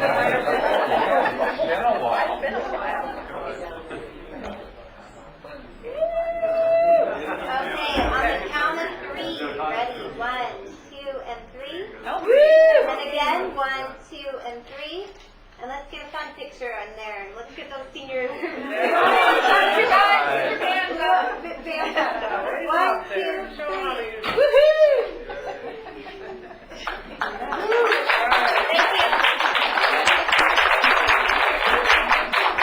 Thank you for coming in and your patience. Thank you. Thank you. Go on, leave it.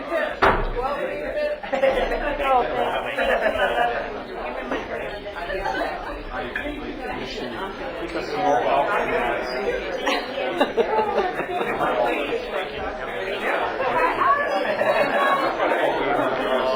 thank you. Appreciate it. Thank you. Very fun. Gabby, she said, we don't need to. Are you kidding me? We're going to be here. Have fun. When you get a boring meeting, just go for it.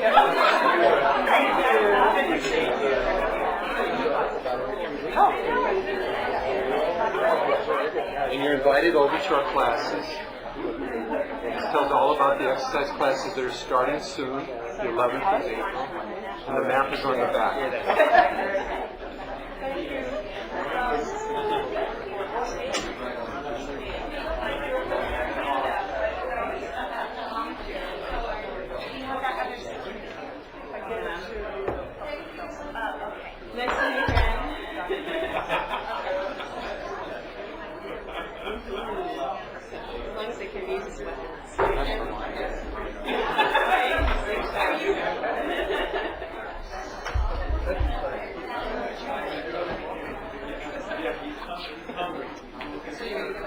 Yes, you all get one.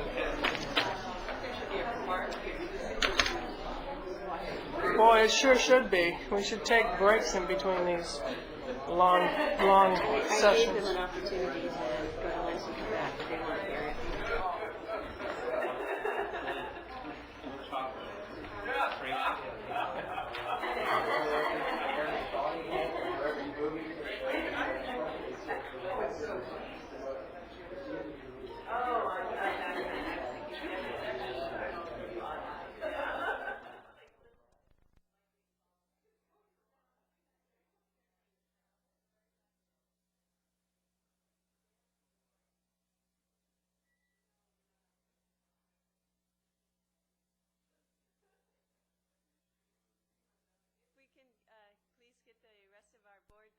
Going to go on to item 23. Sorry, 33. And this is an item on the report back by our CEO. It is a receive and file report. And I also have a couple cards if we have any questions. We have some staff from the City of Thousand Oaks, including their library director and their assistant city manager. And so with that, I'm going to turn it over to Ms. Robinson, our CEO. Yes, Madam Chair, thank you. As you indicated, this is the recommendation with this report is to receive and file. Since 1998, the Library Commission has had the authority and the responsibility to advise your board and make recommendations on the use of funds associated with the Ventura County Free Library System. In the year of 2009, that commission voted that the board should adopt a budget that excluded payment to the City of Thousand Oaks of Ventura County Free Library Services funds going into the future. The Board of Supervisors, that amount at that time was anticipated to be $187,000. And the Library Service, or the Library Commission, adopted a budget that excluded giving that to the City of Thousand Oaks and included it in their general overall budget. In June of 2009, your board voted to support the library's budget as presented, but also voted not to terminate the contract with the City of Thousand Oaks at that point in time, and identified that they would like, that the general fund would take responsibility for that payment in that year, and that in addition they would like the staffs to meet and discuss an alternative moving forward. You identified various guidelines. I'm not going to repeat them. They're in the board letter, but there are a couple of key ones. That we avoid decreasing the existing funds allocated to libraries in the county system, and that we also don't set precedents for inviting other cities to move away from our Ventura County Free Library System. Also, subsequent to that action, payment was made to the city, and to avoid an automatic payment moving forward, in December of 2009, your board, on the CEO's recommendation, agreed to notify the city of the termination of the agreement. You may recall that in the June hearings, there was certainly some testimony that the county would have to give 6 months' notice in order to terminate that agreement. So, in fact, we did give 6 months' notice of termination of that agreement, and the agreement has subsequently terminated. Nonetheless, because we were in negotiations with the city, we continued to make payments in 09-10 and 10-11. Also during that period of time, several things have occurred. One of them was, which would not have occurred, frankly, if the library system had not recommended that the board not pay the city, was that our office took over evaluation of making the payment. And in our calculation and looking at the formula that was there, we recognized that based on the formula in the agreement, the city was owed more funds. And so consequently, we made a payment of $977,000. So these negotiations and discussions started subsequent to the June board action. We have been having discussions. As identified in your board letter, there have been things that were discussed. Both the city staff and county staff has spent considerable time looking at these. You see that there are some alternatives there. I won't go into the details about what was presented unless you have questions, et cetera, but basically, they don't meet the guidelines. Both the city and the county were aware of the guidelines when we went into these discussions. So then the question becomes, where do we go from here? We have no obligation to make payments to the city relative to taking money from the free library system and giving it to the city. The general fund over this 2-year period has spent $1.5 million in a contribution to the city, which has been basically general fund money. When we started these negotiations, the team included Noel Claybaum, myself, and Jackie, as well as another K-man from our side, Jackie Griffin, the library director, and K-man. Since that time, Noel has retired, and as you know, I am retiring. So I will not be here in the future. It seems inherently logical and understandable that I would give a status report on where we are relative to this item. You can see in my conclusions that my conclusion is that based on what has been presented to date and what we have discussed, even though they are creative ideas, they don't meet the requirements that we put forward. They were either unacceptable to the city or they don't meet the requirements set forward.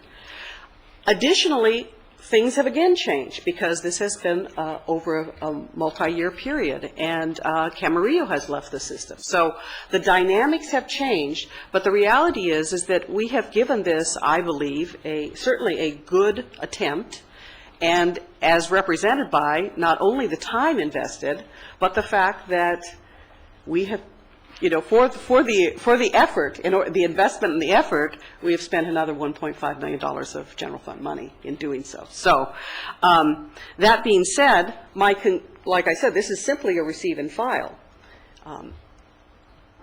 Do I think we should spend more time doing this? My recommendation is no, you shouldn't be spending more time doing this.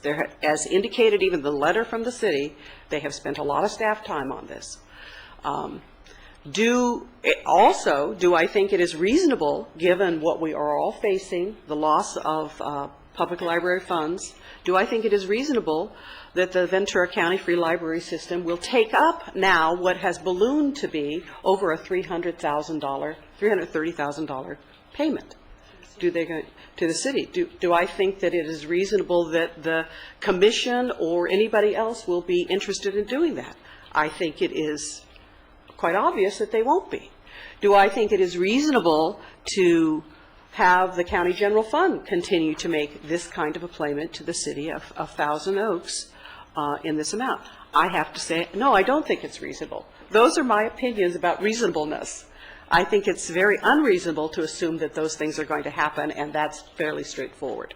So, that's my report. If you have questions, I'll be happy to answer them. I have a few comments myself. The negotiations, I was not involved in the negotiations, but as I understand it, the city was suggesting thinking outside of the box. They threw out the idea that the county could run the City of Thousand Oaks Library. They suggested the city could run the Oak Park Library. But the fundamental problem with the negotiations is there is a limited amount of money, a limited pie to slice up. And both the City of Thousand Oaks and the County of Ventura are facing revenue hurdles to run their libraries. Not just Thousand Oaks and the county need help, really all libraries in our county need help.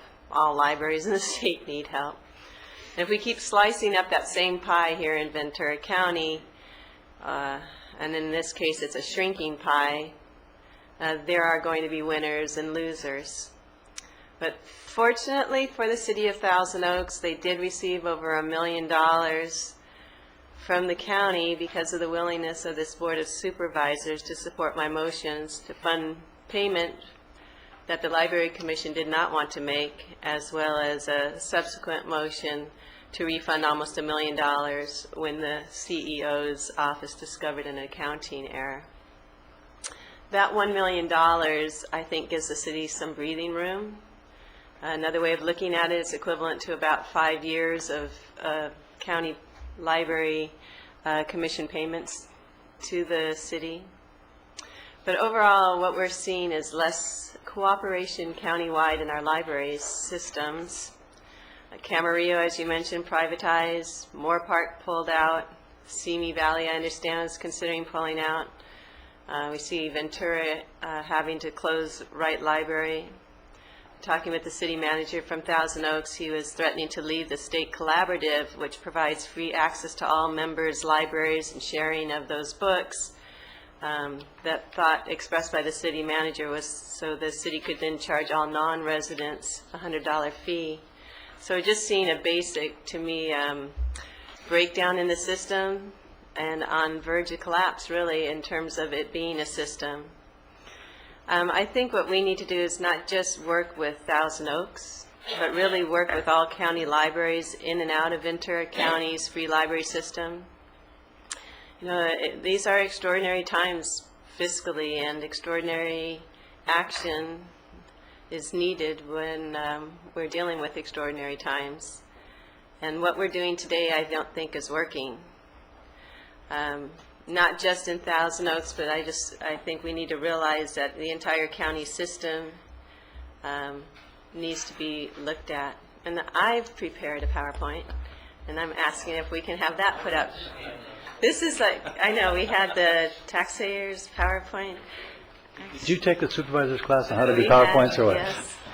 So my thoughts is that we need to refashion our regional libraries and look at a new business model. And I say this in light of the fact that Thousand Oaks really, which is in my district, has had no voice in library matters because they, voluntarily took themselves out of the library, county free library system.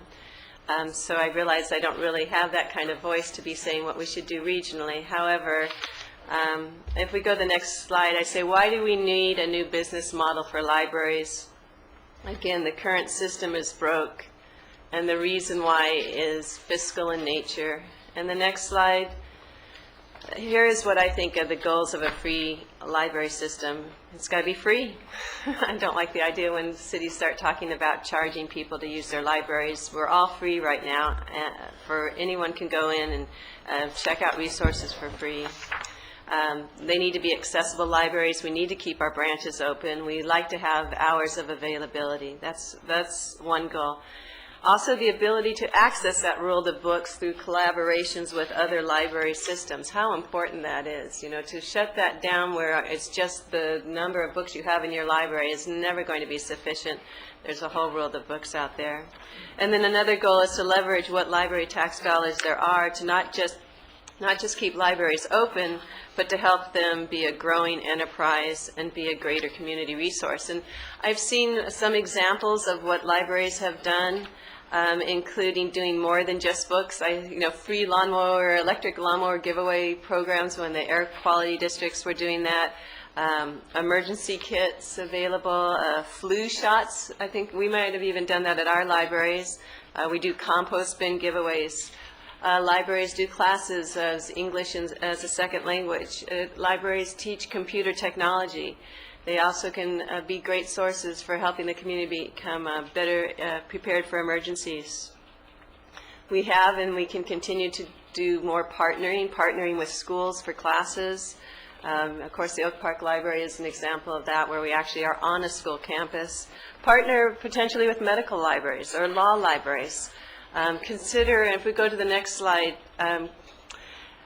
consider new compatible revenue sources. So I think you might be,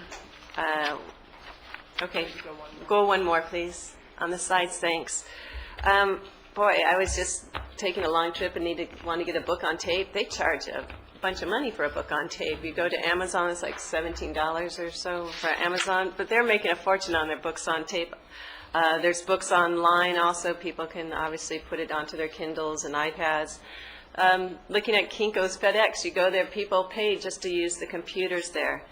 There's also the opportunity to get lease revenue. For example, having a Starbucks on your library property, selling advertising spaces, abhorrent that is to a public property. It's better than closing down libraries. Naming opportunities. We're having a lot of success in the arts in Thousand Oaks with naming opportunities with our performing arts. Adopt a library, another potential, looking at some of our major corporate sponsors. And then also just look around and look at successful actions that other library systems are using to generate revenue. And so with that, while I do support the CEO's receive and file report, I would also like to add to that, that I think that we can have our CEO work with our library director, and I've put out on the next slide, I think, the motion, which is to have our library director, our CEO, work and report back in 3 months on ways to strengthen our regional library system by looking at business models for revenue and greater partnerships with other agencies and the private sector. There's good opportunities for public-private partnership. And there are economies of scales associated with that, I think is important. If you have all the libraries, even the City of Oxnard's library, if we have a proposal from, for example, a corporation that we can help by expanding it to all the different libraries, and that would bring them on board and provide more revenue, I think it's worth a look. So my motion would be work with the CEO and the library director, report back in 3 months on ways to strengthen our regional library system by looking at business models for revenue and greater partnerships with other agencies in the private sector. And secondly, once we get that report back, our board can then consider working with all county library systems in our county for potential economy of scales, partnerships, and revenue enhancements. So to me, it's an opportunity, and that's really how we have to look at this, because the future's not bright, and I think it is something that needs to be addressed. So I'll put that as a motion and see if I get a second. I just had 2 cards, and they were for questions only. Do you have request to? I'm going to speak against the motion. And the reason I'm going to do that is I just think we've been down this road with Thousand Oaks for so long. I don't want to send a mixed message today that this motion sort of implies we're starting a new round of negotiations with Thousand Oaks. I think that you make some very good points here. I think things about our regional system are real legitimate, and I think they're excellent observations.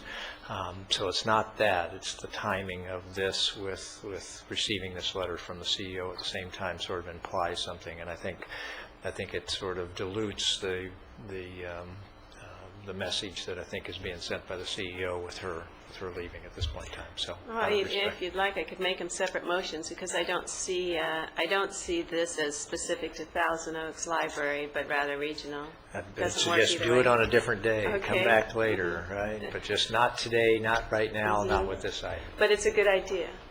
Not a bad idea.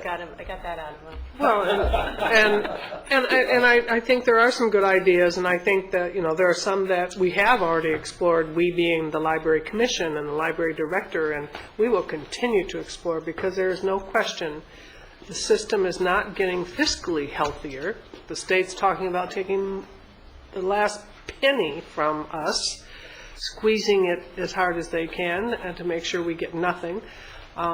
So I think that, we're always looking for creative ways, and and the library director and her great team of folks will continue to do that. And I think in each individual city that steps forward to support their library, that they will and must do the same.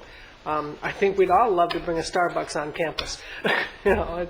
That'd be a great plus. But I think the CEO report said it well, that there was months and many meetings and lots of staff time spent. And having just gone through this with looking at our convoluted MOU arrangement with the rest of the library system, months and hours and staffing and to get us, frankly, to where we agree to disagree, and we don't see a path that's going to lead us into the shining light.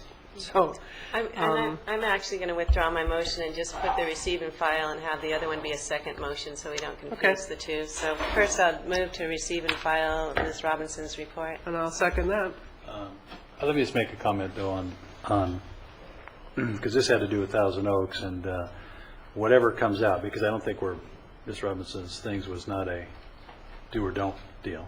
All she was saying is she's done a lot of work over the years to try to make some things happen. But I believe the taxpayers themselves have allocated money towards libraries, and that's what they've done. I don't think it's right for us now to be taking any money out of general fund to be doing any additional things at all. So wherever this thing goes down the line, I'm just going to tell you up front where I'm going with that, because I'm not willing to for 300 now. I think the new number is 330,000. Is that what it is? 330,000, which will take 2 sheriffs off the road, or maybe not pay for somebody's health care or something else we got. I just don't see that as possible. The taxpayers said this is how much money we'll give, and I think we have that money. And so if any money does come out, it has to come out of the library system, and I don't think there is any money there. As we just heard, there's no money. So anyway, those are my comments on that. So if we could vote on the motion to receive and file.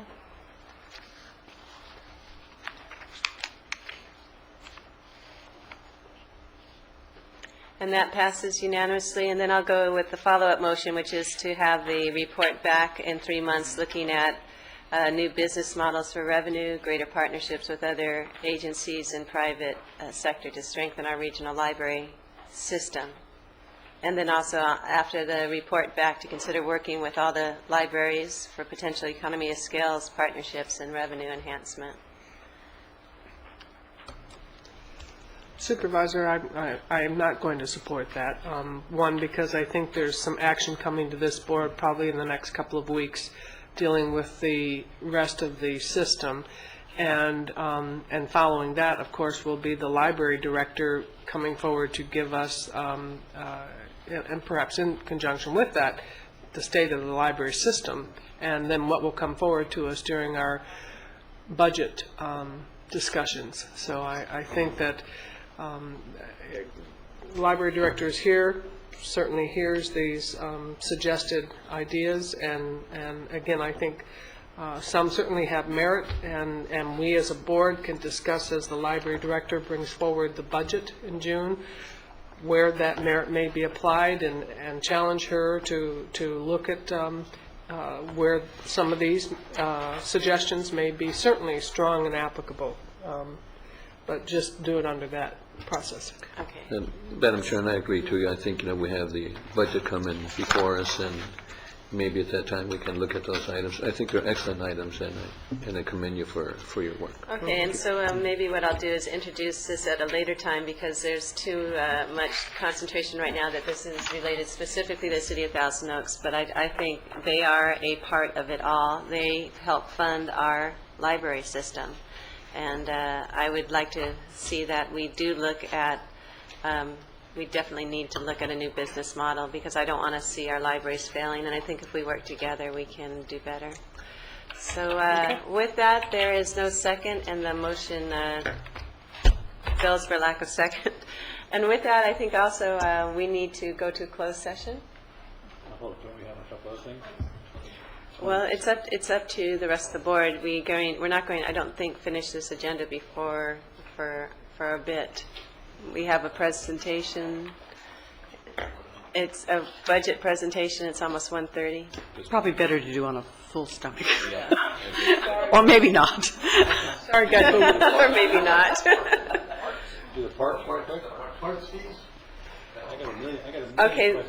Now, if you have a million questions, no, I'm hungry. You don't want us to be grumpy. Yeah, we can do the part-time. Yeah. If we'd like, I think that would be fine. All right, fine. To do the item on the parks now, and then we'll go to our closed session.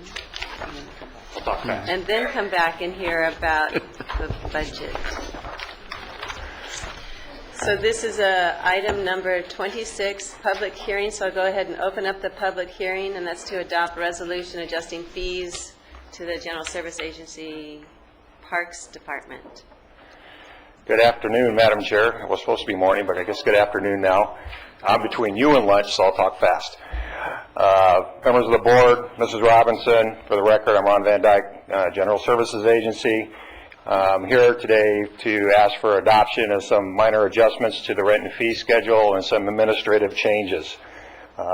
The Park Commission accepted unanimously these changes on January 10th, and that was omitted from the letter, and I apologize for that. To give you some background on these changes, 3 of the changes were last increased in '07.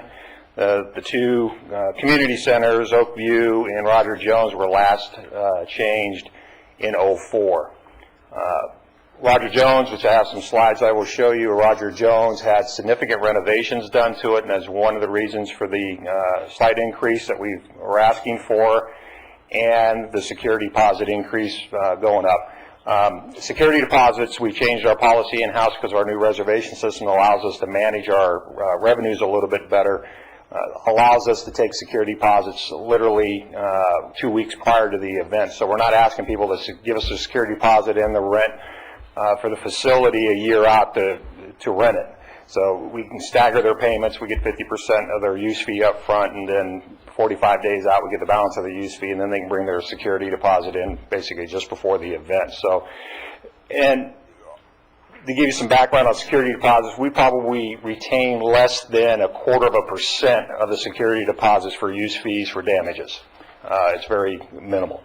Okay, let me ask, that's one of my 273 questions I have. No, I'm just kidding you.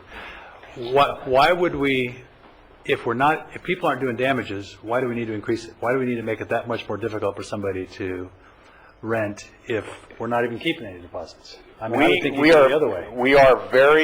We actually are very generous in what we assess as a damage or not a damage, as far as, is it routine use that's caused the damage, or is it negligence that caused the damage? And the negligence piece is the piece that's less than 0.25% that we actually keep somebody's security deposit for that. But because our security deposits are there, some of them are pretty healthy in some of the other facilities in comparison to the use fee. That's there because of history and people not wanting to lose it. They want that money back, and we get it back to them within 7 days. So are you saying that the 175 has worked really good? This is going to stop the 0.25%? I mean, there must be a reason, since we're not having to use them. Well, we've put, in this particular facility, when you see the photos, we've put, the improvements we put in are a lot more susceptible to damage now than in the past. The facility in the past, it was hard to find the damage or see the damage because the facility was not in that good a shape. And I'm being honest, when you see the before and afters, as you can see on yours, when we throw them up on the screen, you will see what I'm talking about. And it's preventative. We don't have the money to go back in and make these repairs. And most of these security deposits, if the damage does happen, barely cover our costs and recovery in most cases. I guess that's what I'm trying to. And also, do you have for when a lot of these places that Roger Jones talks about, do you have a big demand? Yes, Roger Jones is probably one of our busiest paying customer community centers. Sure. And I have to quantify that by paying customers. A lot of our community centers are very busy, yes, but with non-paying customers. They're community groups and folks that the board has granted free use to. Okay. So this center averages probably 2 to 3, 4 reservations a month. Okay, I guess what I'm trying to get at with that is, we have this many reservations. If I raise my deposit, do I lose my reservations because, oh, I can't afford to put up another 100, it's already tough to do this. That's where I was, the market, it's just, you think it's... We are so far below the market for our community centers, it's almost appalling to a certain extent. And that's where I was trying to get at with this. Is the market going to decrease our use, and we're going to get less for what we want? No, not in this particular case, because you can't find these venues anywhere else in the county or even out Santa Barbara or LA County for what we charge for that size facility for the number of people that can sit at that facility. We're not full all the time, but we're never going to get it 100%. None of these other facilities that are 100% either. Just the nature of that kind of business. It's the nature of the business. Okay. But we do stay relatively full, and we are fully comfortable that the market will bear these adjustments. So Matt, so the increase is just above the wear and tear for... It's covered wear and tear, some of the additional costs. These adjustments for all of this rent and fee, we're only estimating about $5,000 in annual revenue increase of these changes based off our use patterns. And the residents over at Roger Jones are very, very happy. That's why they use it. We've got nothing but accolades since we've changed that facility from the Lions Club and everything else. And that's their club, the Lions Club, you know, they call their own. That's their own. Oh, yes. So. Oh, yeah, that's their home base. And they were nothing but patting us on the back with the changes. Good job. Now, let me show you what we've done very quickly. This is the before. I'll point out the things because the shadows doesn't really show up. Those are solid metal doors, and that is heavy grade chicken wire on the windows. So you're seeing what is actually there, and it's a cinder block facility. You can't see the cinder block, but it is. That's the after. We now have high-impact glass commercial doors. The windows are now open. We added a window to the back. The roof went from an asphalt shingle roof to a tile composite roof, which will give us a good 50 years and at least. That's fire department required now, right? Oh, yeah. We either could have went with a high-end asphalt shingle, but we decided to go with the composite because it looks much nicer. It's much nicer, too. Yeah, much nicer. That was the barbecue the Lions Club put in. And that graffiti is very common. This is what we have out there now. When you rent the facility, you also get this. That's part of the package. And we put a brand new patio in. It's a whole brand new patio that was poured. This is the inside of the facility before we started. It's the only facility we have that has a fireplace that does work. And this is what it looks like now. We've got put chair rail in. We put crown molding in. We have a full hearth around the fireplace. Now new floors.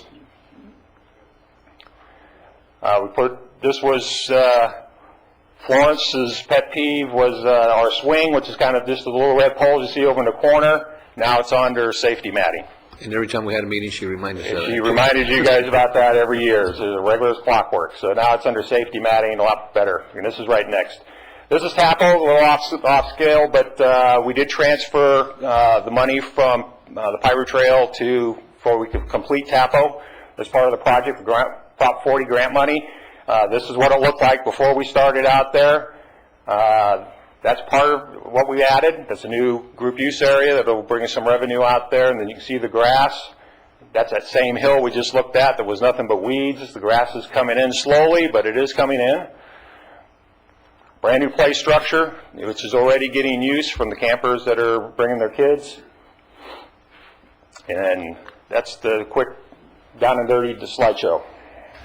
Thank you.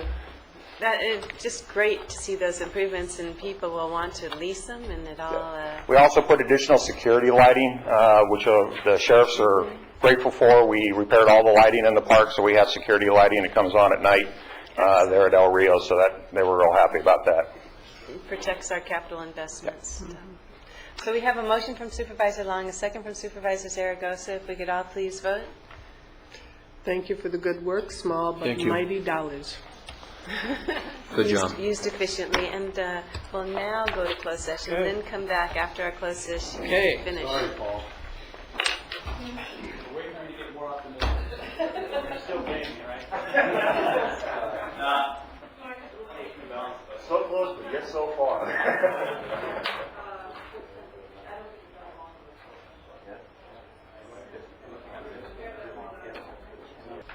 Okay. Why don't you call it to order?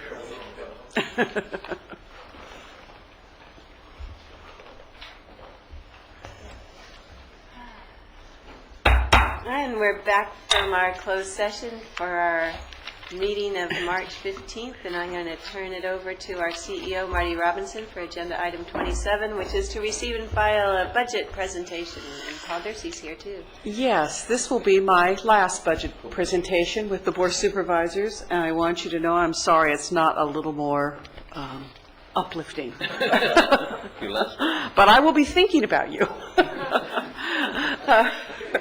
So with that, I'll let Mr. Dercy take over, and he and I will kind of hand off back and forth as we go through this. Okay,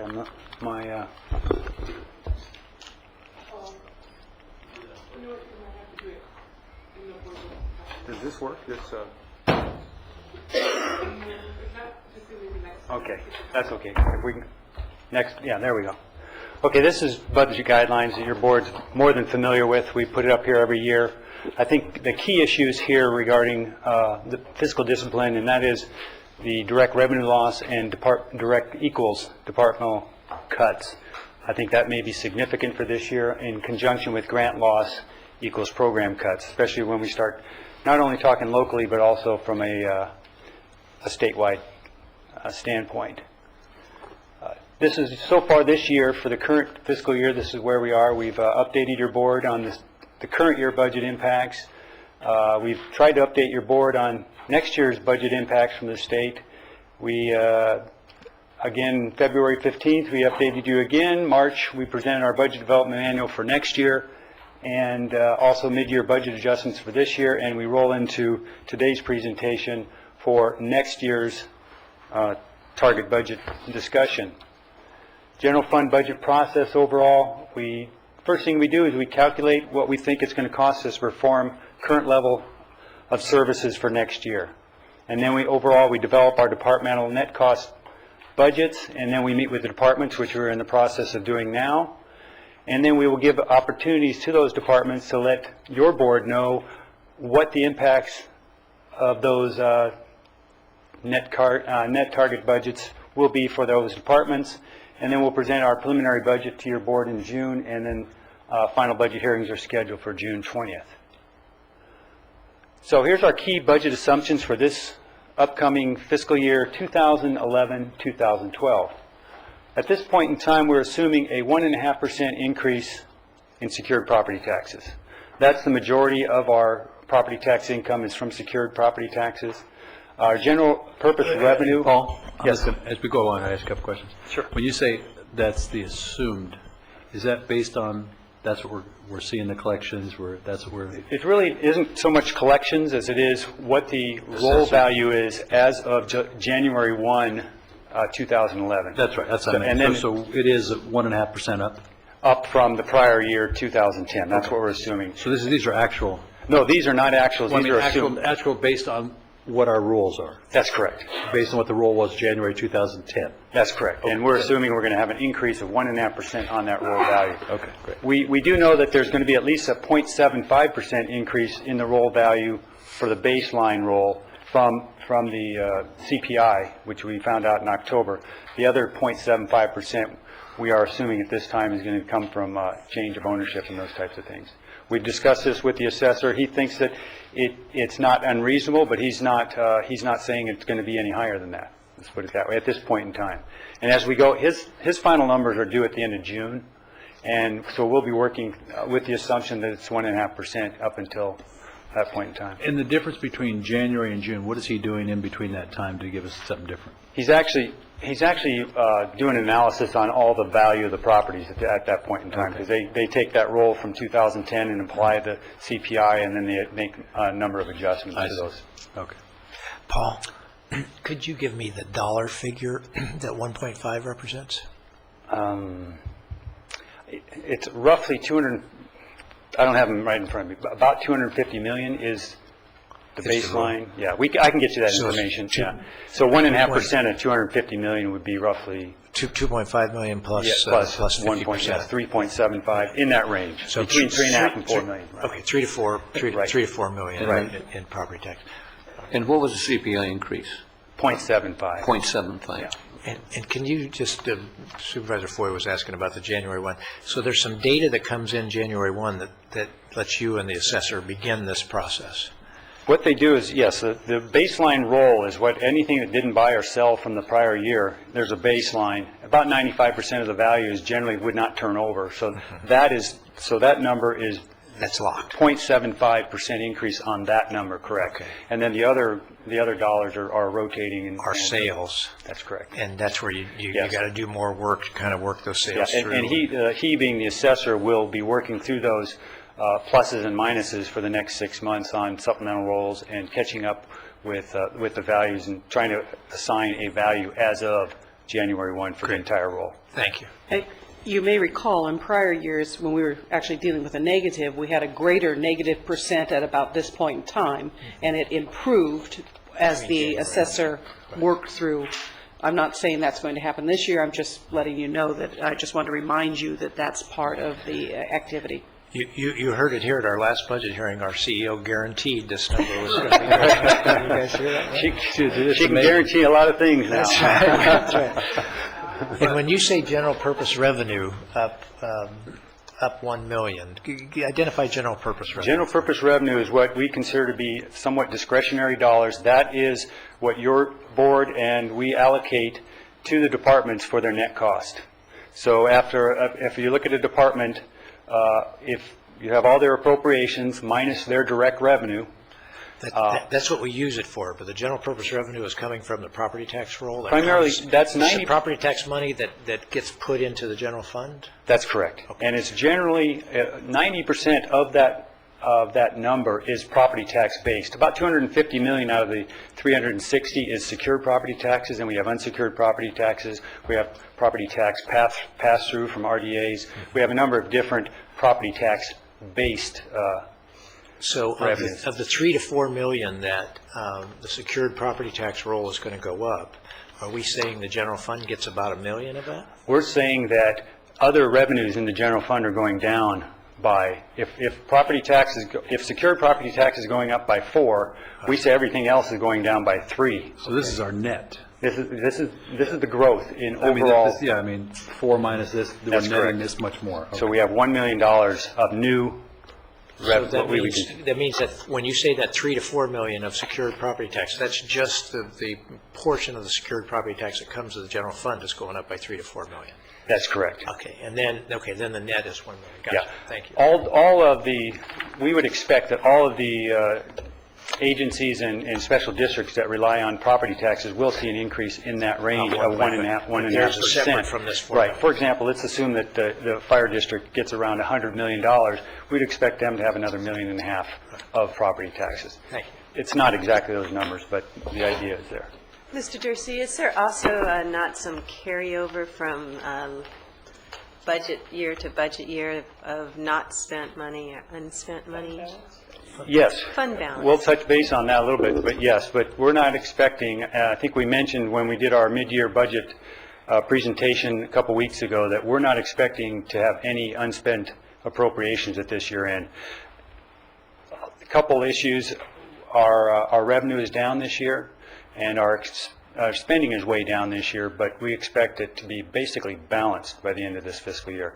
Not a lot of, if any. Last year, we ended up about $1.5 million of unspent appropriations. And then transfer to our reserves? Correct. But you're not expecting any money really going to reserves this year? No, very little, if any. When we presented our preliminary budget to you in last June, we assumed at that time about a $5 million increase in fund balance. We ended up with $1.5 million because it just was a little bit Not me. Well, actually, it was me. A little rosier than what would add, yeah. So, the Prop 172, again, $54 million is our projection for next year. It's equal to this year's budget. We know that the last 2 or 3 years that hasn't come in. That's correct. We're still being so optimistic, hoping somebody will go out and buy some more cars, but. Right. We're assuming that this year will be about $50.5 million And a 6.5% increase on that is in that range. Yeah, So- but if it hasn't materialized, and it doesn't seem like it's materialized, what is the disadvantage about trying to be as accurate as possible about what maybe making that 51 million or 50? Okay, if we make that 51 million, it really, across the board for public safety, it means a $3 million decrease in their, according to the guidelines, they lose direct revenue, they have to cut service levels. Yeah. So that's really what it means. So we're trying to be, by no means are we trying to be conservative. We're trying to be realistic without being overly optimistic. I think it is an optimistic number.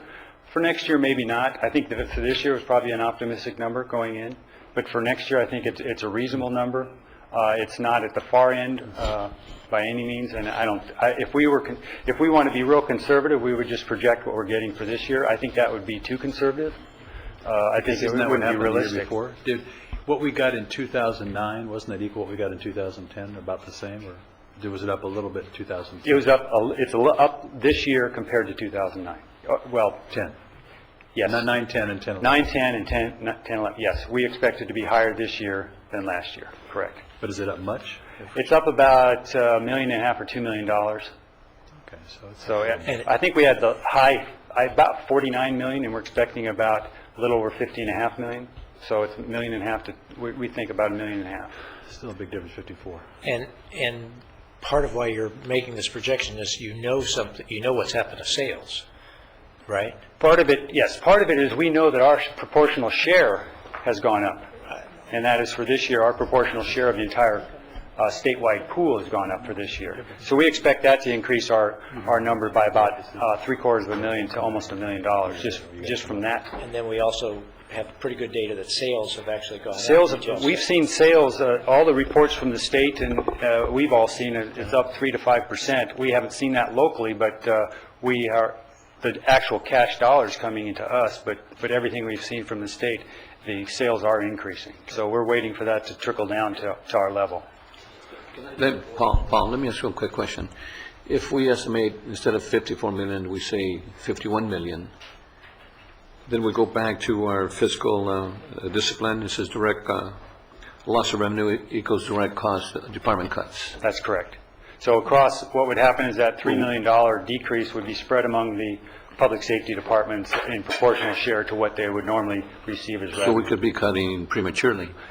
That's our basic premise, yes. Okay. I mean, it's already not going to be pretty, even with this, even if you consider this optimistic. He hasn't gotten very far through this presentation, but, when we get to the targets, people are going to have to be doing some cutting. That's just the way it is. Now, health and welfare realignment, since we weren't as rosy, let's say, for this year's projections in that area, we expect that to actually increase next year by about 3%. So, the Prop 172 fire contribution is the same as last year because we're expecting the exact same amount of revenue this year. And we are not incorporating any of the state or federal impacts at this point. So what does that mean overall? Here's our adopted budget. Left column is our adopted for this year, and 11-12 is what we're projecting for next year. Appropriations are down about $8 million, and direct revenue, you see, are down by about $8 million or $6 million. And then we end up with net cost actually going down by a couple $1 million. Our general purpose revenue is going up by $1 million, and we end up with the use of fund balance. If you recall, last year there was a use of fund balance for homeless programs, contributions to Boys and Girls Club, those types of things.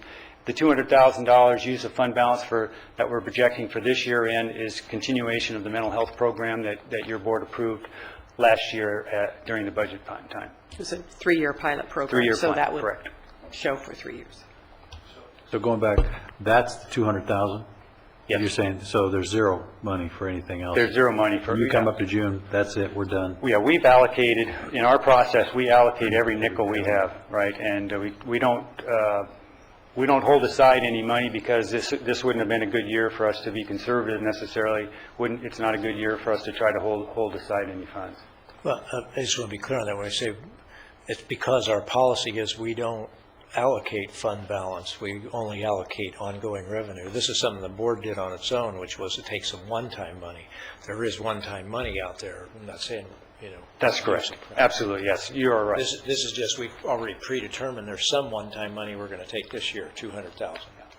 At the time, what we did, we set aside $3.3 million, and of that, $400,000 is really left over in the pot. $200,000 of that going out this year, $200,000 again in 11, 12, 13. So here's the adopted budget for this current fiscal year, broken out by what we call program area with general government at the top. Public safety is about $180 million of that. And then total general fund, you see at the bottom, of $3.3 million that we've spent in our net cost. As we go forward, what we did is we project what we thought it would cost us to maintain current service levels at next year's cost. And we ended up with about a $7 million deficit. If you say, hey, what is our deficit? Our deficit that we've projected at this point in time was about $7 million. And this is prior to us really working closely with the departments to determine some of their numbers. That number generally goes up as we get more detail from departments. We're doing it on a kind of global basis. For example, we have already met with the sheriff, and our numbers is let's say they're out of balance by $4 million, and they say they're out of balance by closer to $5 million. So those numbers will be fine-tuned during the budget process. Regardless, whether that's $7 million or $10 million, that's the number that we don't have available any money to cover that $7 million. So we've allocated all $316 million of general purpose revenue among all of those departments and are still short by $7 million. So what we've done with our target, which is the next column, Excuse me, Paul. Sure. Sorry. Last year when you put this up, what was that figure? Zero. In March for total general fund? Zero. It would have been zero. And then at budget time, we allocated $3.3 million. No, last year in March when you came in at... Yeah, we always come with a balanced budget. This one is not. Oh, I see what you're saying. I think it was about $8 million. I'm not positive. That's what I was trying to remember. Yeah, I think it was about $8 million. We can get that number for you. Great, I'd appreciate that. Right. I thought it was 8 to 10 million. Yeah, I think it was. So the target budget, what we've done is we've reallocated the $316 million to all the departments to try to get the balance down to zero. Well, $200,000, but for us, for all intents and purposes, that $200,000 is going to come from a designation. So the budget is balanced from our standpoint because we have $316 million of general purpose revenue to contribute to all those departments, and we've allocated all the department revenues. Well, if I look at that, is that just by a percentage? Not specifically, and we'll get into that a little bit more. Okay. And here's the detail on what we did realistically. The target, for example, in the general government, if you just take that, the adopted budget for the current year is $30,195,000. We projected that out. If everybody could have what they needed for next year, it'd be $32.2 million. Well, we don't have $32.2 million. However, what we do have is $1 million election coming up next year that we know we're going to have to pay $1 million for that there is no reimbursement for. So we allocated an extra $1 million into the target from this year's adopted. We basically reset everybody back at this year's adopted budget with some fine tuning. Okay, so we've in the general government area, we just reset everybody back to the adopted budget for this year and gave elections $1 million extra. So therefore, the target is now $31.195 million. So the $1 million is something the state, we have to hold the election, but they're not going to reimburse. That's correct. So we have to pay the $1 million. And then you look at environmental health. In order for them to run current service levels at next year's cost would be about $150,000 more than what they have currently. We can't afford that, so we reset all of environmental health back to current year's service levels. And so you see the target increase versus prior year adopted, the fourth column from the right, fourth column over, zero increase. So the $7 million was reallocated to all those agencies? Yes. Percentage-wise, That- to make up that deficit? Not exactly percentage-wise, but as we get into public safety, you can see that public safety, because of MOE issues, they're actually increasing by $702,000. And that is, and Right into the different departments to make up the difference. that's correct. What we do have is we have $1,017,000 of new general purpose revenues that are allocated out. Primarily, public safety is getting $702,000, and then in the Health and Human Services Agency, it's really about $300,000 in direct aid. There's some nets in there, but primarily the $1 million is going to public safety and Human Services Agency direct aid, about $300,000 to direct aid and $700,000 to public safety. It won't show up in these numbers. You have to get into the nitty-gritty detail, which our office loves to get into, but it'll net out to $55,000 because of some other. And that gives us a balanced budget. This will give us a balanced budget, correct. Okay. And you see the other administration of justice increased by $500,000. What's that? That is our obligation for trial court funding. The revenues aren't coming in the trial court area, so we have a maintenance of effort obligation under trial court funding. That was part of the trial court funding bill from whatever year that the state graciously sent our way. But anyway, we have a $500,000 increase in that. That is, We have to do that increase? we have to do that. That one's another one we have to do. Correct. And then other general fund you see is going down by 4.something million, 4.3 million. A lot of that is a $3 million that we had appropriated from the prior year already, if that makes sense. So if you knock that out, that's It's still a decrease. $1 million. Yes, yes. Right, drop. So bottom line is that the far right net cost reductions by each of the departments relative to what we expect them to have needed. Let's go across public safety. This is the current year budget. This is what we project them to need for next year, which is an increase of $4 million. We can't afford $4 million, so we've limited them to $702,000 increase. It's still an increase, but it's nowhere near their $4 million. So they being public safety as a whole, have to cut $3.3 million out of their budgets. That's how these numbers read across.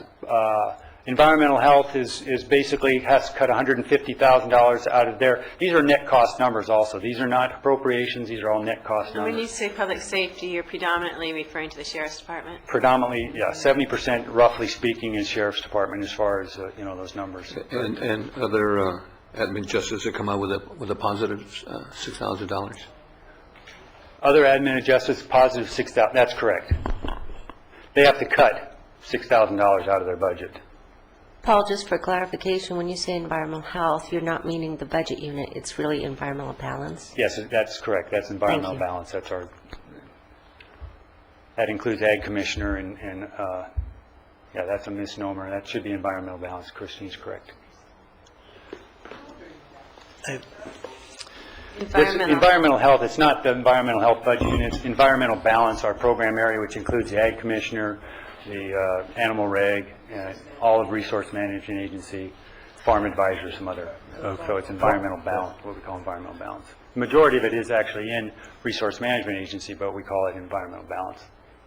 We mistakenly put environmental health up there. Probably, I want to make sure I understand column 4, Sure. as you're getting ready to go column 6, but I think basically if you jump over to column 6, you see the 900 under other general fund. Yes. Yeah, it's 4.3 million, but really the 3.3 million has to come out of that. So it's really a $996,000 decrease for them. That's right. Right? From last year's budget. Yes. So who under other general fund is getting $900,000? Where's that? Well, other general fund includes debt service, and includes our special accounts and contribution, which includes buy downs, and there's a number of different items in the other general fund. So those are specific primarily, programs. yes. For example, like if our debt service is dropping off, then That's correct. That's correct. So this isn't so much service cuts. No, and I can tell you 800 of that 900 is because our short-term debt service is going down also. Right, okay, all right, good. There's pluses and minuses throughout this whole process, but when it comes down to, if you want one number, that's really. So essentially, using column 4, I mean, and just crossing out the 3.3 million, we've got a $1 million increase in general revenue, right? Right. that $1 million increase and then about another $1 million decrease in other general fund expenditures. That gives us about $2 million to parcel out, and that's where you're coming up with $1 million for elections, and then $1.2 million for public safety and other administration of justice. Yeah, that's roughly where it's okay. So if there's, so anyway, I guess the bottom line is balanced. And that's how we went through our process. The good news is nobody's happy. So if we had too many happy people, then we say, well, maybe we should have, maybe we did something wrong. But since everybody's upset, we know we probably were at least fair in our process. How do, if you go back one more. So Health and Human Services, you're allocating $55,000 growth, right? Yes. Of 0.2% target. But, so they're $1.3 million on $34 million, on $33 million of net cost this year. So that's percentage-wise a pretty big hit. By comparison, public safety is 3.2 million down, but they're starting with 180 million.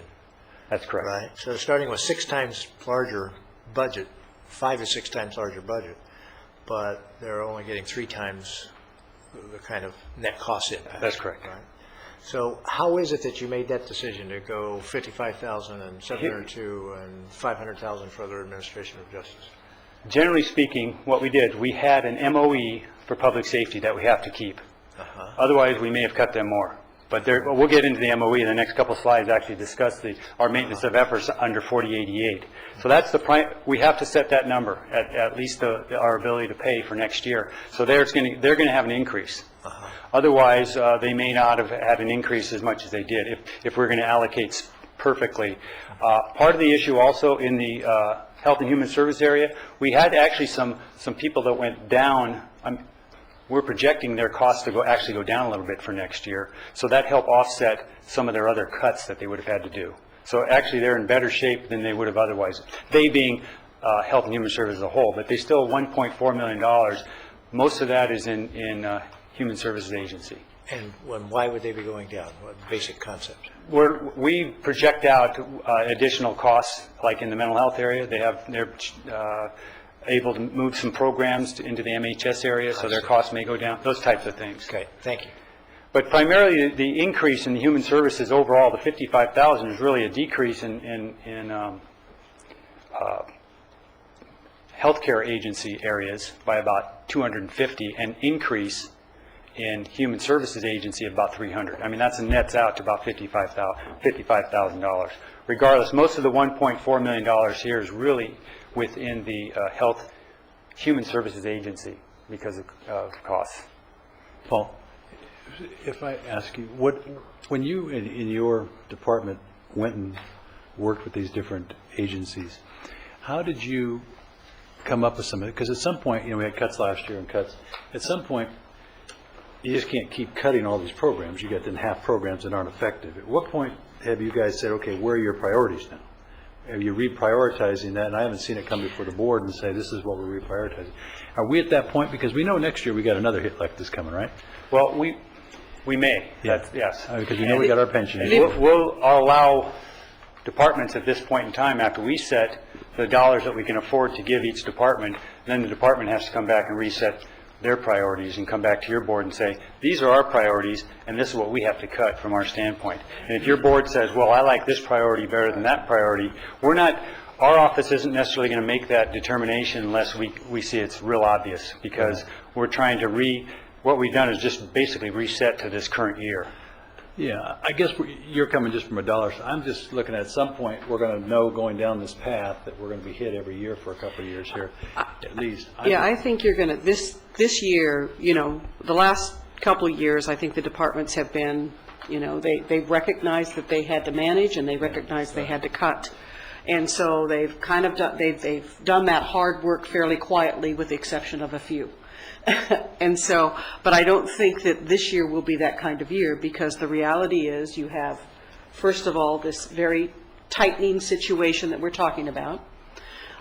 So being able to manage in this world is getting more difficult. And then on top of that, later down the road, we're going to have, and we'll talk about it, is what's happening with the state. And so the ramifications for what could happen this year are pretty dramatic and could be draconian, depending on what happens with the proposals that, the constitutional proposals, and whether or not revenue continues in some of these areas. This also, in public safety, does not deal with the issue that in probation, one of the things that we said earlier on was it doesn't deal with all the new state stuff. But there is about a program for that probation gets, where probation gets between $4 and $5 million, and it's due to sunset in June. That really supports all of our programs where we redirect kids out of, we keep them out of the hall, we keep them, all that work, that programmatic work out in the community. So it's sort of like we haven't dealt with that issue yet, and we're not dealing with it yet because we don't know what's going to happen with that VLF money. This was where the extension was sitting there anyway. So it's really problematic. What we're doing is saying, right now, here's sort of the financial picture that our financial world as we know it. This is what we've shared with our departments as their financial world, the targets that they have to make. They are going to have to come forward to the board and say, this is what I can do with that target you gave me, Right. That's where you're going to be. Okay, I guess that's where I was coming at. At some point where all of a sudden they get hit with $1 million less, or they go in and say, well, I'm just going to cut this program down and cut this, where if we would have said, because next year you're going to hit, our priorities would have been a little different. Oh, if you would have told me that I wouldn't have cut that, I would have got rid of all of this and kept that, but now I lost half of what you see what I'm saying? If we know that there's a long-term planning a little bit involved, but I'm just afraid that we're going to see these people in June and that's all we're going to hear versus should they be now talking about what some of those priorities are. I guess that's where I'm coming. So we as a board can go, if this is how you're getting to these numbers, that's not maybe what we'd like to see. We'd like to see, I understand what you're saying because you have these, if we have to give up one or the other program, we'd rather give up this program and keep this one whole, get rid of that. I guess that's where I'm looking at, is trying to figure out how I just see next year is going to be another tough year, and it's going to be a tough, and so we should be a little bit more long-term planning. Well, and I think our plan is to have the departments start coming in mid-April to tell their story, and then hopefully have the departments that have issues and have a prioritization. They can tell your board what their priorities are based on their budget. Yeah. They'll come to you right here, and we'll set aside some time during board hearings. And have study sessions. And that'd be great. During and if April they could say, okay, here's where we are now, and if we get hit with 5% more next year, and then 5%, like I was telling Marty, I think it was Riverside now has put out a deal, and they're making all the departments give us a 5-year, you're going like this for the next 5 years, and making everybody plan, knowing how they're going to get to those numbers in advance, versus saying, hopefully, when the market turns around and everything gets better. Because I don't think that's going to happen. If it does, it's going to be very slow. We're probably still going to do some of this. So. Yeah, and what we do is we maintain 5-year forecasts from the general fund standpoint, saying, okay, where are we going to be?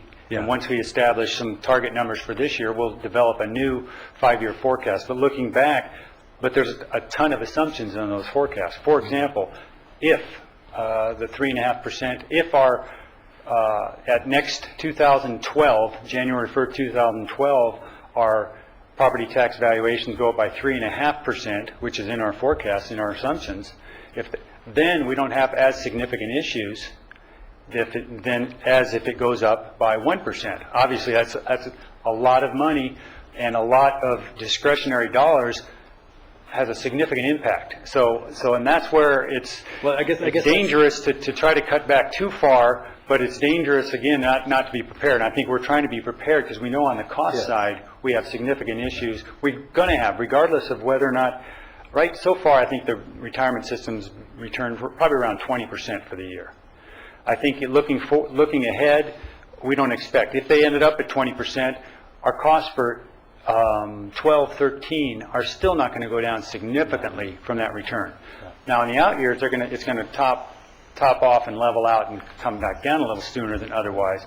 But for 12-13, it's not going to have a significant impact on our contributions. Right. We know that those contributions are out there. Right. So we know next year we're going to get hit. We're going to get hit. I guess so. Part of my thought would be that if we hit your 3.5% here's our projection, this is what I would do. If I only hit 1.5, this is what I do. If I only hit 0, this is what I mean, just so there's some planning so that it just doesn't all of a sudden come and boom, we got hit like, again, we were down, what, $4 million in our 172 money. Are we going to plan that it's up to 55? Is it going to be 52 or 50? And then we have different things that we know so that when they come before us, here's how we thought the priorities should be. I mean, they run the department, they know more than, but we still have some priority issues that I think would be, I'm just looking for some more long-term. Sure, and we'll come back to your board with a 5-year forecast in the May timeframe. Say, hey, this is what we see. Here are the assumptions. If we change the assumptions, here's the different numbers. Here's 3 assumptions. That's not a problem. We can just plug in those numbers. Come back and say, here's with these assumptions, here's what we're going to do. Right, we can do that. As a matter of fact, we do that, and we'll make sure we return to your board to let you see what those numbers, how they roll out over the next 5-year period. County Ventura Ordinance 48 MOE, everybody's familiar with our Ordinance 48, and that is the maintenance of effort for public safety net cost. There's 2 formulas that we calculate during the year. One is our ability to pay, and that's simply an increase in our estimated general purpose revenues. And that is, for this, our assumption for next year is 0.3%. So under that scenario, our ability to pay scenario, public safety would get a 0.3%. Public safety as a whole, not each department, but public safety as a whole.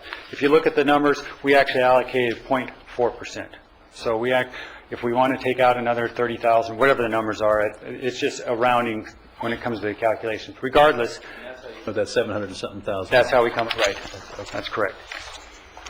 And that's the lowest it's been in a long time, hasn't it? I would have to pull the numbers, but I think we had actually a negative, but I'm not sure that the public safety got a negative.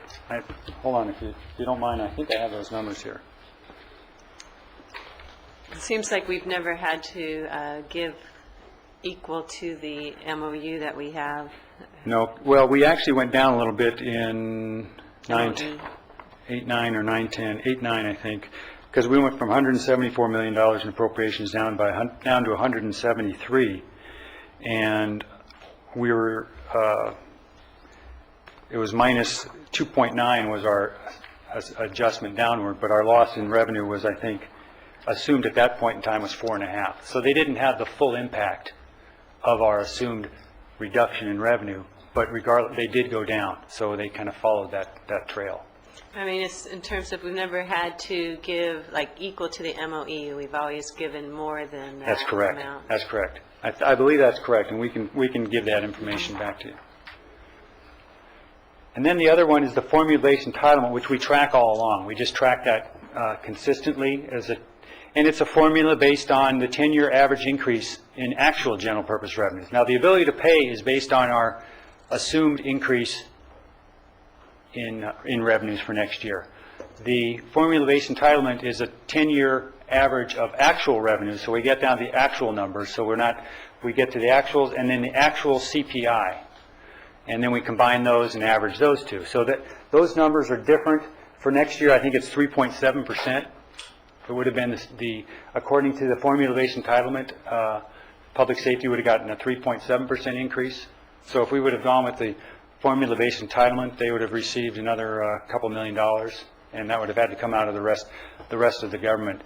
The problem with when you exempt $180 million, if we have $316 million of general purpose revenues, and you're trying to cut departments by a portion of that $316 million, if you exempt $180 million of it, because that's public safety, if you exempt direct aid dollars, if you exempt debt service, and I think we've gone through this process with your board before, we end up with $70 million or in that range of really discretionary dollars. And so when you're cutting $2 or $3 million out of $70 million, it's a lot different than cutting $2 or $3 million out of $300 million. So when we get down to it, a lot of the departments that are left over are disproportionately cut when we actually have to cut net county cost.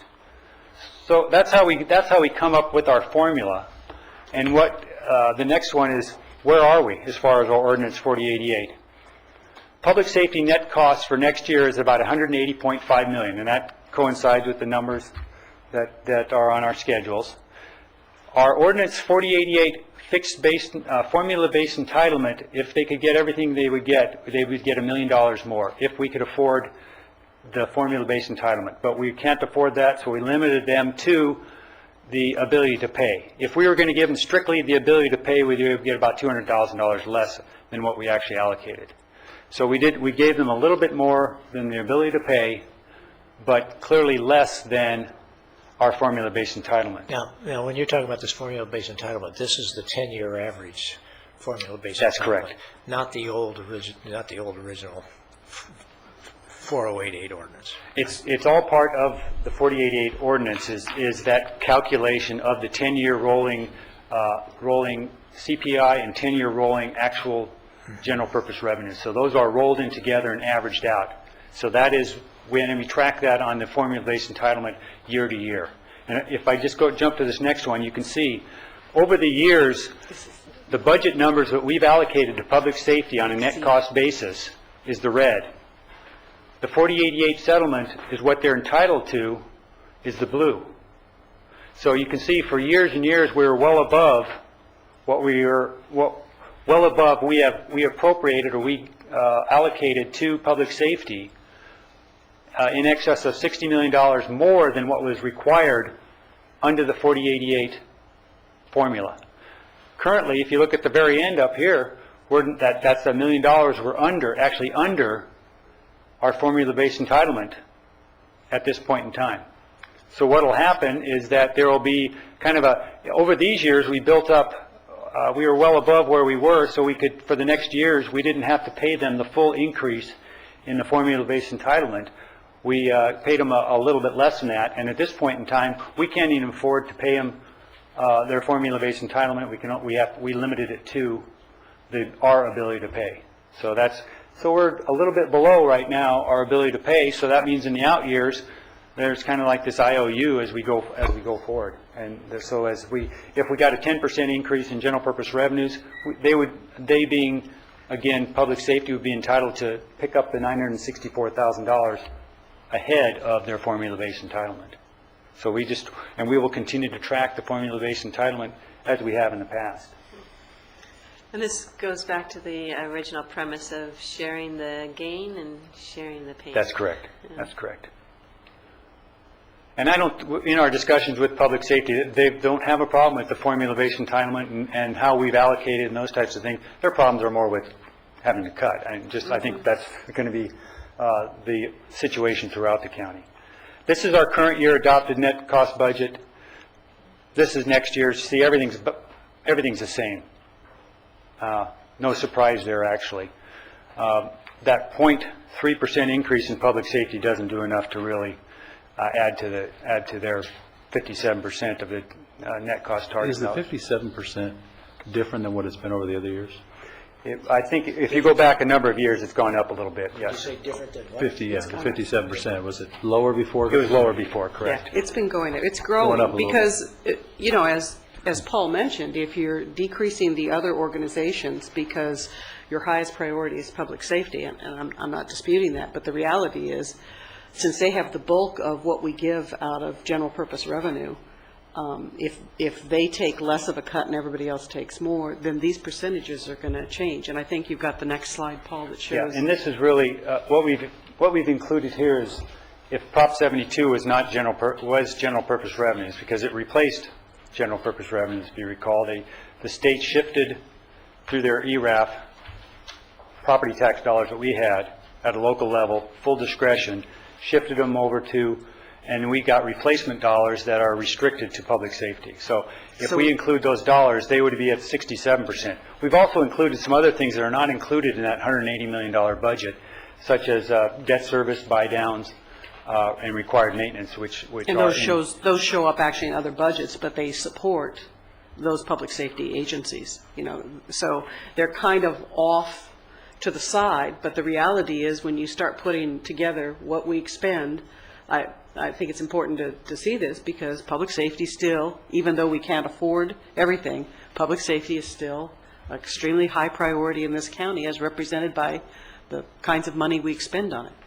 If you just go with these numbers, if you look at these numbers, The blue, red, orange are all the same as you go forward. The 21% in the, what's called other general fund, becomes 11, and it jumps from 57. Basically, about 10%, roughly speaking, of those dollars go over toward the sheriff's support. That's fundamentally, it's an allocation. We've allocated most of that is, frankly, the $54 million in Prop 172. I mean, that's the majority of it, but it's also the buy downs and debt service that are in general fund, other general fund budget. And Paul, $172 never replaced the total no general purpose revenue loss that we experienced. No, we're waiting for some ERAF information, so we'll present that to the board also regarding what the difference is. Substantially behind.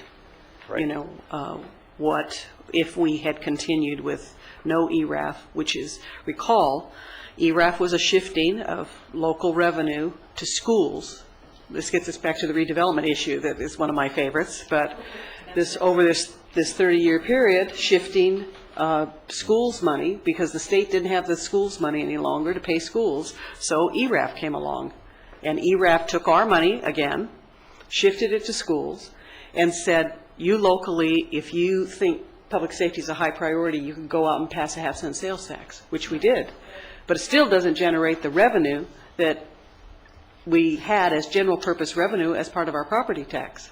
So you have schools shifting money over, redevelopment agencies taking money from schools and general purpose funds, and the state shifting behind because the state can't make schools whole without an ERAF. So, and I can tell you this, is that regardless of how big that green piece of pie is, it doesn't take away from the fact that public safety has to cut. They have to cut. So, and we're talking 3.2 overall, but I mean, realistically, we're talking sheriff between 4 to 5 million, and possibly the DA another million. These are the numbers that we're working through now. We don't necessarily agree 100% with their numbers, but even under our numbers, the DA would have to cut a couple hundred, and the sheriff would have to cut 4. So, Paul, is probation included in the 67? Yes. It is? Yes. So that potentially then, how about the 4 million that? That's not in that number. That's not That in 4 that million number. is just pure. Just out there. Under our policy, that's direct revenue that would go to probation, that they would have to cut their appropriations by that $4 million. And that's significant. And that doesn't include, I think, $200,000 in the district attorney, and another, when it comes down to all the cities involved with it also, I think close to $1 million for the sheriff for that whole ERAF. And according to what Sue had just told me, that is part of the constitutional language, so that VLF, excuse me, ERAF, yeah. Too many acronyms, but the VLF dollars. Detrimental, yeah. Yeah, very. Assessed valuations, we update this every year just so you can look at the pretty colors. Way down in this year, you see way down actual is minus 2.1, 2.4%. We're doing a little better. It was only minus 0.3 this year, and then we're assuming a 1.5% increase for next year. This is just a rolling 10-year. It's right in that same range. So if we ever get back to normal, what is normal? Even at the low end of the normal is 4%. So I think if we can assume a 4%, we would be in much better position than we are now, obviously. But if you get into the middle of the normal, we're talking 6%. I think generally speaking, it's about 5.5% is the long-term average. So, and in our out-year forecast, that's the number we have included in the assessed valuation increases. Whether we're right or wrong, it'll be determined down the road, but just to let you know. And the blue line is, you can see how volatile that is. General purpose sales tax revenue, it's not big dollars for our general fund, but at one point in time it was 10 million, and we're talking about in the $7.5 million range now. This is just general sales, this is what cities really live and die on. It's 1% of our overall general purpose revenues.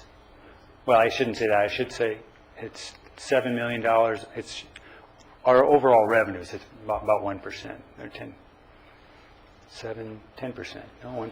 I can't figure that out without a calculator, sorry. Prop 172 revenue, see back here in 5, 6, 6, 7, you know, if now that you're in hindsight, you'd say that's unsustainable. This kind of growth is unsustainable. Well, it probably is. You know, if we had foresight, what we would have done, if we would have known this was going up and then coming back down, we would have leveled the line off a little bit. But we didn't know that. Now we know. So what we're doing is we're trying to be a little more conservative. I don't know if it's a conservative number or not, but we're assuming Well, and this even at year that end. time, it would have taken cuts. I mean, the reality is that you would have been cutting earlier if, in fact, you tried to level that line out. And you would have been under considerable pressure to use every penny of 172 money for the public safety agencies. It's just the way it is.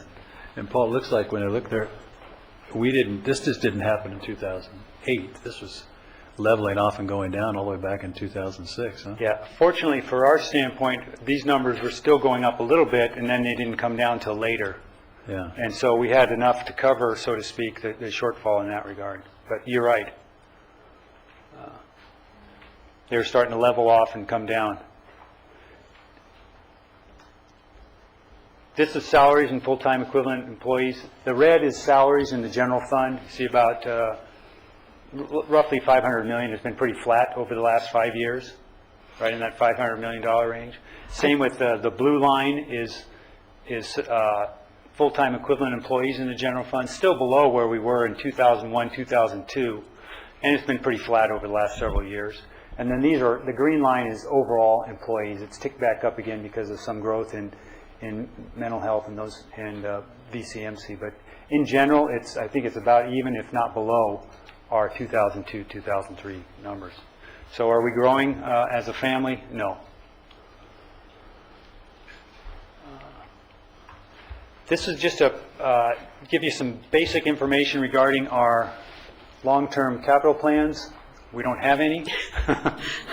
We have plans, but we don't have any money for these plans. So we continue to lay out our long-term plans, but due to funding constraints, we really aren't anticipating going forward with a lot of these things.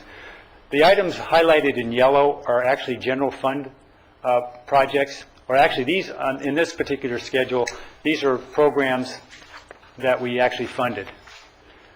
This was attachment C to the current year preliminary budget. These are the items that we consider to be priority items. And of the 2, 4, 6, 8, or whatever are on here, 3 of them were actually funded. And they're going forward at this time. These are other outstanding capital projects that we know are out there. The priority is obviously much lower. Can I, on some of those items on the last chart, showed that projects for which we've already put some funding towards. And I would guess there would be some ramifications financial-wise if we don't complete them in a certain time frame as planned. So I'm wondering if we'll get a report back on what some of those ramifications will be. These programs, all of these items here are funded in the budget. Those ones in the yellow are all funded in the budget. Okay. Yeah, they're all part of the But the ones in blue are the ones I'm talking about. We have already put some expenditures towards some of those, and I'm just wondering if there is going to be impacts from Yes, there will be, and one of the schedules coming up will show long-term what our projections are relative to increasing the debt service schedule for these items. Well, like, for example, the financial, let's see. JJC office building, for example, we've spent money, about $1 million for the design and pre-construction design. And we put it on the shelf. And we put it on the shelf. We are paying that off, but as part of the overall capital project, but we put it on the shelf because we can't afford to build it. We started that design, and we'll continue to pay off the debt on the design phase, but going forward, we just can't afford it at this point in time. And we also did not ask anybody, I mean, normally we go out and we say, okay, capital projects, what do we need in terms of capital projects? We did not do that this year because the reality is we have no money for any capital, for mostly any capital projects. Paul's reporting where we've spent money, and you're going to see what debt service is currently on the books as we move forward. Yeah, and we will come, eventually we will come back, because part of our we have to develop a 5-year plan. So part of that, developing a 5-year plan, we will be asking departments to put in, but I think they already recognize it. Okay, and so we are making our commitments, meeting our commitments with those projects we've already started, but we're just not starting new ones. That's correct. These are the other items that are outstanding capital projects that we know that eventually down the line we're going to have to tackle. County buildings. This busy schedule here, the items in yellow are really general fund funded items, completely general fund funded items. Some of the other ones are offset but with revenue. What this is a long-term projection of what we think, assuming all these different projects go in, when they would roll in, those types of things. See, If the projects were approved. If the projects were approved, correct. For example, let's go down here to something easy. Payroll system. This is our old payroll system that's being paid for out of the general fund. Okay? $1.6 million, and then this next fiscal year we have $1.6 million additional. This is our payroll system also, the VCHRP, Human Resources Planning Upgrade. We expect to start paying debt service on the upgrade next fiscal year. So that 400 and some odd thousand per year for the 7-year period. So we've allocated the dollars that was on the other schedule. The other one on the schedule, land use system, we've allocated $893,000 for next fiscal year to pay for the land use system. And these are proposed down here below this line are proposed new debt service. We don't have anything starting until 13-14, and that may be optimistic at this point in time. So we've tried to roll in some of these other items in the out years. You see our debt service total debt payment at 13 and going down to 11 for 12-13, and then going up to 20. So how do we roll in some other items, or do we use this reduction in these years for other programs, and then increase it to 20 million, so we reduce or we just push everything out and keep it at 11 million for the out years. Those are some discussions we'll have down the road. Because long term, we have to obviously plan for capital replacement, capital improvement, but clearly it becomes an affordability issue. When we look at, for example, the property tax system, 25 million, that's still an older number. We don't know what the actual number is. They're going through the RFP process now. We set aside some money so they can go through that process. Once that's completed, then we'll know whether or not we can afford a new property tax system or when we would have to start paying for it. So that's going to be, and we'll have to prioritize those other proposed debt service and where they go out. This, I think your board has seen this at least 1,000 times, but it's always, in my opinion, worth sharing. Our debt service fund balance to revenues ratio for this year is going down a little bit, and it's about 9.2%. And these are budget numbers. And so it's 9.2% of our overall. It's about 60% of what we want it to be. If we want it to be 15%, and it's at 9%, then we're about 60% of those levels. But a whole lot more than 2001, 2002. Yeah, no doubt. I think yes. I think that over the last several years that there's been a real diligent effort to get those numbers to where they need to be. And this is this one's always a little confusing. We're calling this fund balance. It's not reserves. Yeah, this is our designation for subsequent year financing, a portion of fund balance is what it is, and this is somewhat discretionary. I mean, all the fund balance is discretionary on your board's part, but this is really the pure discretionary. For example, we do have health care designation for health care, which is about roughly $18 million. But that's allocated specifically for health care to back up the tobacco settlement plan, those types of things. So, these are the numbers that we would consider to be unreserved. And didn't we grow our reserves last year by 20 million? No, that would have been this prior year. We went from I believe it was from 63 to 89. Right. But that was we didn't think it was that big, and it ended up not being that big. But the adjustment was made in this year is about $4 or $5 million CAFR adjustment. So it wouldn't have went gone from 63 to 83. Right, that's correct. It did grow by 20 million. It's about 20 million, right? And then, so what is the number this year? What is this number here that you're saying is 9.2, and what? This is about, about $81 million, roughly speaking, $81 million. And what was the figure before, the dot before that? That's 89 million, so it went down by... Oh, that's because of the CAFR adjustment, because that's sort of a, Yeah, we well, knew there was an error in that. Yes, there's a $4 million CAFR adjustment, there's a $3.3 million allocation to the homeless program, $550,000 allocation to our Boys and Girls Club, those types of things. So overall, it's about an $8 million downward. Okay, so the 4 million CAFR. Otherwise, if you didn't have that 4 million CAFR in there, you'd be pretty close to having these be just straight flat line. It'd be fairly Those close, two yeah. dots. It would just be what your board allocated last year. So that's what you mean when you say budget numbers rather than sort of like actual. That's correct. Right. That's correct. Okay. And we're expecting... So basically the trend the last 2 years is we've been basically right about at 9% and holding at 9%.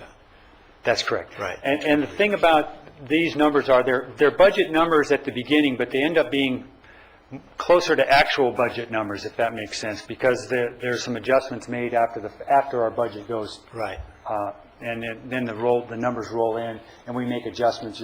The board authorized the auditor controller to make adjustments to those fund balances. And this 9% in terms of fund balance to revenues, relative to other counties around us, that's a high percentage, correct? Actually, we did some research in that regard, and to compare apples to apples, what we did was we went into the CAFRs for those about probably 15 different counties, and we are actually a little bit below the median for the unreserved. To Santa Barbara County? Santa Barbara County is about the same as us. Kern County is roughly the same as us. LA County is above us. San Mateo County is like out of this world. They're like at 60% or something like that. I mean, or maybe that was Marin County. I'd like to go through those CAFR numbers. We can send you that information, Great, absolutely. thank you. Yeah, I was actually surprised myself. Our number, when we get to the CAFR, because it includes some information that's not in here, like trust fund balances that are not necessarily allocable to by your board, they're already kind of allocated. Regardless, it's about, I think about 15%, 14 or 15%. So if we didn't do it by CAFR and we included all of those other things, we would have a significantly higher. If only we went to CAFR? No. If we included all the other reserves besides designated for fund balance, we'd be significantly higher than this 9%. Yes. Correct. Yes. Okay. But we have to be careful because we can't include some things already designated though, right? Well, you can and you can't. There are items that are included in CAFR that we do not include from a budgetary standpoint. Right. The main item is the teeter set aside. The main item is what? Teeter. Our teeter set aside to buy out our teeter program, to fund our teeter program. Well, when it comes to CAFR, it's kind of combined in there. So that's significant dollars, so that really pumps up the buck. So people that use really big teeters, it completely throws off using CAFR as comparisons. Somewhat, yes. I hate to even ask this, but for those who are listening at home, can you tell us briefly the CAFR and the teeter definition? The CAFR is the Comprehensive Annual Financial Report, and that is the actual financial statement for the county. It's prepared by the auditor controller and audited by the outside accounting firm. Teeter is what we consider to be a buyout of our delinquent taxes, and we buy out the delinquent taxes and then collect the delinquent 10% penalty and all the interest on those taxes. So that's a revenue source for us, about $6 million a year for the general fund. Does everybody do designations for subsequent year financing? Everybody calls it a little bit different. As a matter of fact, when we get down to new GASB, Governmental Accounting Standards Board, designations and fund balance definitions, they're going to be changed a little bit. I think unreserved, or I don't know all the titles. If we try to do a comparison where we use designation for subsequent year financing or the equivalent in other counties, or is that just? That's pretty much what we try. We can't.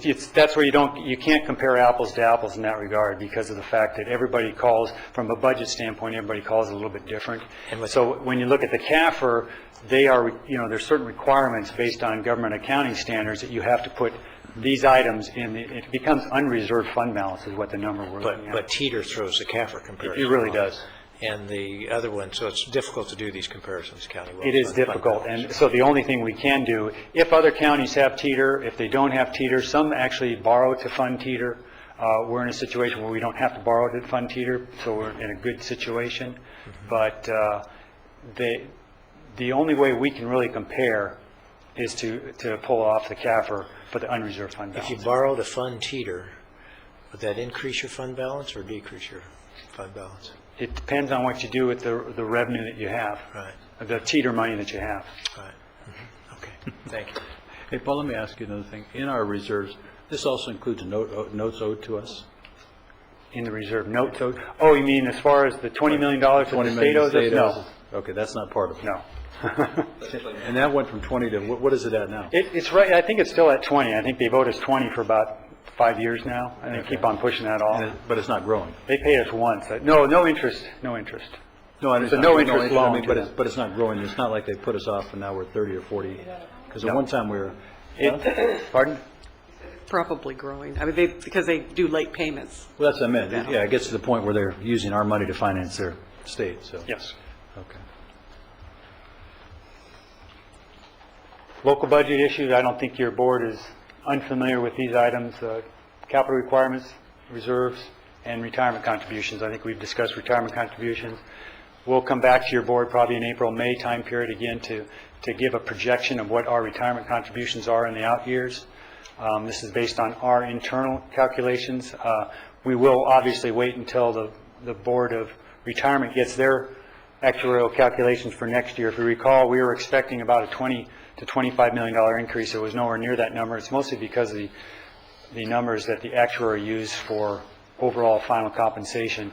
We would expect there to be adjustments in their numbers downward significantly because of those final compensation numbers for next actuarial. So we'll see where the numbers come in. We would expect the percentage increase in payroll to go up roughly the same, but it'll be based on lower dollars. But on the other hand, it may increase our unfunded liability contribution because of a lower payroll that they're assuming it'll increase on. And these are key potential future impacts, state funding. No news there. State deficit restructuring program and realignment. Restructuring program is almost as probably more dangerous than realignment. Under their realignment program, at least they say they're going to give us money. Under restructuring, I don't think they are even giving us that facade. Clean Water Act mandates, and then revenue stability based on local issues. I think that's... Well, let me just ask you another quick question.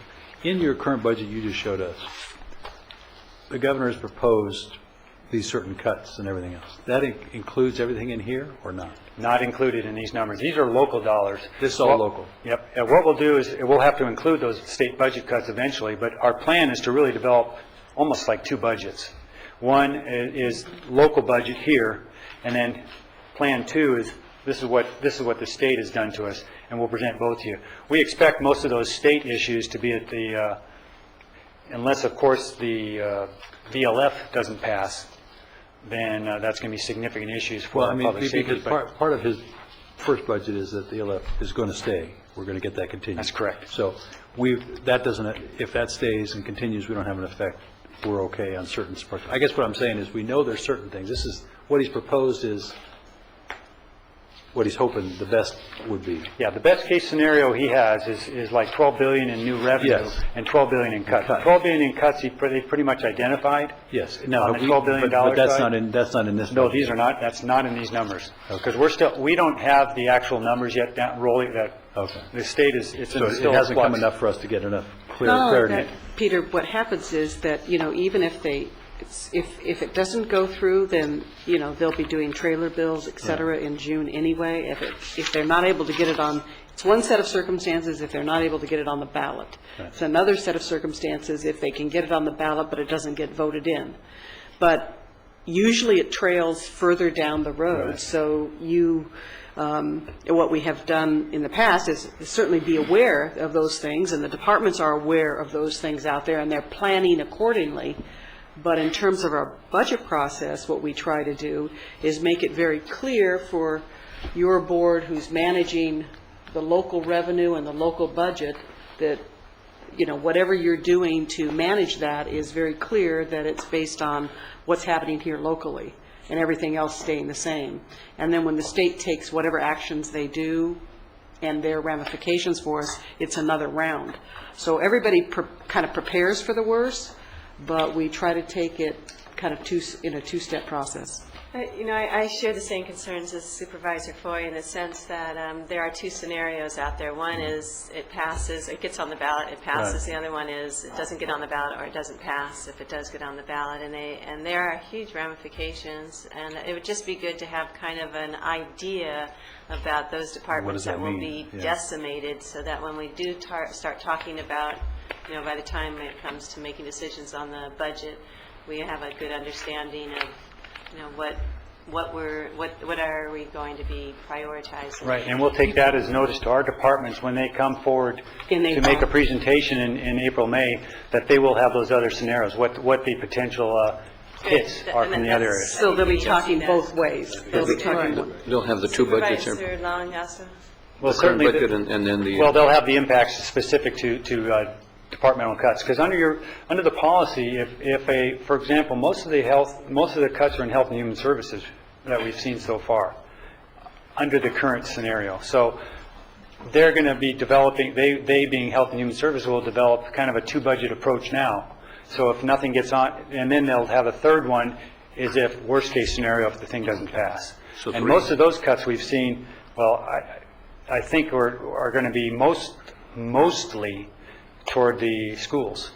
That's what we've seen, is probably primarily toward schools, and then some additional cuts in COPS. So we're going to look at three scenarios then. Well, kind of three scenarios. And if the state passes their budget before we fully develop our budget, then we will incorporate as much of that state budget as we know at the time into our budget, and then we'll have down to a two scenario. But clear the departments, between now and the time they present, they'll have the information for your board to let you know what the impacts are under the different scenarios. So it's kind of at least three scenarios, yes. And you'll pick us all up off the floor if the state prepares their budget before we prepare ours, right? We'll have healthcare agency available. Sure. And Supervisor Long has a comment too. The one's for you, Peter, and one for legal counsel, and I'll give one to you later. The part of this is this discussion on the state and the ballot measure and the whole realignment work that's been underway. And there's clearly the doomsday scenario of if it makes it to the ballot and doesn't get voted on, if it doesn't make it to the ballot, then what's a doomsday scenario? So that information's already out there. It'll just have to be calculated for the impacts locally to us. But the news was that they at least have moved ahead with the Constitution Amendment language to put it on the ballot. Both what you have is a copy from introduced by Senator Steinberg and by Assemblymember Blumenfield to implement a constitutional amendment language that would move forward the package of the not sunsetting all of those revenue streams for 5 years, and then also within that some realignment language that talks about protecting local government in the realignment. They're calling it Realignment 2011. If you look on the Blumenfield piece, I think the key parts, they'll just give you it's a broad brush. It's not details of, down to the dollars in our budget or the fiscal impacts. But if you look at, how do I look at these pages? Starting on page 5, at the bottom, a mandate of a new program or higher level of service on a local agency imposed by 2011 realignment legislation and any other regulation adopted shall not constitute a mandate requiring the state to provide a subvention of funds. What CSAC worked on, I'm going to make this short if I can, is to protect us locally, to say that they cannot pass new laws that would then push a mandate to us or additional services, and if the federal government does, that they would share in funding those federal government impacts, in some cases a 50-50 funding. And the other piece that I was looking at on that, if you move over to page 6, it talks about legislation and the state providing annual funding for cost increase. Local agencies shall be obligated to provide programs or levels of service for which funding has been provided, so we're not going to be required to provide more program or services that funding's not committed to. Basically, it takes a baseline, as I recall, from guaranteed dedicated revenue source through 2016-17, starts with the baseline of last year, and funding levels must be worked out. What will follow this constitutional amendment, of course, will be between now and even the June ballot measure, is additional legislative implementing language on all of the components of the realignment 2011. So you'll be hearing more of it.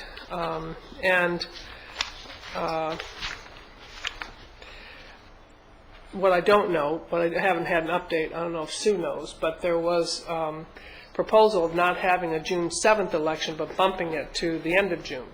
And I don't know where that date sets, because they were the governor was actually trying to look at bringing some other things into the one ballot so as to not incur additional election costs. So protections from future state law changes, shared financial risks for federal law changes, court decisions, guaranteed and dedicated level of funding for future years. A lot of work pounded out on this, lots of work done, and I think that the governor really did look to CSAC as being the lead on this, much to the dismay of the league. So that's where it stands right now. Sue, I don't know if you have any further analysis on this, since this is the first time I've had the final document that's presented, but I don't yet know a date for the election, for it to go to the voters. I don't know that they've decided if they can make that original beginning of June date. I think they're still in flux with that. One thing to note, that this piece of legislation, both those pieces of legislation, include that 0.15% BLF that goes to public safety, which the original bill in 2009 did not include, so it's included in that. So if it gets passed, the other thing is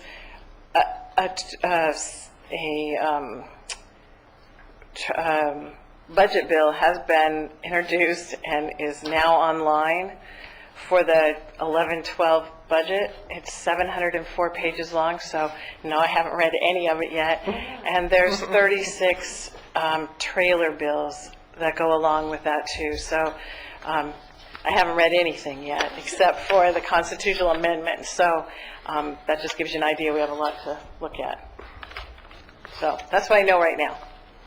It'll probably change in 30 minutes. But an agreement is holding between the governor and Republican senators put this on, from what you're hearing? It seems to be on hold. I mean, going so far, so good. And the next thing we expect to see happening is the RDA issue. Should come up in the next couple of days. What they do with RDA. They expect to have bills that would do what the governor asks, and that's to eliminate RDAs as we know them right now. Except and the bills is coming out of committees so far in support of sunsetting RDA, except they are looking at pulling out the 20% set aside, establishing a new named fund so the dollars could be used for housing, for low-income housing, to protect that interest. That seems like a wise move. Yeah, absolutely. Mr. Dursey, are you done? I'm done. If you say I'm done, I'm done. Okay, you're done. Oh, thank you. Thank you. Yeah, thank you. And do we need yes we do, a vote to receive and file? Second. We have a motion and a second. Can we please vote? And I think the last thing on our agenda is board comments. And I know we all have a lot to say. I'll go first. Do you remember these people? Thank you. Okay. Thank you, Supervisor Foy.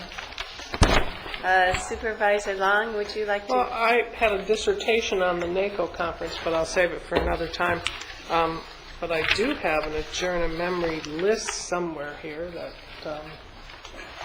I want to want to present. We've just talked about the CSAC work, and frankly, at the NACO conference, I think I spent as much time in the CSAC work as I did in the NACO conference. We did get a chance to visit NACO with some agencies related to looking at some creative financing to help with our hospital, and we'll see if any of it pans out or really has any value for us. And the NACO platform carried forward things of interest to us as far as Safety Lou and PILT and continuing to protect local governments. The same message at the federal level as the state level. Don't push mandates down to us without funding, and locals can do the job better, so leave us alone. The one that was important to us coming out of our watershed protection district was carried platform, and that's the whole issue with our levee and vegetation management on the levees. So that was carried forward on the platform. Safety Lou, what do you understand Safety Lou? What do you mean? Transportation. Yeah, transportation. Oh. Yeah. And I have that if you want more information on it, but basically it's asking them to at least right now they're just doing week to week to keep the doors open. The federal government, as you know, and they've got continuing resolutions, and rather than doing a continuing resolution for 3 months, do it for a year until they're able to really focus on what the needs are for that particular subject area. So it's interesting that it's as chaotic there as it is at the state level. Real strong position by NACO on CBDG to protect CBDG funding and advocacy and the importance of the pieces of safety net that those dollars do for all of us that there's great interest in. So the last piece, and just a fun piece. My Boys and Girls Club in Camarillo needed to, as everybody is, looking at how to control some energy costs, and they were approached by Solar World, which has been in Camarillo for 30-some years, and they do solar roofs and solar panels for energy, and they came and within 6 weeks' time went through the permitting process at the city of Camarillo and installed a solar roof that's going to offset about 20% of the electrical costs for the Boys and Girls Club. So we went for a dedication of that. It was fun. Excellent. It was good corporate support for the Boys and Girls Club. So kudos to Solar World. Okay, and that's it. Another solar company to do it at another Boys and Girls Club. Yeah. I'd like to adjourn in memory of the constituents on this list, and I have quite a few items to share, but I'm going to share just one of them. Is congratulations to the Oxnard High Academic Decathlon team. They came in second in their division, and 7 of the 9 students came out with the gold medals, silver medals, bronze medals, and I just want to congratulate them. Hopefully, bring them to the board for recognition. And Supervisor Bennett. Adjourn in memory of the people on this list. That was faster than Supervisor Foy said. I also want to adjourn in memory of Endless people competition. I love it. on this list, and there's only one person, if that makes it faster, but I do actually want to add a couple other comments. And that is one I failed to mention last week, but is still worthy of praise, is we've had a huge spike in residential burglaries in Thousand Oaks, 27% increase over last year. And just the last 2 weeks, the Thousand Oaks Police Department, which of course is our fine, outstanding sheriff's department, got some burglars from that were in Thousand Oaks from Oxnard street gangs, as well as in a separate set of burglaries in the same area, Avenida de las Arboles corridor, another 3 gang members from the San Fernando Valley. And I also just want to highlight, in one of these cases, a resident actually chased down a gang member.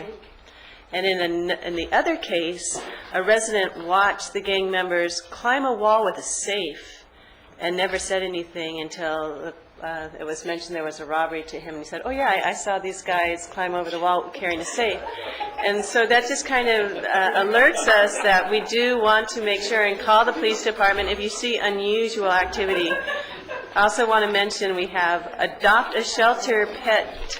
Our wonderful shelter has a Let Love Bloom in Your Heart this spring, Adopt a Shelter Pet. And Saturday and Sunday, April 2nd and 3rd, you can get a 50% discount, up to $60 to adopt. and they are calling it, give these animals forever homes, F-U-R, forever homes. It is very clever, and I think I have one more thing. Oh, yes, it's March 15th, so please make sure and...